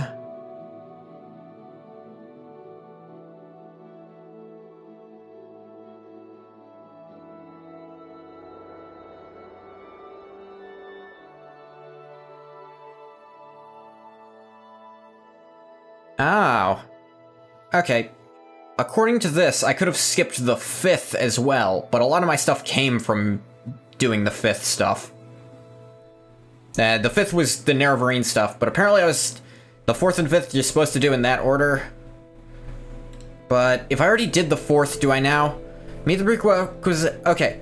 Talk to basically any main quest NPC like Nabani Mesa. Meet the prerequisites, she'll say she's concerned you haven't fulfilled the prophecies yet and send you somewhere else. Okay. Then... Is there something you need? Concerned, why have you not yet fulfilled the prophecies of the Nerevarine? Have you done something wrong? Have you forgotten your destiny? Heard that the leader of the temple, a man named Tholer Sarioni, is desperate. Asks that you come speak with him as the High Fane in Vivec City. If there's some problem, go to Sarioni. Perhaps there's still hope. This one. Okay. Sure enough.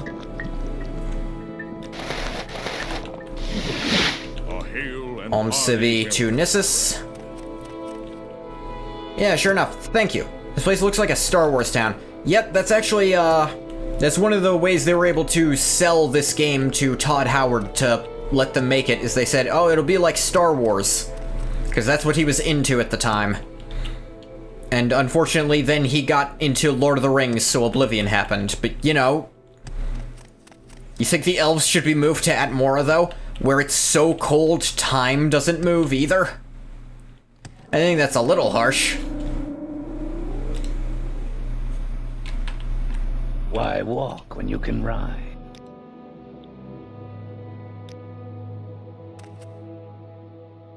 I don't know. We make a special trip. Let him speak? I suppose. You know what? Let's hear you out the rest of the way. Maybe if they experienced Atmora, they'd cut the humans a little more slack for being assholes for coming from there. Except the Red Guard, who might not be from there. It's a weird question. Though that also gives me the question of, why is it getting colder? Why did it keep getting colder in Atmora? I haven't much time. Now, Mesa was concerned, not fulfilled. The prophecy says here's a man named Tholar Sarioni, leader of the temple, is desperate. Now, Mesa asked me to go speak with Sarioni at the High Fane in Vivek City. Okay. High Fane in Vivek City. I guess I can just Mage's Guild there. I don't know where to begin.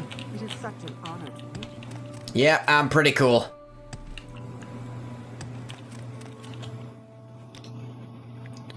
The pet theory that the world is dying, basically. Weird how Red Guards are closer related to Akaviri. Maybe. It's the question of if they're from this world at all.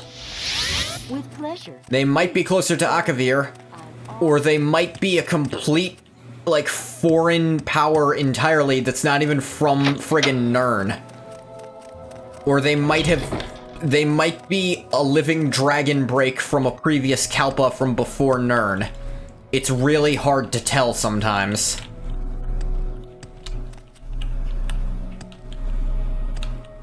Whee! All that falling, but I have 99 acrobatics, so it did jack shit.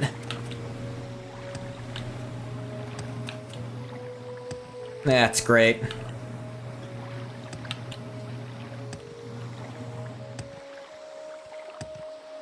Now, a quick reminder, because of the lore I've set up, this will technically be Ungoth's second time going into Red Mountain. Because Ungoth was also there as the Eternal Champion, it's just everyone else forgot somehow. Assholes, all of them. Oh, yeah, I left this here. Whatever you're looking for, I'm sure I don't know how to find it. Let's see. High Fane, largest tribunal temple in Vardfell. Size of the temple, along with large staff priests, healers, and monks. All over Morrowind to view the High Fane, the mystery of truth, offer prayer and thanks. Divine spark of Lorcan and the magicka from Aetherius is drying up and the world doesn't work without that. Is it drying up because these assholes ate a bunch of it? Was it supposed to just seep in slowly over time, but then these guys used it all up and sped it up? You seek to join the temple? No. That's a funny one. Where's Sarioni? Do you know? Possibly? Jackasses, why couldn't they just be trees? Make it quick, What Argonian. is it, peasant? And I feel like... Okay, I know I talk a lot about the Hist, but I feel like the Hist might notice something like that happening, and if it's a problem, they'll probably bring it up at some point. Make it quick, Argonian. May just be the end of the world is supposed to happen soon when Alduin returned and was meant to devour the world. Maybe it's just that was one of the portents that Alduin was coming back. And, but because Akatosh brought another Dragonborn in, just to make sure that didn't happen yet, maybe it'll unfreeze now. Or maybe it'll stay frozen forever. And... because Alduin is going to come back, everyone's pretty sure. Where is this guy?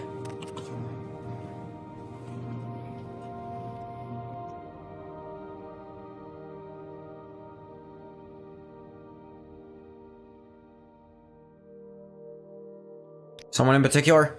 Archcanon Sarioni at the High Fane. Brelsa. You say he's at the High Fane where? Praise Akatosh? Yeah, thanks, Aki. Or maybe it'll get much, much worse. Also possible. Maybe other things will start freezing. Neverine? Tui, lies and superstition. Why do you defy temple teachings? Because they're fucking liars. Worse yet, now we learn you're an agent of the Emperor and an outlaw. I'm not an outlaw. I'd only be an outlaw if I had a bounty. I ain't broken no laws that you should care about. Yeah.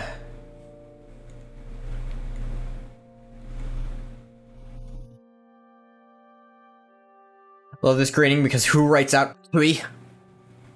It's so funny. It's pretty great. Ask you about the High Fane?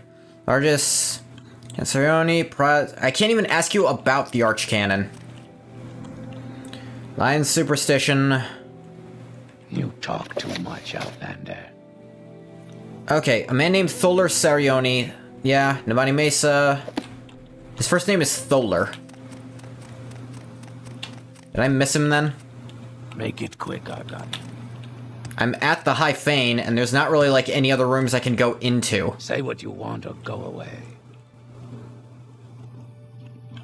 Wait, do I have to look up where the hell Sarioni is?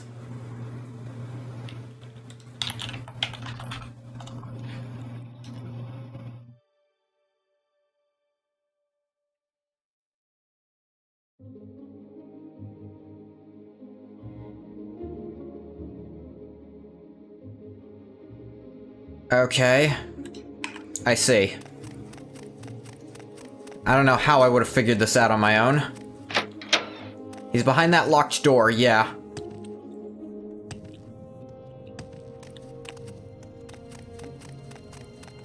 Apparently there is a door outside that can get me in. Or maybe I'm mistaken on that, I guess. Supposed to talk to the girl who's in front of the tunnel, normally you're directed to her. What tunnel? This one? This is the abridged path, and I guess they forgot to mention that. She doesn't have anything to say, really.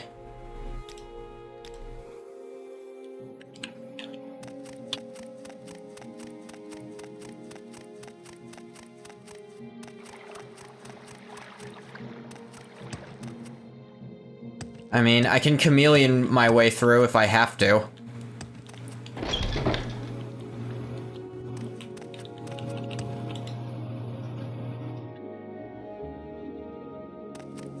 What, Outlander? Why do you disturb me?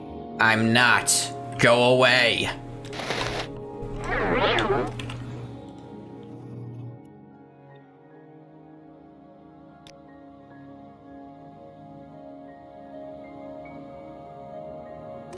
Can you assholes see me anyways? Fucking seriously?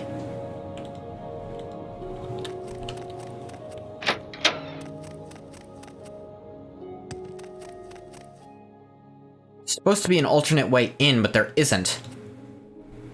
Now wait, maybe from back there.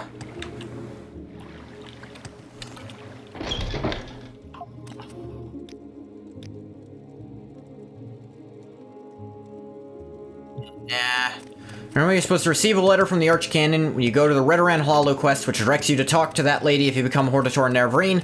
Tells you about a secret back entrance to Sarioni's room.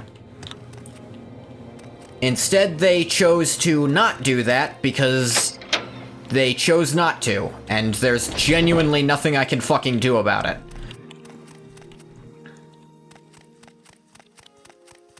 You made tea and dinner? Hey, Bathwater. What did you end up making for dinner? Since you so blatantly ignored my suggestion. Watch yourself. We'll have no trouble here. Damn it.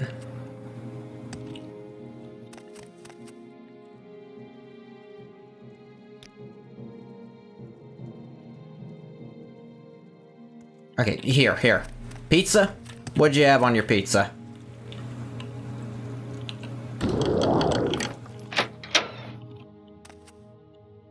Thank you for coming, Dagoth III. Know the Temple's doctrine on the Neverine? Perhaps it's time to change that doctrine. Temple must protect the people from false doctrines. Your association with Imperial intelligence makes your motivations and integrity suspect. We've reached a crisis with Dagoth Ur. We can no longer defend the people against the Awakened Sixth House. You and your prophecies may represent our last hope. Our situation is desperate. I'd rather have you hear the details of our situation and the circumstances leading up to that situation from Lord Vivek himself. He has asked to see you. To agree to a private meeting with him and hear in person what he has to say. Yes. Good. Pepperoni nosy fucker. I'm curious. There are 2 keys. One to the private back entrance to my quarters, the other to a locked entrance to Lord Vivek's palace. I regret that at present the Ordinators are not completely under my control, so, for now, I'll ask you to avoid confrontations with them. Lord Vivek is expecting you. His lordship is remarkably patient. Perhaps it would be better not to keep him waiting? Do you want? Yeah, I'll talk to him. Whatever you're looking for, I'm sure I know. Alright. Time to meet an even falser god than the already false gods that are the Daedra and the Aedra. I guess I've never really met an Aedra. I've met Daedra a few times. It's level 100 and trapped. They really don't want you to get in here by accident. You're a creepy motherfucker. I expected you. We have business, you and I. When I was young like you, I was very impatient, so I'll keep our business short. Young? I'm like 60, dude. Yes, young. Alright, I forget that's not impressive to you shitheads with the pointy ears. Talos is a real god. I don't know. If he's so great, why isn't he a tree? That is the argument that Dagoth will always boil down to. Later there may be time for other things. First, I propose to remove my curse upon the Neverine, and the persecution of the dissident priests, proclaim to all Morrowind that Dagoth III is the incarnate and Neverine, the prophesied savior of Morrowind, and the last hope to withstand the menace of Dagoth Ur in the Sixth House. These things I will do whether you wish or not. Okay. Next, I propose to surrender to you the power and responsibility of defeating Dagoth Ur. You may choose to refuse, I will not compel you. You receive the power as a gift in the form of an artifact called Wraithguard. You may accept the gift, then do with it as you will. You receive the responsibility as an oath. You may give your oath, then keep it or break it as you like. First, we accept Wraithguard as a gift. Okay. Good, sensible of you. Now will you give your oath, before all gods and men, before all spirits visible and invisible, before my honor and your honor, to dedicate yourself and Wraithguard to the defeat and destruction of Dagoth Ur, preservation of Morrowind and its people? Sure, why not? Not very sensible, but very good. It's kind of awkward reuniting with the fellow that murdered you a couple thousand years ago. So, my interpretation, the way my specific Dagoth chooses to interpret this is, he knows damn well he ain't the reincarnation of Nerevar. He knows he's convenient for Azura's little prophecy thing, and she picked him later. Because he's used to the Daedra doing whatever the hell they want. But he understands the title is what people want from him, so he's gonna stick with it. He doesn't care what happened to Nerevar. He could not care less. The face when the guy you killed has come back. Yeah, that is absolutely the face of... There's a lot more shock in this expression than there should be, like, ooh. I was hoping for someone who would have no hesitations about making such an oath. You'll now have a brief, momentary sensation of time passing. Don't be alarmed. You're being taken out of time in order to avoid the unpleasant experience of learning how to use Wraithguard. It'll be over before... There's a brief sensation of motion in total darkness, floating, but without a sense of weight or direction. You know it. Now, I'll notify the temple that you are our champion. There should be no more persecution of the dissident priests, though both sides shall swiftly be reconciled. We have time for questions if you like, or you may leave, as you wish. But I think there are at least 2 things you ought to know before you leave. How to use Wraithguard, and how to defeat Dagoth Ur. Yeah, I'll admit, I'm a little curious. The fair interpretation, probably the more canonical, too. Yeah. Defeat Dagoth Ur, go to Red Mountain to recover the artifact Hammer Sunder from Gate Citadel Veminal, then recover the artifact Blade Keening from Gate Citadel Odrosal. Then proceed with Wraithguard, Sunder, and Keening to the Citadel of Dagoth Ur. Within the Citadel, find the Heart of Lorkhan, use the 3 artifacts to sever Dagothor's connection to the heart, and he'll be destroyed. And the Blight ended on Morrowind. To destroy Dagothor, you must sever his connection with the Heart of Lorkhan. To do this, strike the heart with the artifact Hammer Sunder once, then strike the heart more than once with the artifact Blade Keening. You must wear Wraithguard because you cannot handle either Sunder or Keening unless you are wearing Wraithguard. That is the short, simple explanation. Here's the long, detailed explanation, written down for your convenience. Read it, study it, commit it to memory. Plan to defeat Dagothor has been added to inventory. Red Mountain.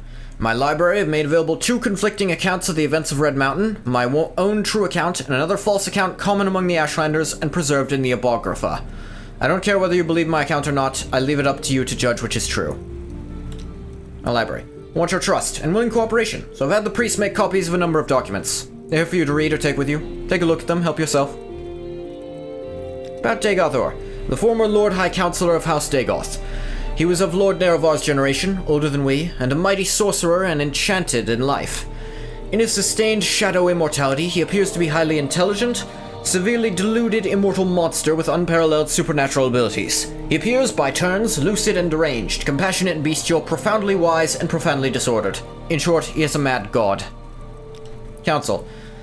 You need to know, where is Dagothor? What are Dagothor's plans? Who are Dagothor's servants? Who is Dagothor? What are Dagothor's powers? What is known about Dagothor's defenses? How can I prepare for battle against Dagothor? Who can help? Where is he? Has never ventured out of the Heart Chamber, the place under Red Mountain where the Heart of Lorkhan is. It is there, or nearby, that he is constructing a new god, Akulakan, also known as the Second Numidium. What are his plans? We know nothing for sure. We have learned much from interrogating 6 House cultists and victims of dream compulsions. From our study of Dagothor's actions, the Temple Scholars and Inquisitors have prepared a document, Dagothor's plans, that summarize what we know or suspect. Take this copy, it's also available in my library. His servants. Chief among his servants are his 7 brothers, the Ash Vampires, powerful heart-rights and cunning sorcerers of old. These creatures appear to die, but always are revived at the heart. Somehow Dagothor has conferred some portion of his immortality upon them. Perhaps they sustain themselves through more conventional sorcery. Who is he? Former Lord High Counselor. Okay, what are his powers?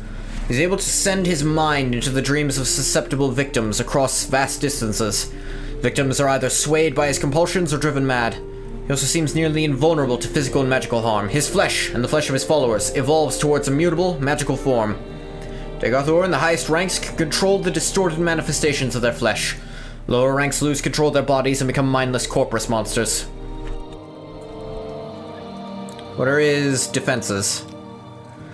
Confer with the Ordinators and Buoyant Armigers garrisoning Ghost Fence for the latest information about the defenses, and his Heartright on him and his Heartright kin. Alright, how do I prepare? Prepare for war. Beyond the Ghost Fence, there are no safe places, no allies. Stockpile resources. Plan for retreat and replenishment. Quest for artifacts of power. I think I'm good on artifacts of power. Everything but my shoulder pads are enchanted to hell. Who can help? Ordinators and Buoyant Armigers stationed at Ghostgate have the most practical knowledge of the nightmare world inside the Ghost Fence. Seek them and my name for counsel and aid. You just sit in here all fucking day?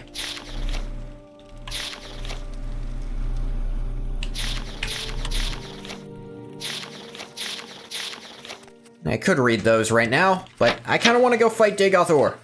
By the way, you really should just fucking move that rock like 30 feet to the left. And I said the left because it's your left too, jackass.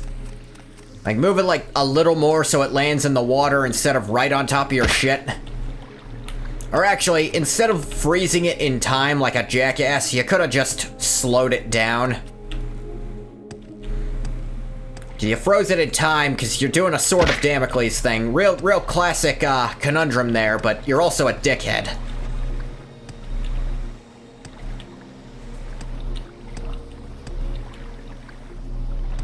I'm just saying, the Hist never held us hostage. You talk a lot about the Hist for someone born in the Imperial City. Shut the fuck up about it!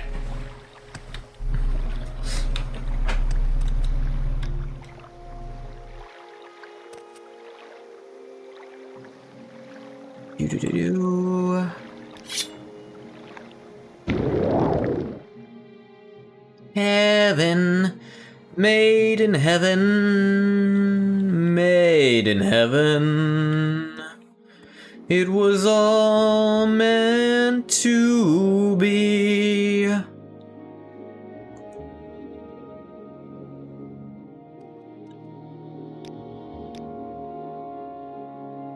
Ghost Gate is pretty close. I think the closest path is from Old Run, which I believe I can teleport to. If not, I can go to I can teleport to Caldera and then take a Silt Strider.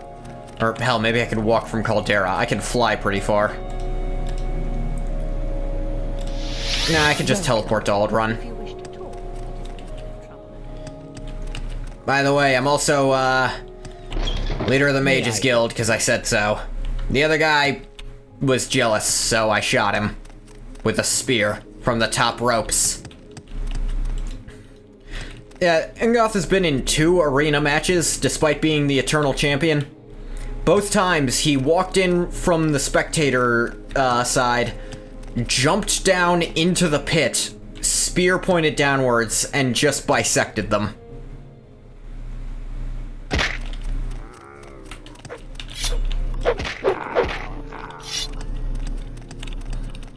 It was really funny. There's the fence.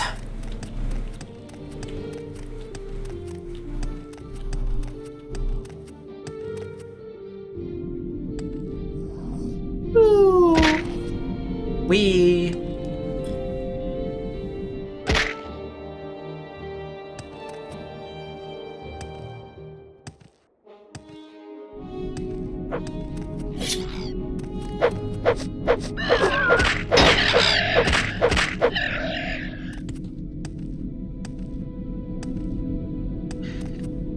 You enjoying your pizza there, Bathwater?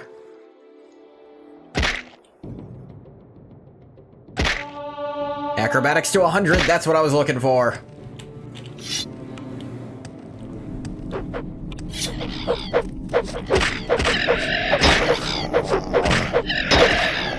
Yeah, that's nice.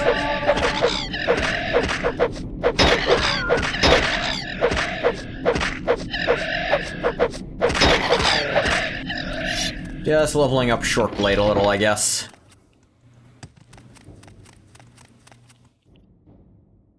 Yeah. Speak, traveler. Also, you're a living stereotype of a spear-wielding savage Argonian. We're watching you. Using a spear because they're cool. Hi. I'm watching you.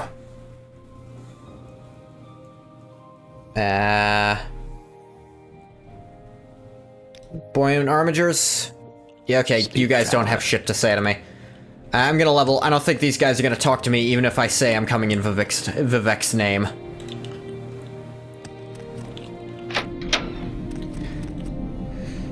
And also, I'm not even wielding a spear right this second, Bathwater. Now I am. Use something manly, like a short sword and a shield.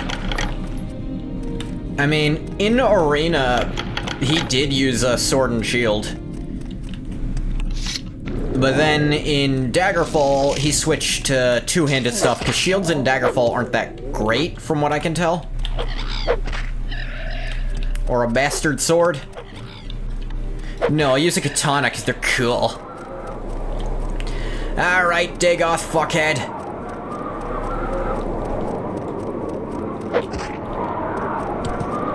I'm here to wipe out your entire stinking house.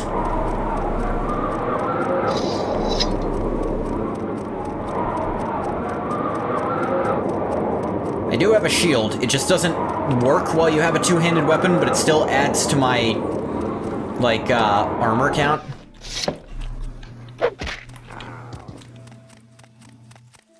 So that's why I have it on.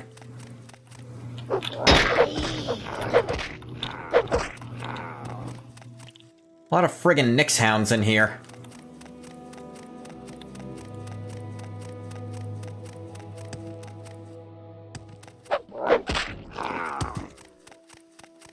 It's also dark as shit. Oh, raw glass just coming out of the walls. Always preferred to use hand-to-hand in Morrowind, since Argonians will use their claws instead of punching. That is pretty cool. I like how in every game, until Skyrim, hand-to-hand was a genuine option.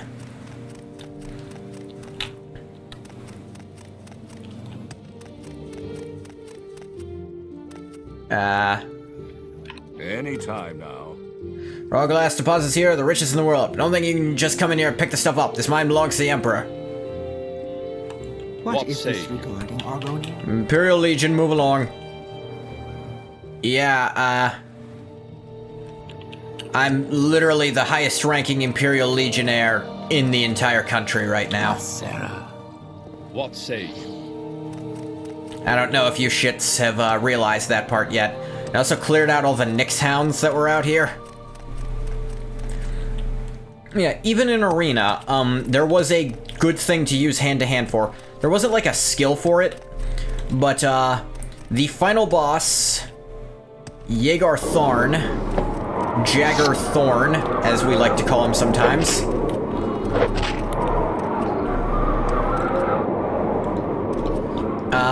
He is immune to any and all damage you can do, unless it's hand-to-hand for some reason. Like you can kick in Daggerfall? Yeah, that's pretty great.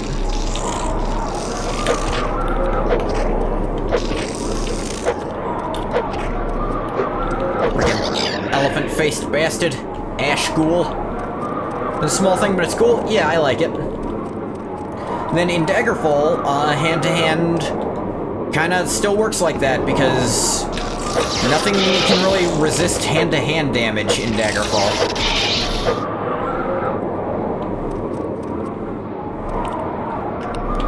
And then in Morrowind, hand-to-hand is a little difficult to make use of, because it deals stamina damage, like it...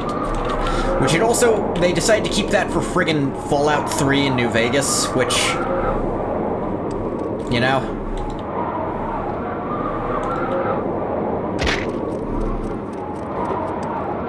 It's like, it's a little difficult to make use of, and for some reason, it doesn't scale with your strength score.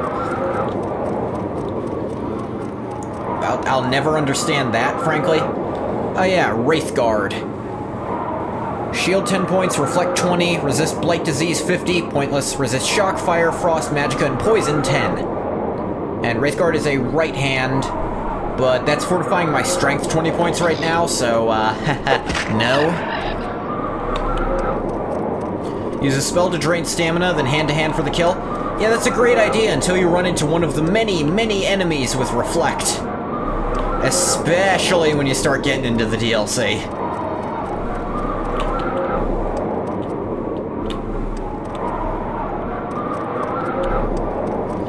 I happen to know that much. I guess I can't walk up that.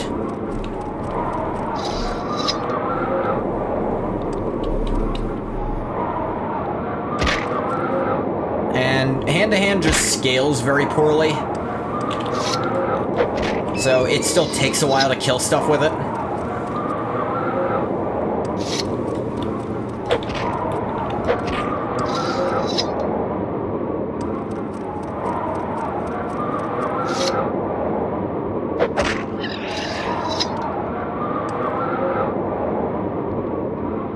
This is leading me back to the beginning.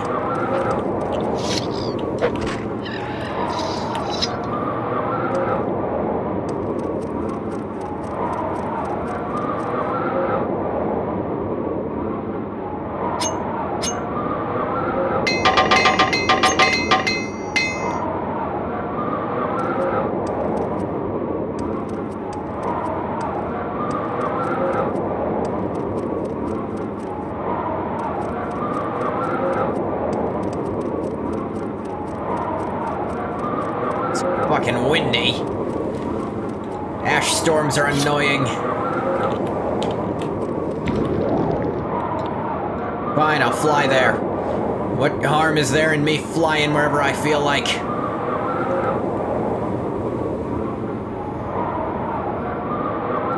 It's not that great overall. Always pleasurable to watch things struggle to get up after you drain all their stamina, though. Oh, I'm sure.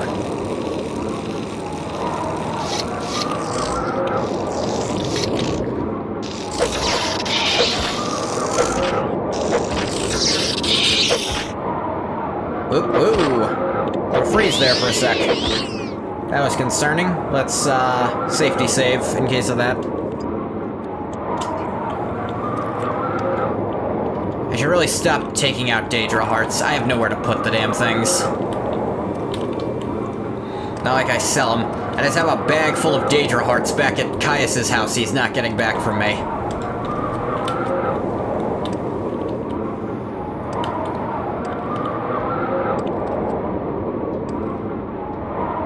Where's the entrance? Eat the hearts? I don't know if that's a good idea. But I've yet to hear a better one yet.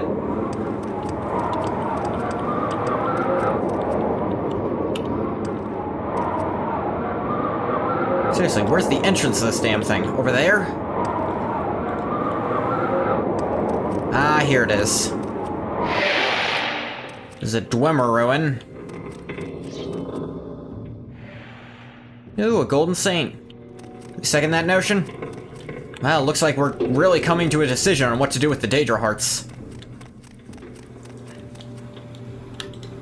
Hello, golden saint. You know, I always need more enchanting.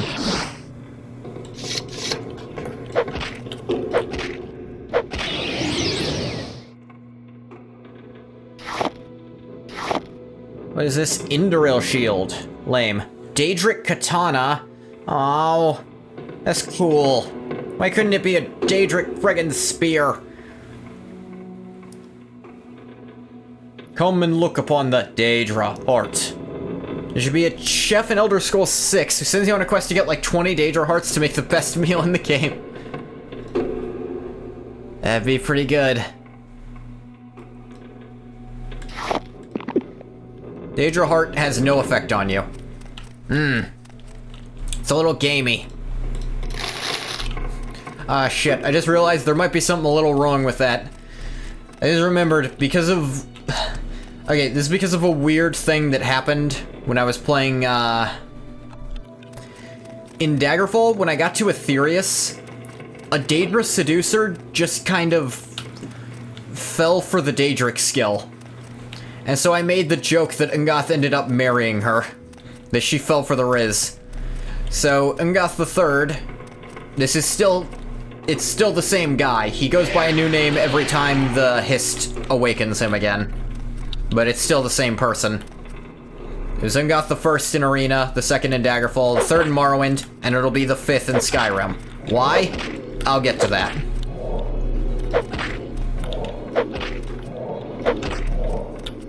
Weeb denied. Think of it as pre-gaming for the Argonian invasion of Oblivion. Yeah, that's part of it, is, Look at that. Amulet of Heartfire. Agility, unarmored, chameleon, speed, fatigue. Wow. Dagoth Odros' key. Oh yeah, I remember now. Odros the moron. Because he has a key that he put... I'm pretty sure he put Sunder behind this door. But it's only a level 20 lock. So you actually can just come in here, get Sunder, and fucking leave. And he can't do anything about it. It's like the Nernroot quest, but more fun. This game needs Nada, so you can be a weeb and a polearm user. Yeah. Dwemer, not saying that word sword. A bunch of Dwemer coins. Take those for sure. Tube. I don't really need gemstones. Dwarven spear. Dwarven halberd. The halberd is just a fully up... Okay, this halberd actually does have better, like, chop and slash than the regular spear, which is interesting.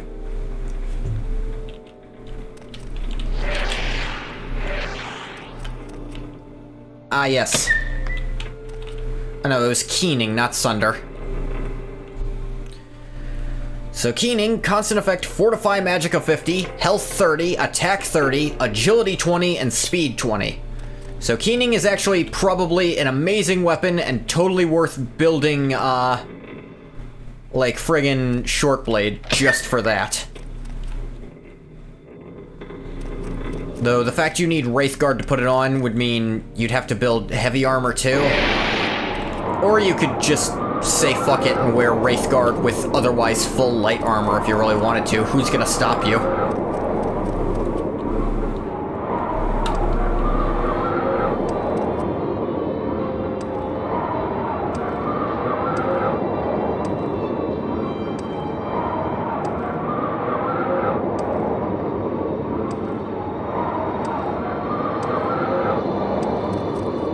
I still gotta go find Sunder, at least.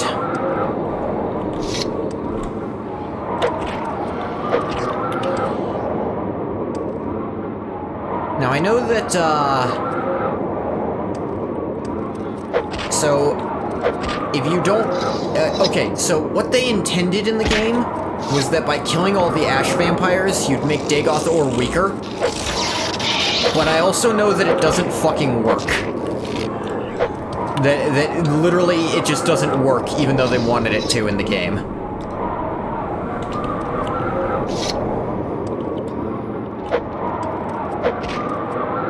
I think the unofficial Morrowind patch fixes it, but OpenMW doesn't.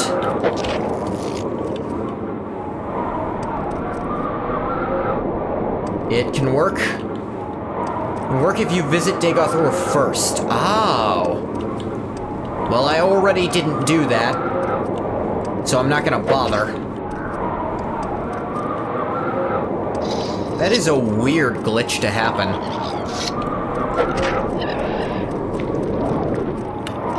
Dagoth spawns when you meet him, leave, then kill him.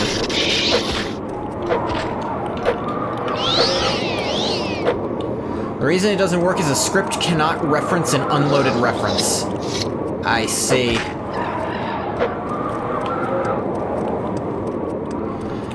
That's... okay. That's really bad. Reduces his health to below 0, so it practically doesn't work. Yeah, that's also a problem.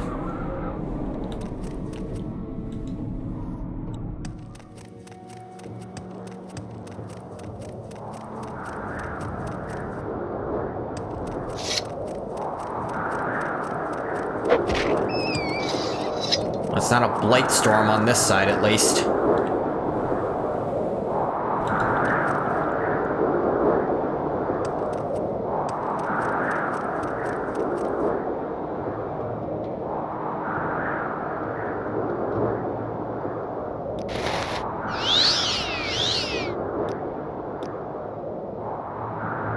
I have an extra amulet of slow falling I never did anything with.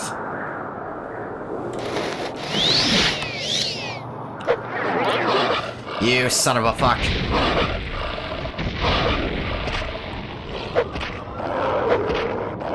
Die. Ruins his whole villain monologue, I imagine.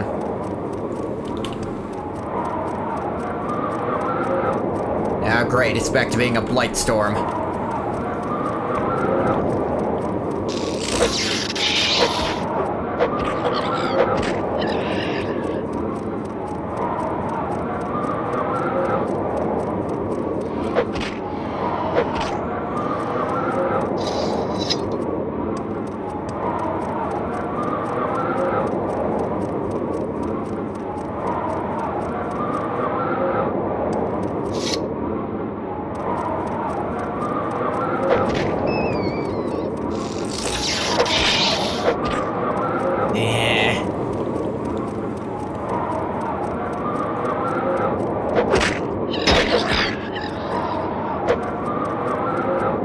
There were two of them. Oh well.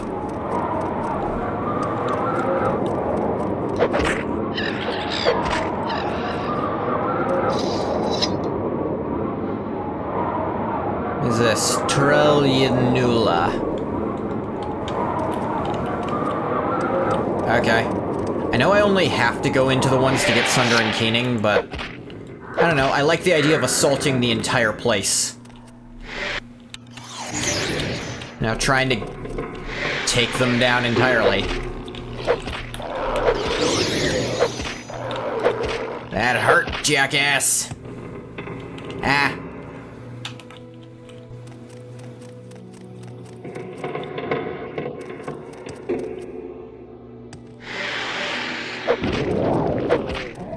Like, I didn't really fuck with the prophecy shit, but I'll kill them all because I can. Dagoth Turinil, Amulet of Heart Thrum. And a key. This guy's got a lot of books in here. Parchment with scrawlings. All cries are waking, whitest wettable, strang us. Yep, he's crazy. Don't lie, you just want to take all their shinies. I won't say that's not part of it. Kagranak's plan book. This is also something I'm interested in.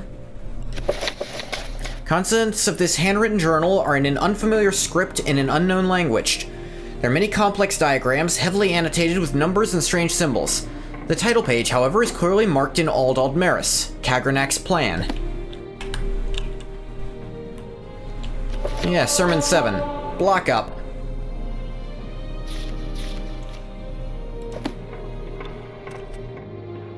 Actually, I do want all the sermons of Vivek. All the ones I can get hold of. Ooh, Sermon 3. Glass greaves. I could sell those. Telvanni mole crab helm. Mole. Sermon 31. Take that as well. They're studying their enemy. Biography of Berenzia. Blasphemous Revenants. Bone Part 2. Medium armor. Okay. Yakami reference OMG.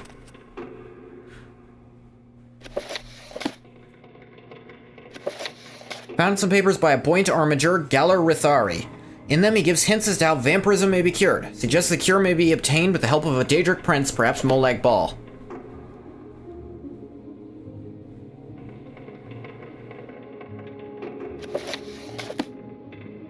Interesting. These seem to be loosely in alphabetical order, which is a very interesting detail.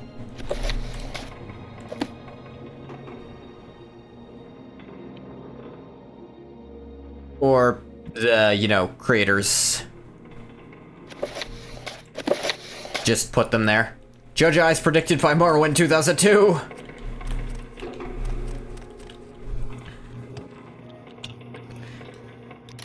That name makes so little sense, and it makes complete sense that they abandoned it.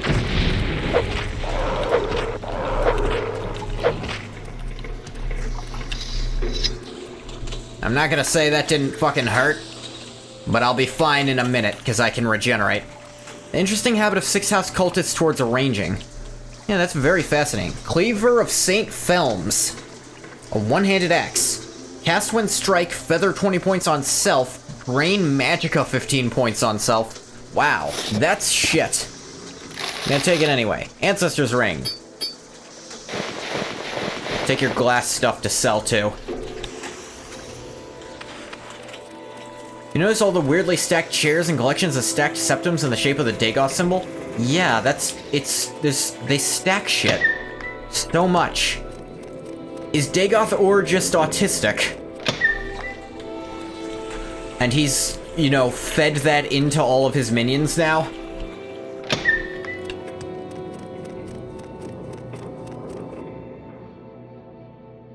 Like, this place is kept pretty well, actually.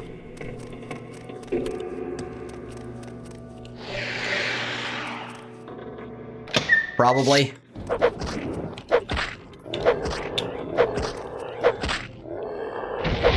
Dagoth Ur is also not his real name. What was it again? I can never remember.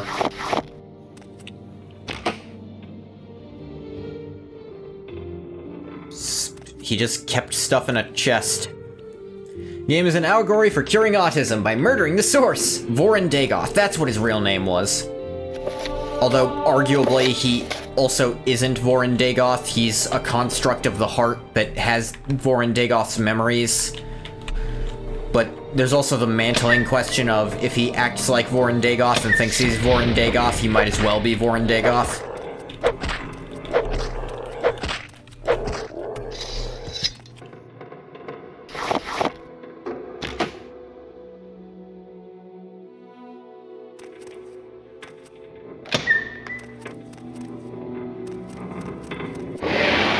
Maybe the autism was Lorcan all along? Maybe.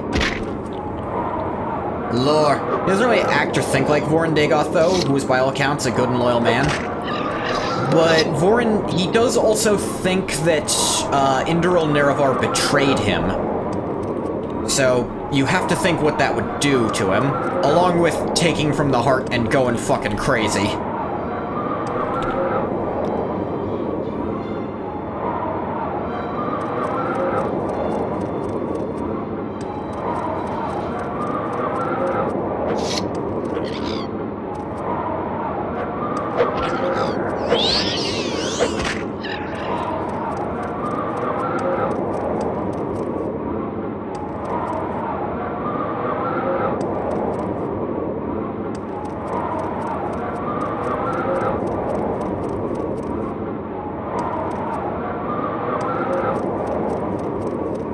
Just interpret that he's resurrected by being close to the heart and he's fucking crazy.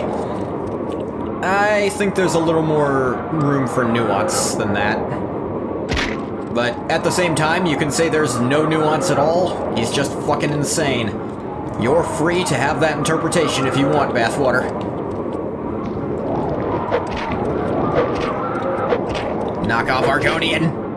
Die! I thank Kirkbride for locking themselves in a drug coffin before writing this stuff. Yeah.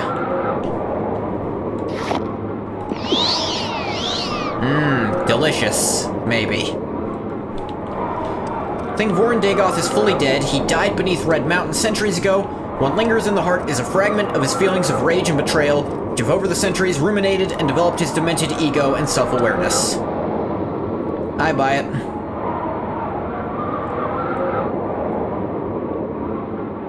He wasn't on drugs, he just drank a lot.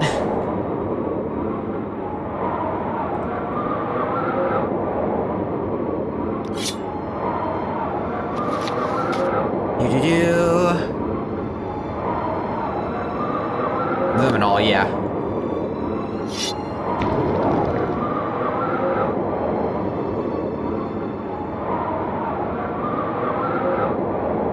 Dagoth is a twisted monster because it is not and has never been mortal or alive or even real.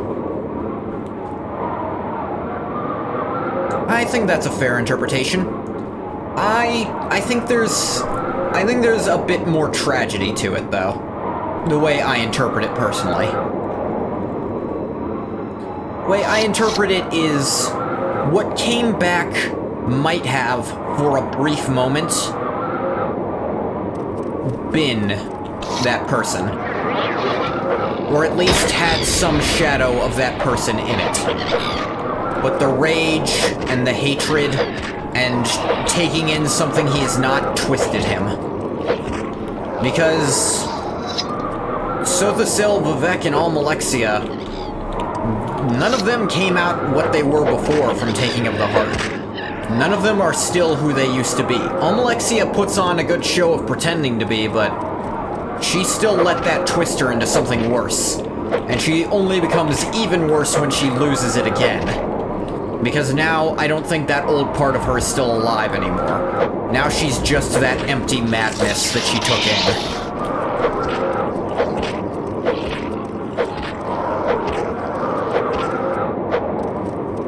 You know, I think there are more or less who they always were. I don't think so. I disagree. Because Almalexia at one time was married to Nerevar. And then she turned into something else that, I don't know. Almalexia was always a bad person? See, I would be willing to believe that. She was the one most willing to justify her actions, which is why she stayed a Chimer. Or turned back into a Chimer. She killed her husband in cold blood for power? Yeah.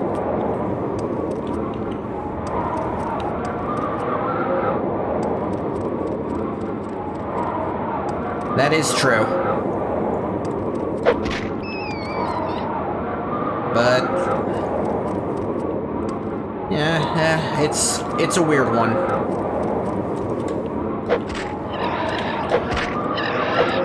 Most willing to justify, and arguably, her crime is the most severe because Nerevar was not just her Legion friend, but her actual husband.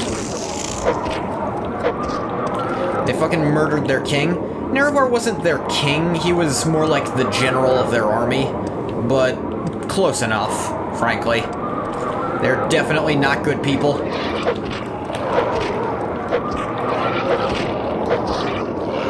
Nerevar and Voryn were very close. I'd be pretty mad too if 3 upstarts killed my BFF. The thing is, Voryn also died thinking Nerevar had ordered them to betray him. Voryn didn't know that they had already betrayed Nerevar by then.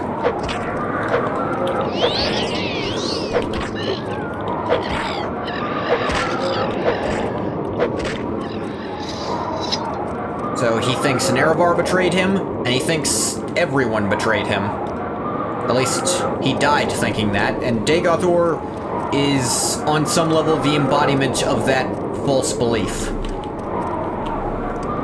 It does suck that he's now so twisted you can't even really tell him the truth.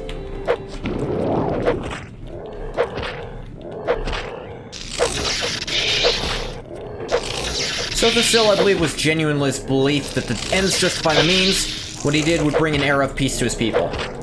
It did bring an era of peace to his people, but it's interesting that Sothasil took no part in that era. I wonder if he, on some level, believes that it's better that he took no part in this. That maybe he doesn't think he even still deserves this power. I'm gonna drop these, actually. They're heavy as shit. I have so much crap.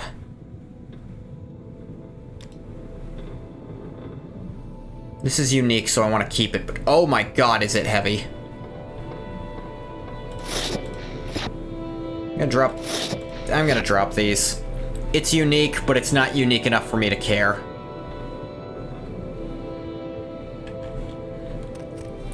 Sothasil once walked amongst the people, but retired from the world long before the other two.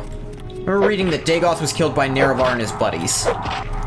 See, that's a weird question, because I remember reading that Nerevar was not present. He told, the way I heard it, Nerevar told him to stay there and protect that. He goes out, and then he never sees Nerevar again. The next thing he sees is those 3 coming in with the tools, and he thinks Nerevar gave them the tools. He thinks Nerevar is in on it. Because there's no version in his mind that they betray Nerevar, but there's a version that Nerevar betrays him. Always would have liked if there was an option to accept Dagoth's offer and side with them. The reason there isn't is apparently due to time constraints of development. The same reason things were limited to Vardenfell.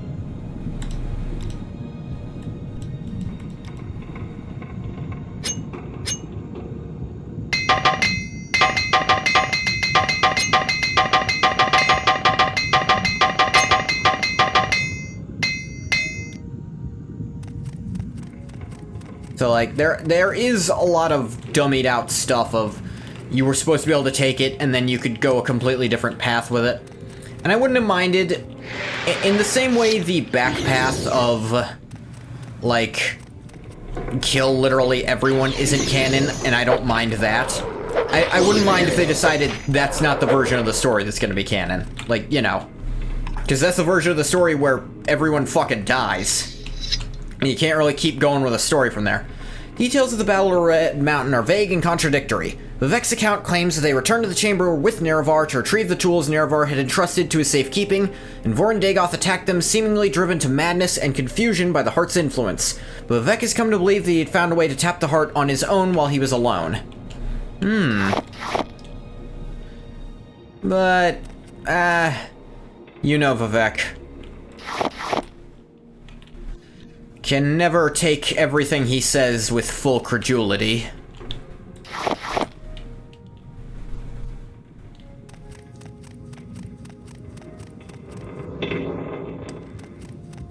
And that also raises the question of, if there's a way to tap into the heart's power on your own, why the hell did they even bother with Kagranet's tools? Like, if Dagoth Vemin... Or, what did I just say? If Voryn Dagoth... I said Dagoth Vemin. If Voryn Dagoth could figure that out in, frankly, not that long, how could Sotha Sil not have figured it out just as fast if he's, like, one of the smartest characters in all the lore? He had the tools? What? Am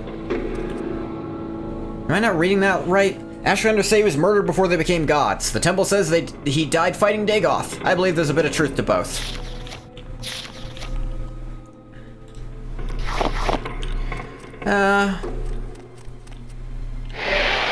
Olive Torque. Nerevar entrusted him with the tools for safekeeping while he left to consult with the three on the slopes of Red Mountain on what to do with them.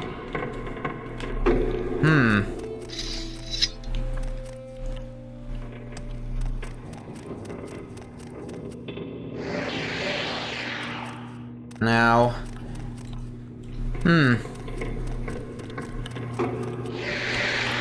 Now, is that Vivek just lying to make himself seem better? That, like, oh, or make it so maybe you don't feel as bad about ending him? Like, oh, no, he was always a monster, always was crazy even when he was a person. Or... an ebony mace. Because, again, I feel like that story in and of itself contradicts other shit from Vivek himself, doesn't it?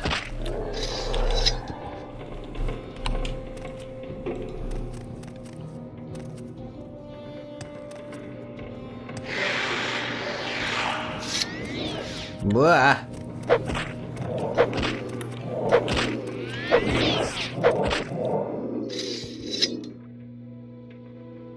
Thunder.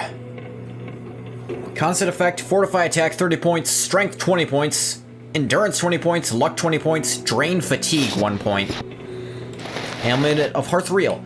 Voryn Dagoth urged him to destroy them, but as he had been wrong about Dumak, not really wrong, as Dumak wasn't aware what Kagrenak was doing either, he was not confident in his own judgment, so he went to consult with the three who saw the truth of what the Dwemer were doing when he did not. Never know for certain unless they pull a Veilguard and just tell ya all the lore. Yeah, ain't that fucking fun.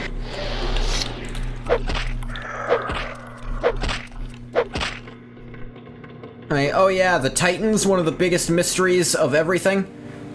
Oh my gosh, the Bloodfeet shield. I've heard of this thing, actually. There's a shield with an absorb health enchantment on it, so it's actually really strong.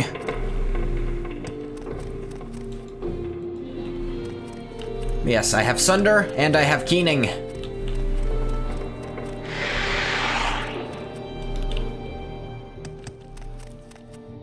Oh yeah, the Titans, they're that, and oh yeah, here's what the Blight is. Here's where elves come from. Oh yeah, and the Golden City, also called the Black City. Yeah, it turns out it was literally never golden, and people just made that up out of fucking nowhere, and we're not even gonna try to explain how they came to that conclusion. Real question here is, was Voryn Nerevar's side toy for those nights Almalexia wasn't around? I hate direct answers when it comes to shit like this. I believe the user player should find a plausible answer you like and just roll with it, because it will never be confirmed nor disproven. Yeah, like, an example of that I enjoy is, in Star Wars, especially in Episode 6, there's a character with a big white beard who Rex in Star Wars Rebels was modeled after.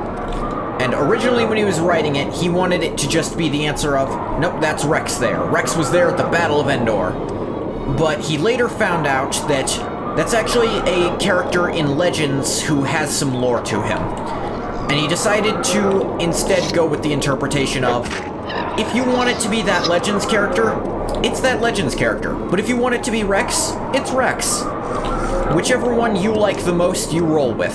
And a lot of people like it being Rex, but a lot of old schoolers like it being that old guy. So everyone can just kind of believe what they want to believe.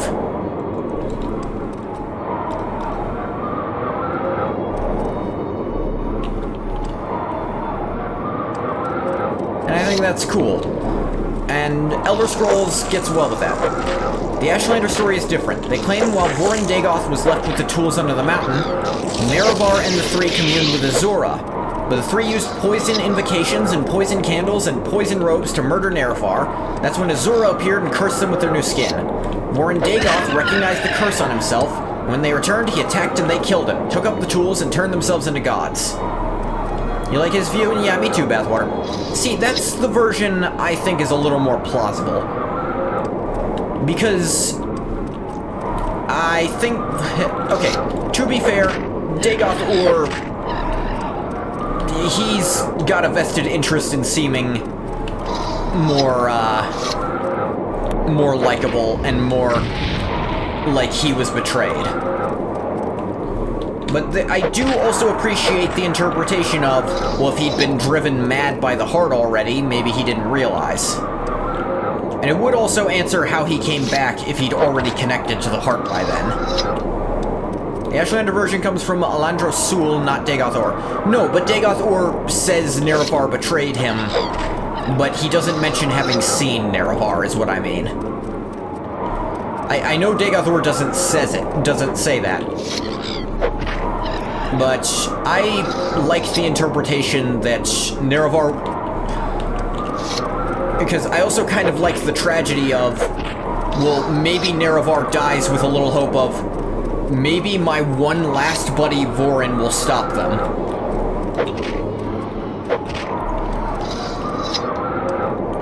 And I like that from storytelling. Like, maybe Nerevar dies believing in him.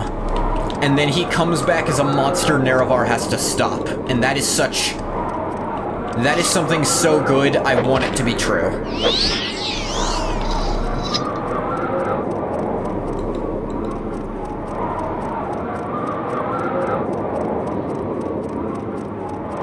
You think Azura would have undone the curse if he succeeded? Ooh. I wonder. Man, that is such an interesting, like, world to try to write about that you just proposed accidentally. Like, what if Voryn Dagoth stopped the tribunal, and he actually, like, he finds Nerevar's corpse outside, and he's like, oh my god, they killed him. Like, I believe Dagoth truly views he was betrayed. He wasn't likely just seeing Nerevar's wariness about the tools as a betrayal. Okay, he sees it. No, he walks out, he sees, oh, they killed Indoril. He didn't betray me. In fact, I'm the only one who was not... They betrayed me and him. And, I like the idea of... Okay, would Azura have reversed it? That's a question. See, the thing about the skin thing is, I actually, view it slightly differently. So, the way I view the change from Khmer to Dunmer is that Azura isn't the one who did it. She pointed out that they'd done it to themselves by using the tools. That those three Khmer connecting to the heart permanently altered the Khmer race into the Dunmer, with the changes they made. While Almalexia and Vivek were able to reverse it to varying effects, and Sothosil wasn't, it was only on themselves. See, that's the interpretation I like. By that point, the Tribunal hadn't actually done it yet. Yes, but I'm also saying the Ashlanders weren't physically there to see that part. And I think they might be mistaken on that part of the thing. Okay. So for what's probably the first story dungeon you go to, you have to find a lever to open one of these. And for what is the last story dungeon, you gotta go find a lever to open one. And that's pretty fun, I'm not gonna lie. But if the act of killing Nerevar alone is what turned the Khmer into Dunmer... Friend or traitor, come. Come look upon the heart and of Kulakan. And bring Wraithguard. I have need of it. It's like poetry, it rhymes. Pull your lever. That reminds me of... God. It reminds me of this video I saw.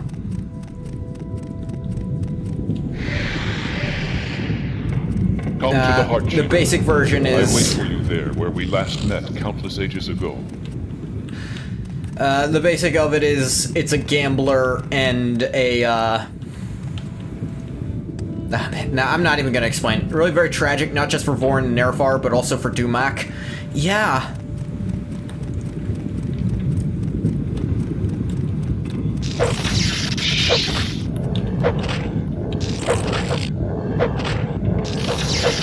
Because Dumak truly, if it's true and he genuinely didn't know that Kagernak was about to do that shit, and he would have tried to stop him, then it's just an extra tragedy on top of everything.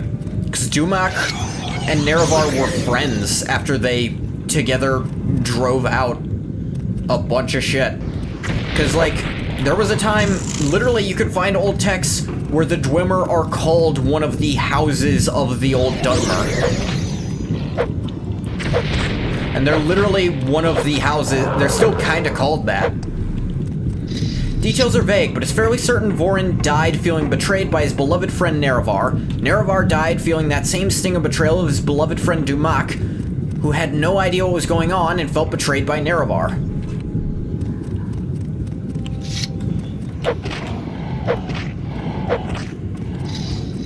But no, I'm interested by this alternate universe you've accidentally concocted. What if Voryn just using the weapons, because those are still really strong weapons, and he's a very powerful sorcerer.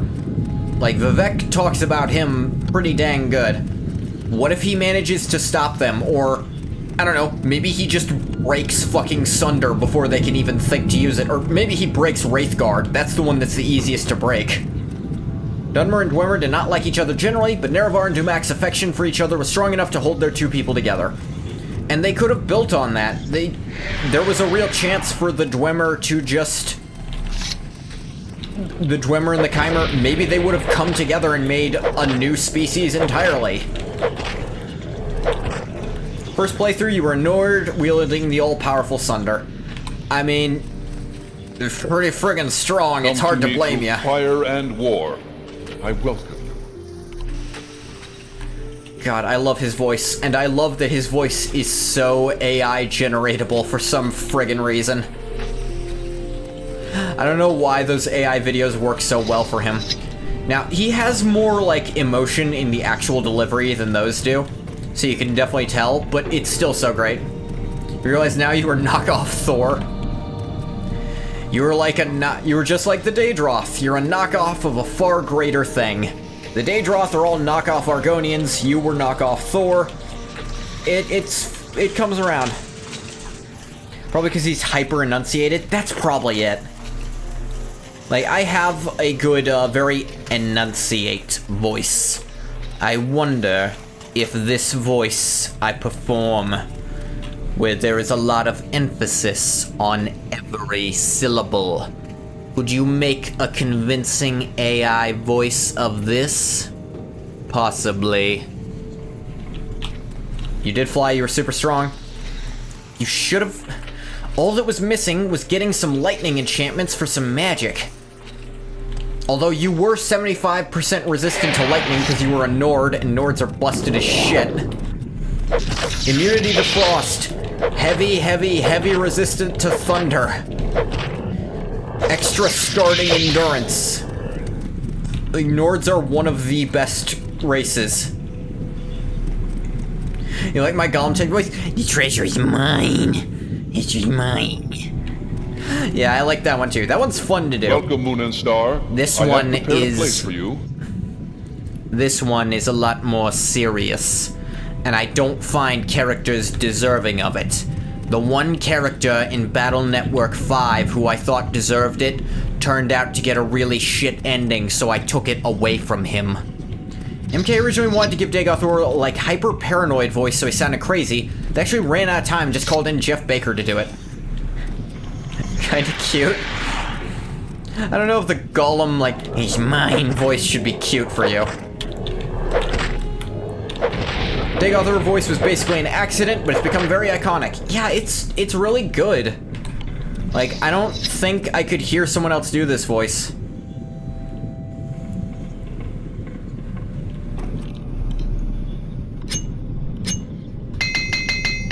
It's kind of like every Patrick Warburton performance. It's like, yeah, they all sound the same, but no one else can make that sound.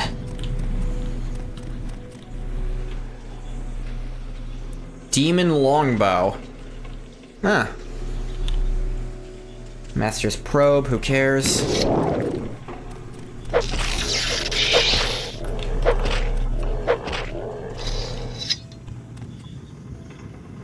It is interesting how some of the most iconic things in fiction will come about as bring Wraithguard to the heart chamber. Pure Together, accident. let us free the cursed false god. Especially in video games.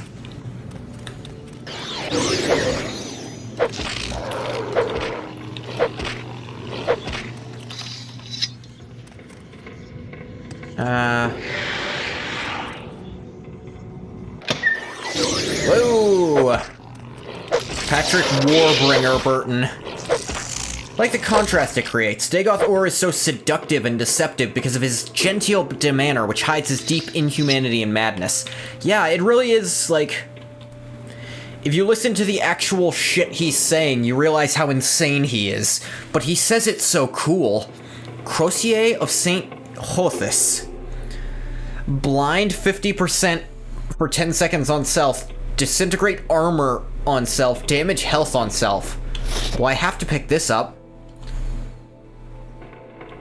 I'm not gonna pick all this crap up because I don't need it. Frankly, I'm not gonna have that many more times I need to do shit. And when I do, I'll probably just find other ways to get the money. What do you have? Bloodfeet Shield. Yeah, I have that already. Demon Mace. Give me the gold. Gold. You don't need to talk to Dagoth to know he's fucked. Just look at his cultists and their decorum.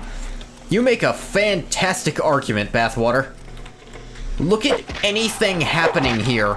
You can tell whoever's responsible for it is fucked in the head. I thought that was an enemy. Like, I saw a movement, I was like, ha!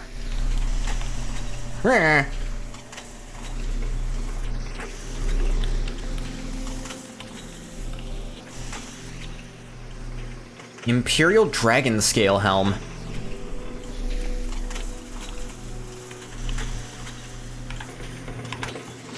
Going through 6 house spaces the first time is kind of unsettling. It really is. In the end, we're never really going to know what happened at Red Mountain, and that's fine, but it's a great tragedy of betrayal and miscommunication, no doubt. Welcome, Maravar. The fact Together we shall speak for the law and the land, and shall drive the mongrel dogs of the Empire from Morrowind. Hey, look, just between you and me, I'm not against fucking over the Empire. It's just that the Hist seems pretty cool about it at the moment. I think that's gonna change soon. And I'm gonna be totally honest with you, I think they got some plans for Vardenfell after something else goes down. Don't know exactly what. Dagoth Ur is to you just a horribly twisted echo of that agony and sadness. Purely because I think it's even more tragic, I like the idea that some of Voryn Dagoth actually is in there. But at the same time, I don't dislike the interpretation and the also tragedy of, no, there's no part of him that came back. That person died. Maybe he doesn't even know what happened, it doesn't matter anymore. Yeah. We love the Empire. The race of man is the greatest of them all, and shall lead all peoples into everlasting prosperity and glory. Agony and sadness is that bit of Voryn. Yeah. But I like to... Like, there is interpretations that it's like, no, like, what came back is agony and sadness, but it's not even really tied to Voryn Dagoth anymore. I do think there's a fragment of him in it, but that small fragment doesn't make him Voryn Dagoth. And I don't think your interpretation is wrong. But I think there's also the question of, if he thinks he's Voryn Dagoth, and he has the memories of Voryn Dagoth, what argument is there really that he's not? Blood Ring. It's just like how, if you fulfill the prophecy of the Nerevarine, you do everything it's supposed to do. Does it matter if you're not the reincarnation of Nerevar? Come to me openly, and not by stealth. Do you think it came from him? It's tied to him in that way. The name isn't purely coincidence. He doesn't have his soul. That is one thing. I 100% believe that Dagoth does not have a soul because you cannot soul trap him. And it's not because his soul is too big, because you can't even soul trap him with Azura's star. This guy had an Ash statue. Daedric shortsword, too. Marizin Helm. Souls are real in TES. Yeah, I know. I know that. I was not disagreeing with you. I think he legitimately doesn't have a soul. He is a thing. He can have his memories, but he does not have his soul, does not have the true meanings of his mortal experience. You know what? I don't think you're wrong. I think, even if there's a part of Voryn Dagoth in there, I think ultimately Dagoth isn't him. Welcome, Moon and Star, to this But I place almost like where to imagine destinies Voryn meet. Dagoth can see this happening. And I have to wonder what his opinion on it is. Hello? It began here. It will end here. Have you any parting words? Or would you prefer to skip the speeches and get to our business? You are the challenger here after all, so to you goes the courtesy of the first blow. Truly believe you are Messiah. My evidence is that Moon and Star will kill anyone else. I will accept no debate on this because my viewers are fucking cool. Tribunal, with all their faults, are still fundamentally mortals. They understand the mortal experience, even if they choose to forget it sometimes because it hurts. The very fact that it hurts is proof of their enduring humanity. Parting words. Now that you have come to me here, there can be but one result. Many times I have considered offering to share this place with you. I considered offering to accept your oath of service. You might try to buy my trust by giving me Wraithguard, Keening and Sunder. I thought we might once again be friends, comrades, brothers in arms. But I have won this place and power by right of conquest, by right of daring and enterprise. I will not risk it to cunning and deceit. I offer you no deals. If you are my enemy, I cannot trust you, and even if you are not my enemy, I cannot let you live. It will all be decided here. I believe I will prevail, but I cannot be sure. And I am vain enough that, should I fall, I would wish to be remembered in my own words. So if you have final questions you would ask them now. I have final questions I would ask, if you would answer. Dagoth is fully disconnected from mortality. It was never mortal. It never loved anyone. It speaks of friendship. It has never known it. Didn't this consciousness of Dagoth awaken the dream sleeve? We explain why they can't be soul trapped. That's another interpretation. Like, the dream sleeve thing, I think a lot of that is BS. I think ultimately this is a thing that it probably initially looked like Voryn Dagoth. It thinks it's Voryn Dagoth. It has the memories of Voryn Dagoth, but ultimately it's really not. Final questions, sure. My first question is, are you really Nerevar reborn?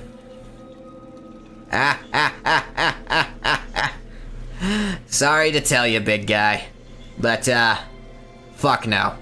Azura's having a laugh at all of us. No way in hell am I this old Chimer. I'm here, 'cause fuck you. You are bold. I honor your independence. You are one to teach the gods their limits. I hope the bards will praise the glory of your death in song.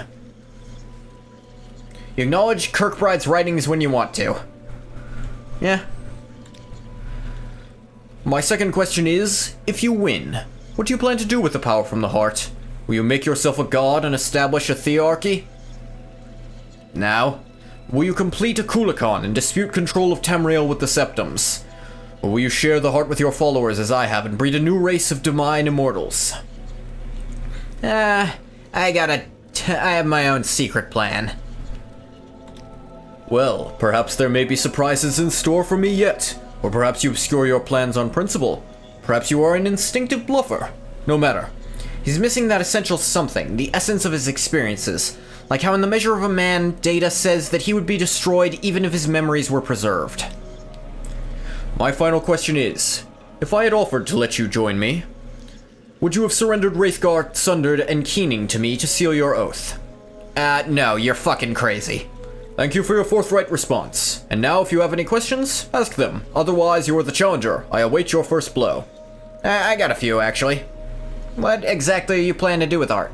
True sum of his being is in the ineffable flavor of his experiences, something he doubts could be preserved by current technology. I will continue to draw divine power from the heart and distribute it to my kin and followers.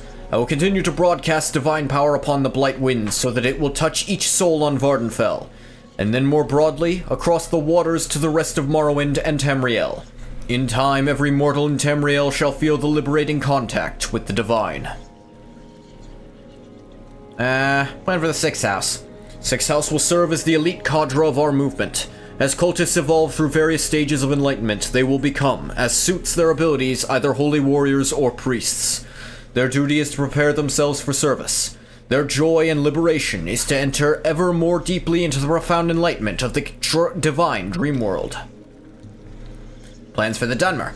I will free the Dunmer from the Imperial yoke and cast down the false gods of the temple. I will lead them out of their ancient superstitions and gift them with intimate knowledge of the divine. Then perhaps, when Morrowind is once again restored to its ancient glories, it will be time to consider whether the Dunmer should cultivate ambitions of empire. He calls it liberation and enlightenment, yet his followers appear agonized and tortured or apathetic and cold. Yeah, absolutely. I think Dagoth, or whatever he is now, is completely removed from the mortal experience. But I almost want to wonder if when he initially rose, if he wasn't this yet. If it was only after he started taking in the power that he turned into this, in his grief and rage, and he lost what was left of himself by taking it there. How do you justify your crimes? If by my crimes you mean the inevitable suffering and destruction caused by war, then I accept the burden of leadership. What are they liberated from and enlightened to in his demented worldview? The Sixth House cannot be restored without war. Enlightenment cannot grow without the risk of upsetting the tradition-bound and complacent herd. And the mongrel armies of the Empire cannot be expelled from Morrowind without bloodshed. As I have charity and compassion, I grieve, but our mission is just and noble. What happened to the Dwemer?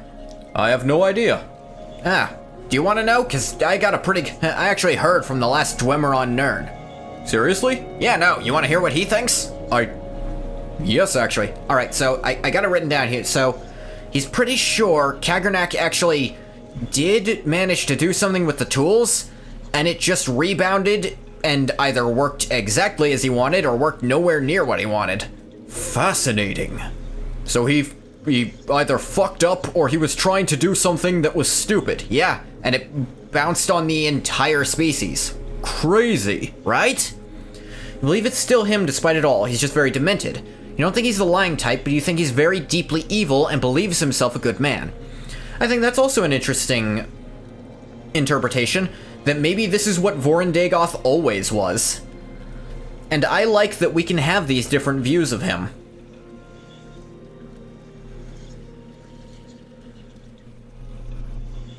He's the most dangerous kind of liar, the liar that believes he's telling the truth. An insane person. I feel like that's... yeah. I have been denied the opportunity to study Wraithguard, and I am not sure how much of Kagrenak's lore was invested in his tools, and how much in his own sorcery and mastery. I have long studied Kagrenak, and have come to admire his wisdom and craft. Someday, after the campaigns of the Sixth House are secure, I hope to have time to dedicate to this mystery. The kind of liar Almalexia is, in fact. It's what makes her so dangerous, too. He's an idealistic man turned into a wretch. What are your questions? Why are you building a Kulikon? A Kulikon will serve three purposes. First, it will be the shining champion of my armies, liberating first Vardenfell, then Morrowind, and then perhaps the rest of Tamriel. Second, it will serve as a sower and cultivator of the divine substance derived from the heart. 3, it will serve as the prominent banner and symbol of our cause, to defy the Empire, to liberate mortals from ancient superstitions, and to glorify our crusade against the gods. So, are you happy or pissed that I broke, Numidium? Happy because it can't be used against me. Fair enough. Finish talking, defend yourself. Very well. If you are impatient to begin, go ahead. You are the challenger. To you go the first blows.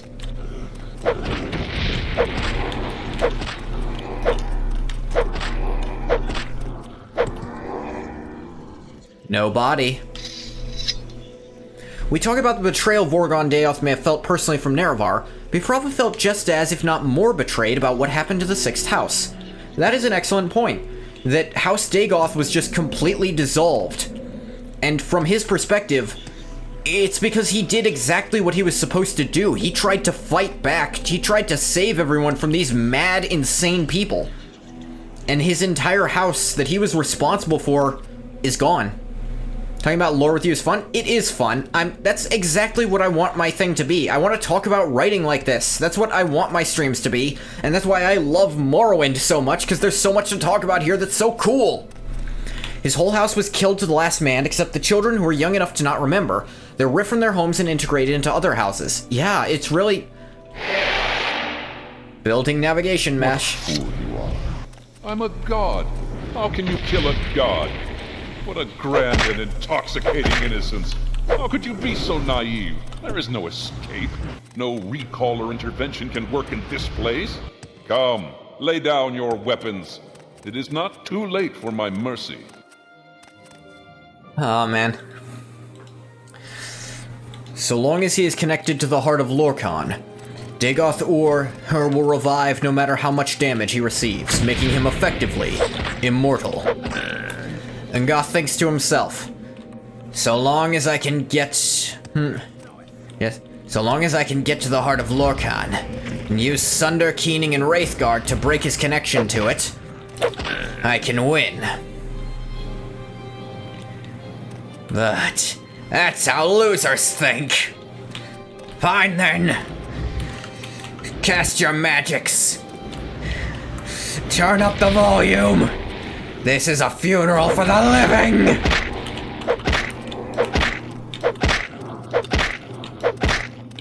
I think I literally can't damage him is the thing.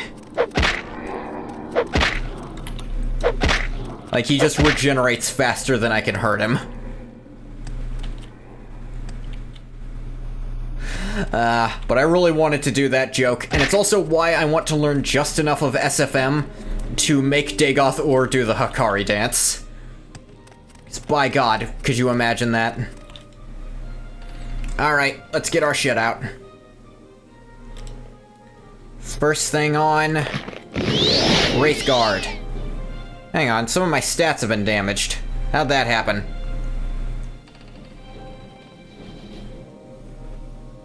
Okay, put on Wraithguard, and then... Sunder.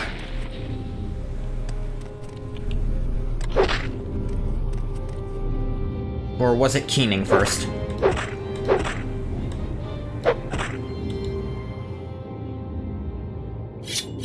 What are you doing? Okay. What are you doing? Fool! Stop! This is the end.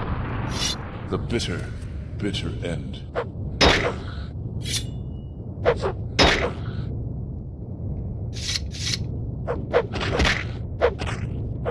Yeah.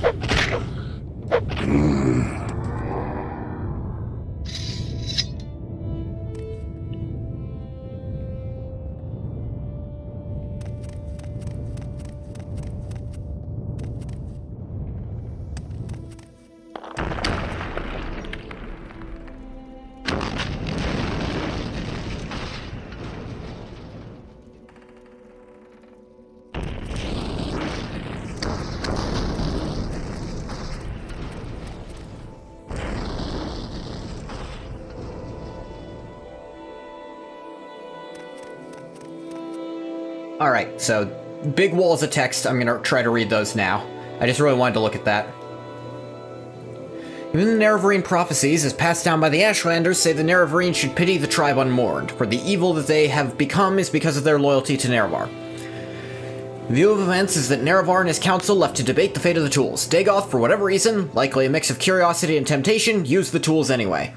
When Nerevar and the Tribunal returned, he felt deeply hurt when his bestie wouldn't want to share in the awesome power of godhood with him and became angry, and they fought. The Tribunal killed him after. You will not accept anyone saying your views are wrong.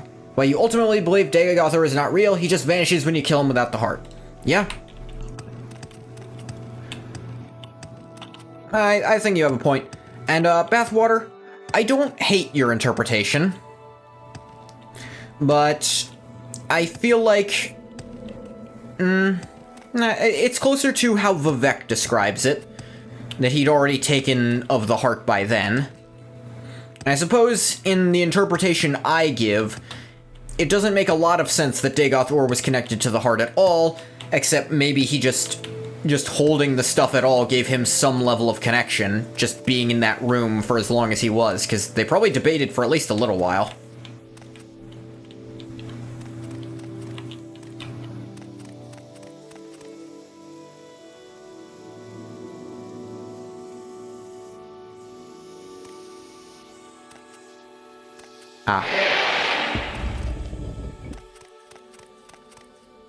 The interpretation is that the heart may have connected to him and somehow corrupted him, but I don't believe he did it intentionally. Yeah, that's my thing. I think whatever happened, I don't think Voryn was trying to betray what Nerevar asked him to do. I think there may have been some accidental connection just by being in that room at that time with those objects, so close to it.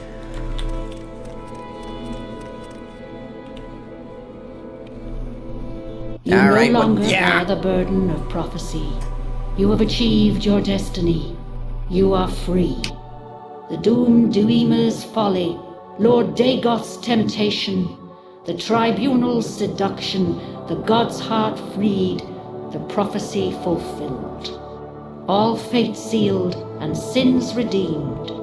If you have pity, mourn the lost, but let the weeping cease. The blight is gone, and the sun's golden honey gilds the land. Hail, Savior, Hortator, and Nerevarine. Your people look to you for protection.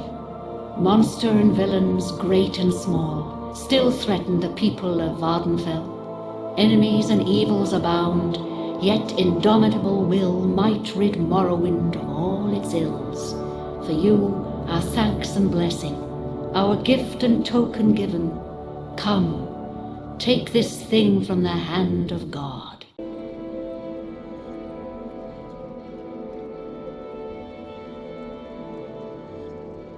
Ring of Azura.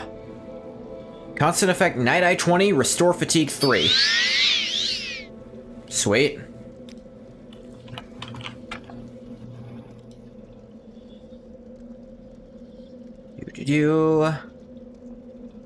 I think it unequipped all my rings, actually. Or did it? I guess not. Yeah, no, there's Moon and Star, there's Ondusi's Key. Ring of Azura.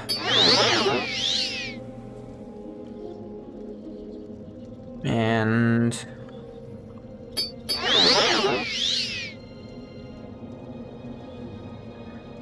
Ring of Azura is also really good, because 20 points of Night Eye is quite useful for exploring, and 3 points of Restore Fatigue, constant effect, is really friggin' good. Remember to grab Dagoth's amulet in front of the door before... Oh, I did not. Heart Ring.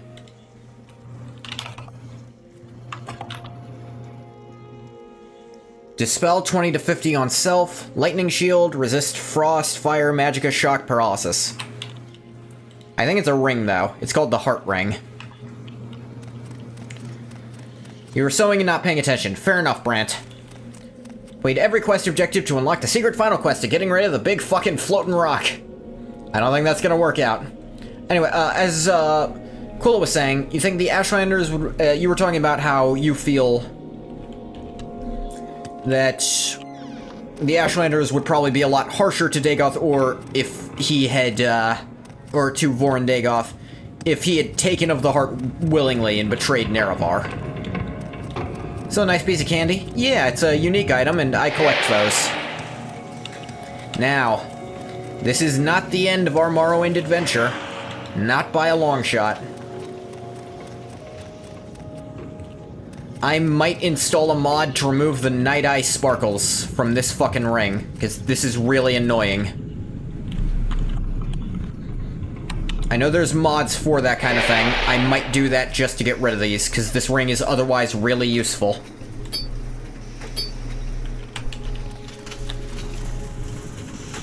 Excuse me?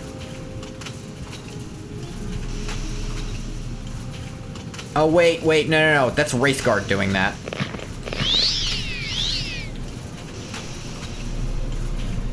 What's damaged my speed?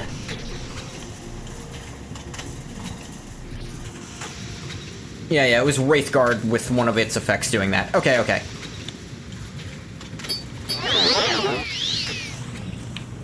Or it was both of them. I believe the sparkles are from the shield effect. Yeah, I think that's what it was. Okay, there was a little bit of sparkle when I put on the ring, but it's not constant. That's right. That's why no one uses shield in this game. Never lose fatigue when running. I already don't lose fatigue when running. They're always shitting on the false gods because the false gods made all the wrong choices, but then Dagoth writes, he's horrible and terrible and evil. You must pity him because he was once brilliant and just, and his downfall was his loyalty to you.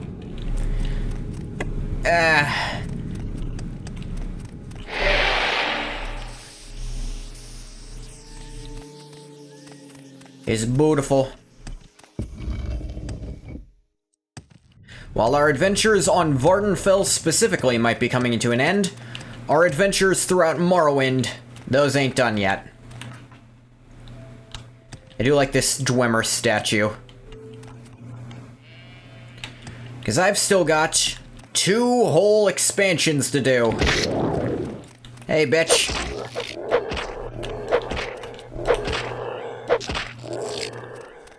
Oh, damn it. You know what I forgot to do? I totally forgot to stop at Ghost Gate and talk to Wolf. Damn it. You're gonna kill Vivek and free the false gods. I'm gonna see. I'm gonna wait and see on that. Killing Vivek... That's a tricky prospect. Because even now, he's got a bunch of stats. Wolf's coin. Yeah, I completely forgot to go do that. Ah, man.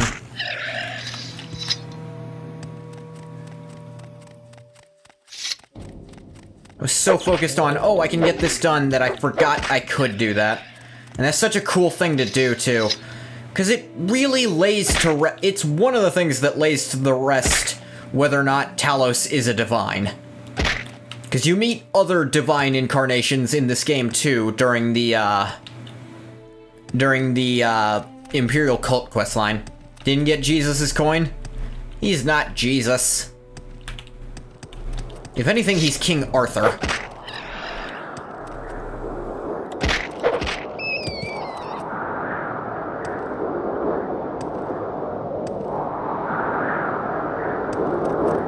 Oh good, Ash Storm still fucking happened. I apparently passed through the Ghost Gate at some point, I think. No, I went the wrong way.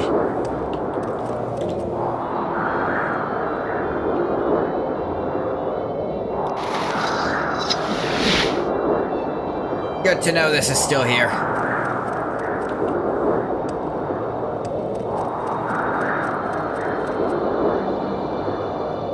Wolf is one of the reasons you say that before Oblivion you think they were playing the Empire to die. Wolf himself says the Empire is getting old just like the Emperor. Yeah, that's a very good point.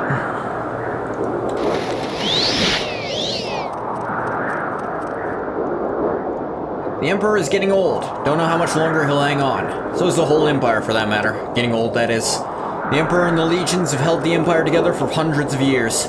It's been a good thing, by and large. Maybe it's time for a change. Time for something young and new. What? No idea. Because I'm old. Old dog doesn't get new ideas. Maybe young folks like you should try some new ideas. I don't know. Could be messy. Change is never pretty. I'm listening. Go ahead.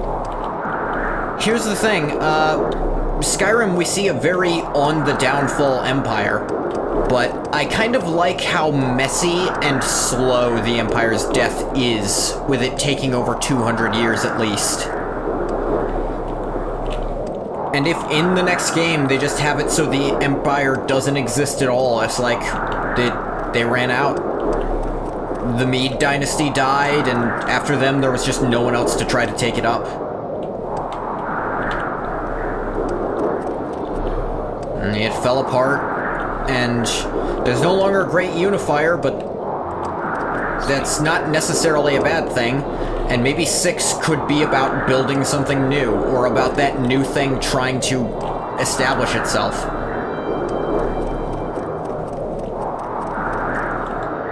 But I know they had the basic plot of Oblivion planned out, because they make reference to it. Not only did they reference it once, with Caius's line of, when the Emperor dies, the gates of Oblivion themselves will cut loose. Or something along those lines. Could be, at this point, what empire is there left to claim? Yeah. Never let the Empire die? But I know, and then there's also, if you do the main story and all the expansions first, there's a person who can see the future you can talk to who says, because, like, if you haven't done the main story, they'll reference you going to fight Dagoth, or if you have, then they'll reference, fighting Almalexia, I think. If you've gotten her and done Tribunal, they reference the events of, the events on Solstheim, and then, if you've done all of that, she makes a reference to the Gates of Oblivion bearing open. The Empire in Skyrim consists of Cyrodiil, High Rock, Skyrim, Black Marsh, and Morrowind. The latter two are barely parts of it at best. Black Marsh... Actually, they can claim the outer edges of Black Marsh, but the actual Black Marsh part with governance, they have basically no claim. Tiber Septim basically said, alright, we win, and then left. And then the Argonians kept ruling themselves outside of the, like, friggin' borders. Skyrim is obviously in contest. Morrowind and Black Marsh aren't even de jure part of it. Yeah, Morrowind is barely a country anymore, by my estimations. Never could really control Black Marsh, yeah. They can't really claim control of Morrowind anymore, either. I mean, what is there of Morrowind to control by that point is another question. I know the great houses are doing okay, but the place was fucked up by the Red Year, and I don't think they're bounced back from that still. Cyrodiil and High Rock are essentially what the Empire is. They are rebuilding? Yeah, but they're also rebuilding... The more they rebuild, the less Empire they need, because the Empire didn't help them rebuild. Yeah, nothing yet, Lewis, but I'm working on it. That's something I wanted to ask you about. Terrible place. There's a boat from Cool if you have any reason to go. That's right. So I think I can get to Nissus from here.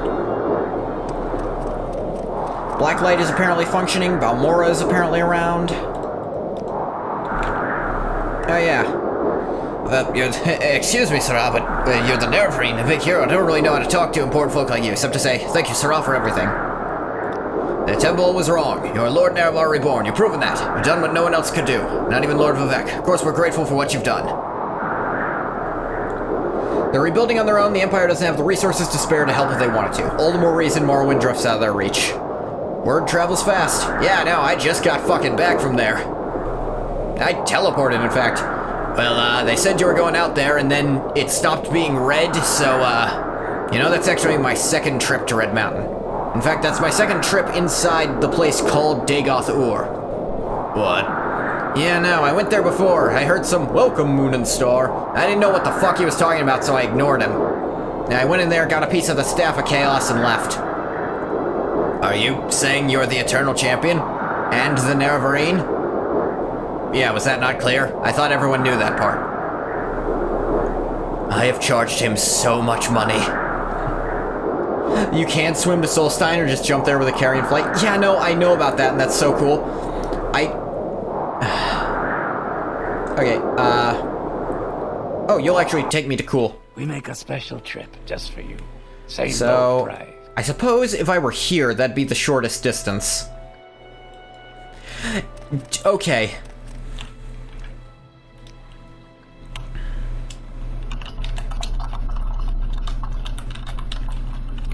So yeah, I am gonna do Solstheim before Tribunal, because I feel like Tribunal is a better ending to the story. You know? With how it wraps up.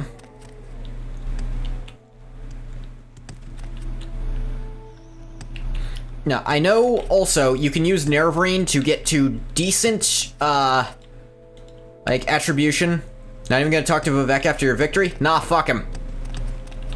Solstheim, a terrible place I hear. There's a boat from Cool if you have any reason to go. Nah, fuck that. I'm an Argonian. Any smart Argonian doesn't need a boat.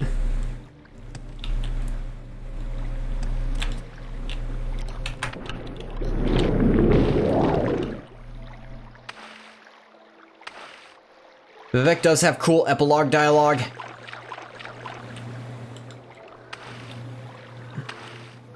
I'm sure he does. Might want to talk to him eventually. Yeah, at some point. Tell you what. After Tribunal, I'll go talk to him. We're gonna have some shit to talk about then. Actually, you know what? I should probably do that first. Have fun swimming in slaughterfish-infested waters? Who said anything about swimming? My speed is damaged. I should probably, yeah.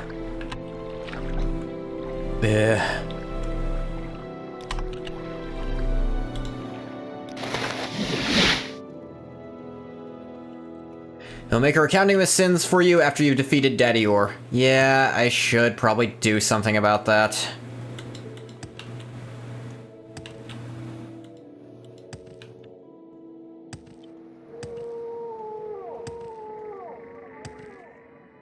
Alright, take me to...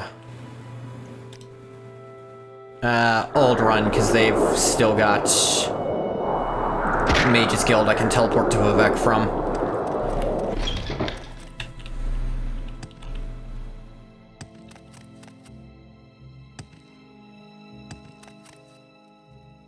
Then you... Get me to Vivek. Get out of the way. Well, common people greet you with reverence now. Yeah, it's kind of fun.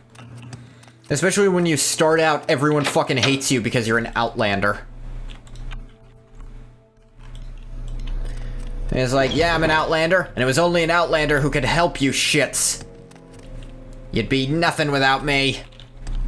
Always remember, if not for Ungoth the Third, the Second, and the First, you'd all be fucking dead. Whee!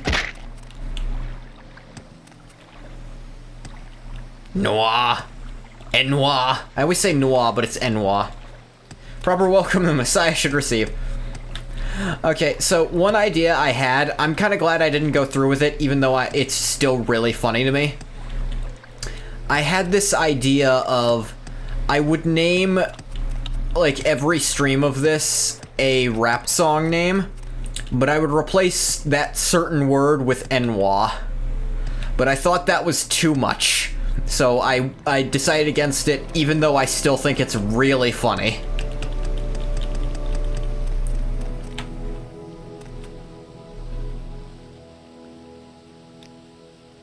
Let's see. Let's decide our differences and talk, shall we? By differences, I mean the fact that you're a fucking lizard. That shit's disgusting. You smell like stale marsh water. Let's set that aside and talk, shall we? I will kill every member of your entire race. Just like a lizard to say that. I guess you can't put aside your differences. I hate this country.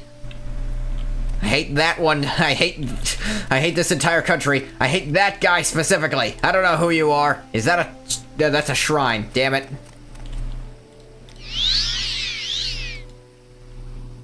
Damn it, I thought that would cure my speed. I'm not giving them my money if that's not how they work. Alright, Vivi. What's up? The Blight is gone and we have survived. Now we must dedicate ourselves to rebuilding the temple. You must dedicate yourself to your responsibilities as protector of Morrowind. Sometimes you wish that rock would just... yeah, sometimes I wish that rock would just fall and wipe out this whole fucking city, you shit. I hope it does. And then, I don't know, maybe someone will come in and bring goddamned order to this place. I think the Argonians will be available by then. We'll be done cleaning up our own shit. We've survived. We've lost our divine powers, but not altogether. Some token of the people's faith remains, and we shall dedicate it to rebuilding the temple. Now that Dagoth is gone, we can turn our energies to the more humble needs of the people. It is good, honest work, and I believe there is redemption in it. Rebuilding the temple. Still issues to be resolved between the temple and dissident priests. Now that our greatest enemy is gone, we must reorganize the temple to meet the needs of the people. We have less need of ordinators, for example, and greater need of priests and healers and teachers. We must find time to mourn and honor the dead. Without the power of the heart, our divine powers diminish. Our days as gods are numbered. I have told my priests that I shall withdraw from the world, and that the temple should be prepared for a change. We may be honored no longer as gods, but as saints and heroes, and the temple will return to the faith of our forefathers, the worship of our ancestors and the three good Daedra, Azura, Mephala, and Boethia. Are you sure about those last two? Azura, sure, but Mephala? Boethia? Like, Mephala's a little iffy, but Boethia? Really? You're sure? Good. That's the word you want to... I'd put Shia Gorath in that category first, my guy. Anyway, nothing quite like Frieza levels of racism to make a fantasy setting believable. In spite of all his bullshit, Vivek still on some level believes there's something he needs to redeem in what he's done. Like, one of three of those are good. Yeah, Bethra, it's like... Azura, sure. She generally just seems to want to be worshipped, and that's the worst she does. Mephala's kind of murdery, but I think there's an order to what Mephala does. Boethia? Didn't she eat a guy? Because she fucking felt like it. And isn't his reanimated dung one of your evil ones? Like, you're really gonna give her a fucking pass after that? Hey, they taught us to build houses, okay? I get why they view them as good, but objectively they're very not. He deserved it. Also, Boethia isn't even always a guy. That's a weird one. Then again, I guess you aren't either. Maybe he liked it, you don't know. I get the very distinct impression from what he turned into that he doesn't fucking like what was done to him. The missions and traditions of the temple must continue, but without its living gods. Alexia, Sothasil, and I gained our divine powers from the heart of Lorcan. Now we no longer have access to the heart, so we must lose our divinity. I've always worn my divinity lightly. Fundamentally, I'm not at all a serious person, and I will not miss it. I've tried to do what was necessary. I'm afraid I've done some harm. I assure you, I'll be quite content to be a mere mortal again, dedicated to my own amusements. Never mind, they like a food warrior god based. Been taking heat for the Vor allegations for centuries. He's tired now. If you didn't want to get shit on for shitting out Malakath, you shouldn't have shit out Malakath.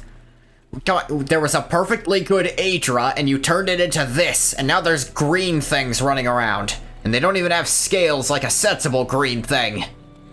So mad he just yells at you for being too literal-minded if you bring it up. Alexia.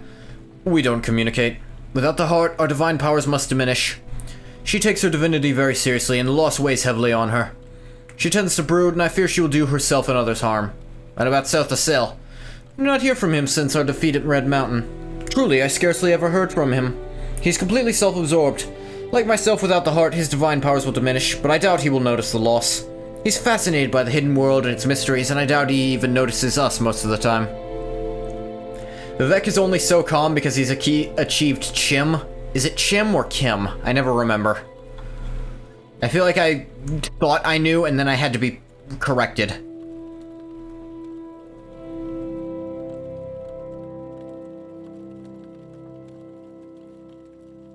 Let's see. Protector of Morrowind. Hard K, Kim. Alright. There's much to do. Still have Kagranak's tools, potent weapons, and the wit and experience of a proven hero. Tribunal and the Temple are happy to yield to you the duties of fighting the enemies of Morrowind. Much to do. There are many blighted beasts and horrors that have survived and must be hunted down and destroyed. There are lesser monsters and villains of all kinds who prey upon the people. There are unsolved mysteries and legendary treasures undiscovered. I'm sure you'll find much to occupy you. I don't think Vivek got Kim. No, if he got Kim, then he wouldn't still need the heart, I don't think. I think he knows Kim is a thing. Yeah, he says he achieved Kim in, like, some of his sermons. He's a poser pretending to have actually achieved it because he wants to have everything. Yeah. Go about your business, but I'm watching you. Oh, yeah? Praise Om Sivi, praise the Neverrain, the devil is dead and the blight is gone. Look, you get +10 for that, but it's faith, law, justice. You get plus 10 for that. Unless it's already above 60, then it stops. You believe Kim has just made up bullshit. I think it's true to an extent. I think it could be real. I think Vivek discovered that that's how it works, but all his attempts to actually do it himself are bullshit. He's like, why am I still not a god? Because no, if he had it, Vivek has a sort of pathological need to be everything, all genders, all creeds, all truths, and all falsehoods. Yeah, he's kind of fucking crazy.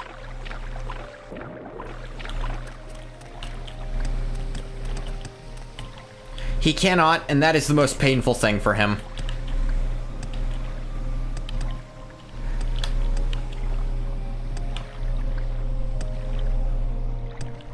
He's just himself, and that's never enough. It's too bad the only place you can ever get any dialogue with Sotha Sil is in ESO. And you really can't go that deep with him because it's ESO.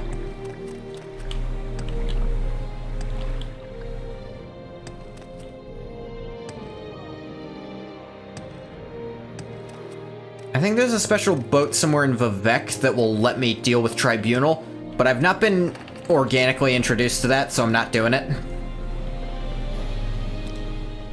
We make a special trip just for you. I'm going to Solstheim because I got business there.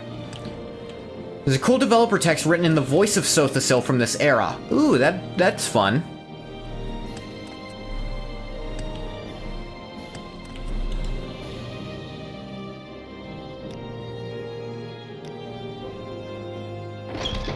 I'm very happy to make your acquaintance. I should just teleport to Aldrun, then take a thing to Kull. And then we'll just walk. I'll actually save before I walk and then go in the normal way. But I want to walk there at least once. Welcome. Gary Noonan wrote it in a 2002 on a forum. That sounds cool. I'm listening.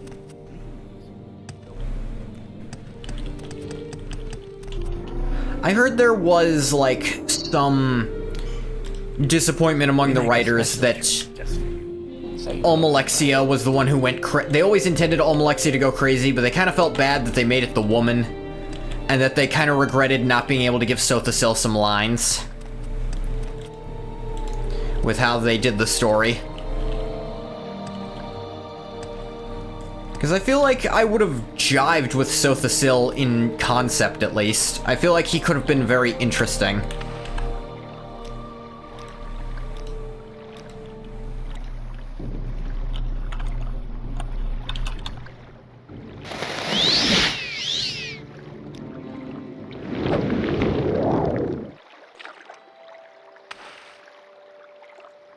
And now we head straight west.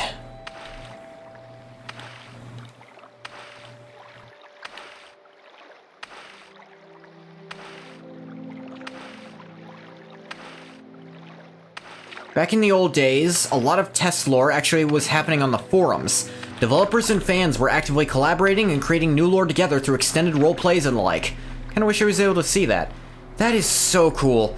I was 4 at the time, so I couldn't have had anything to do with it, but maybe someone a little older could. Like, that was before I even had, I think, I'm not joking when I say this, I think there actually wasn't internet in my city when I was 4 years old.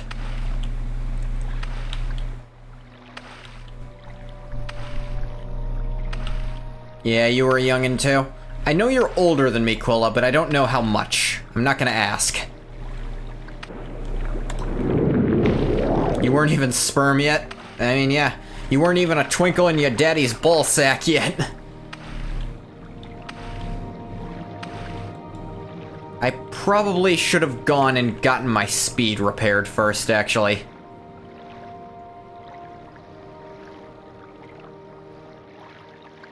What has even done damage to it that hasn't been restored yet?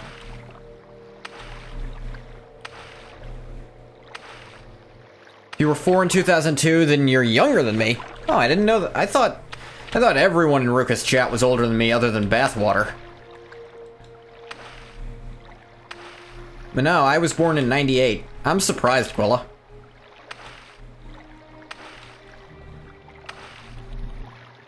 Then again, I did often get told that I talk like someone older than I am, so I'm also not good at judging people's ages.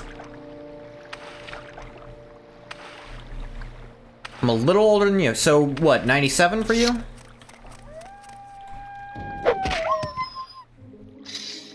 That's enough of you.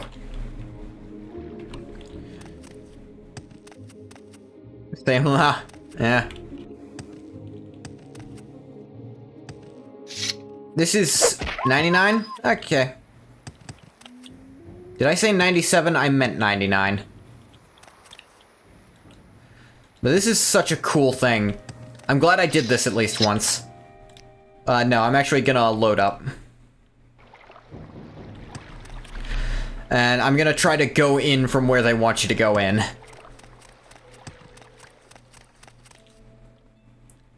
Though, this is Fort Darius.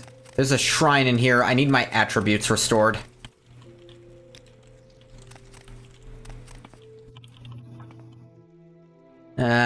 Services. No, wait, I have to interact with this. Much to learn. Welcome, please. There we go, back up to 80. Actually, I think a bunch of my stuff was damaged. So, getting back up there, good and good. You're an old soul when you were young, which is another way of saying depressed. Yeah, me too. I remember when I was 12 and started getting into, like, actually being on the internet, people would generally think I was, like, 16 or so.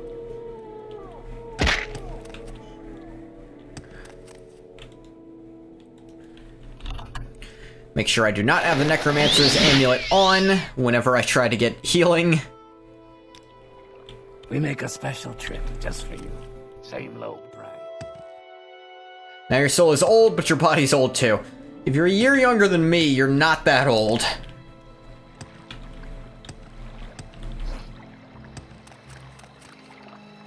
Let me see if I can find the actual Solstheim boat.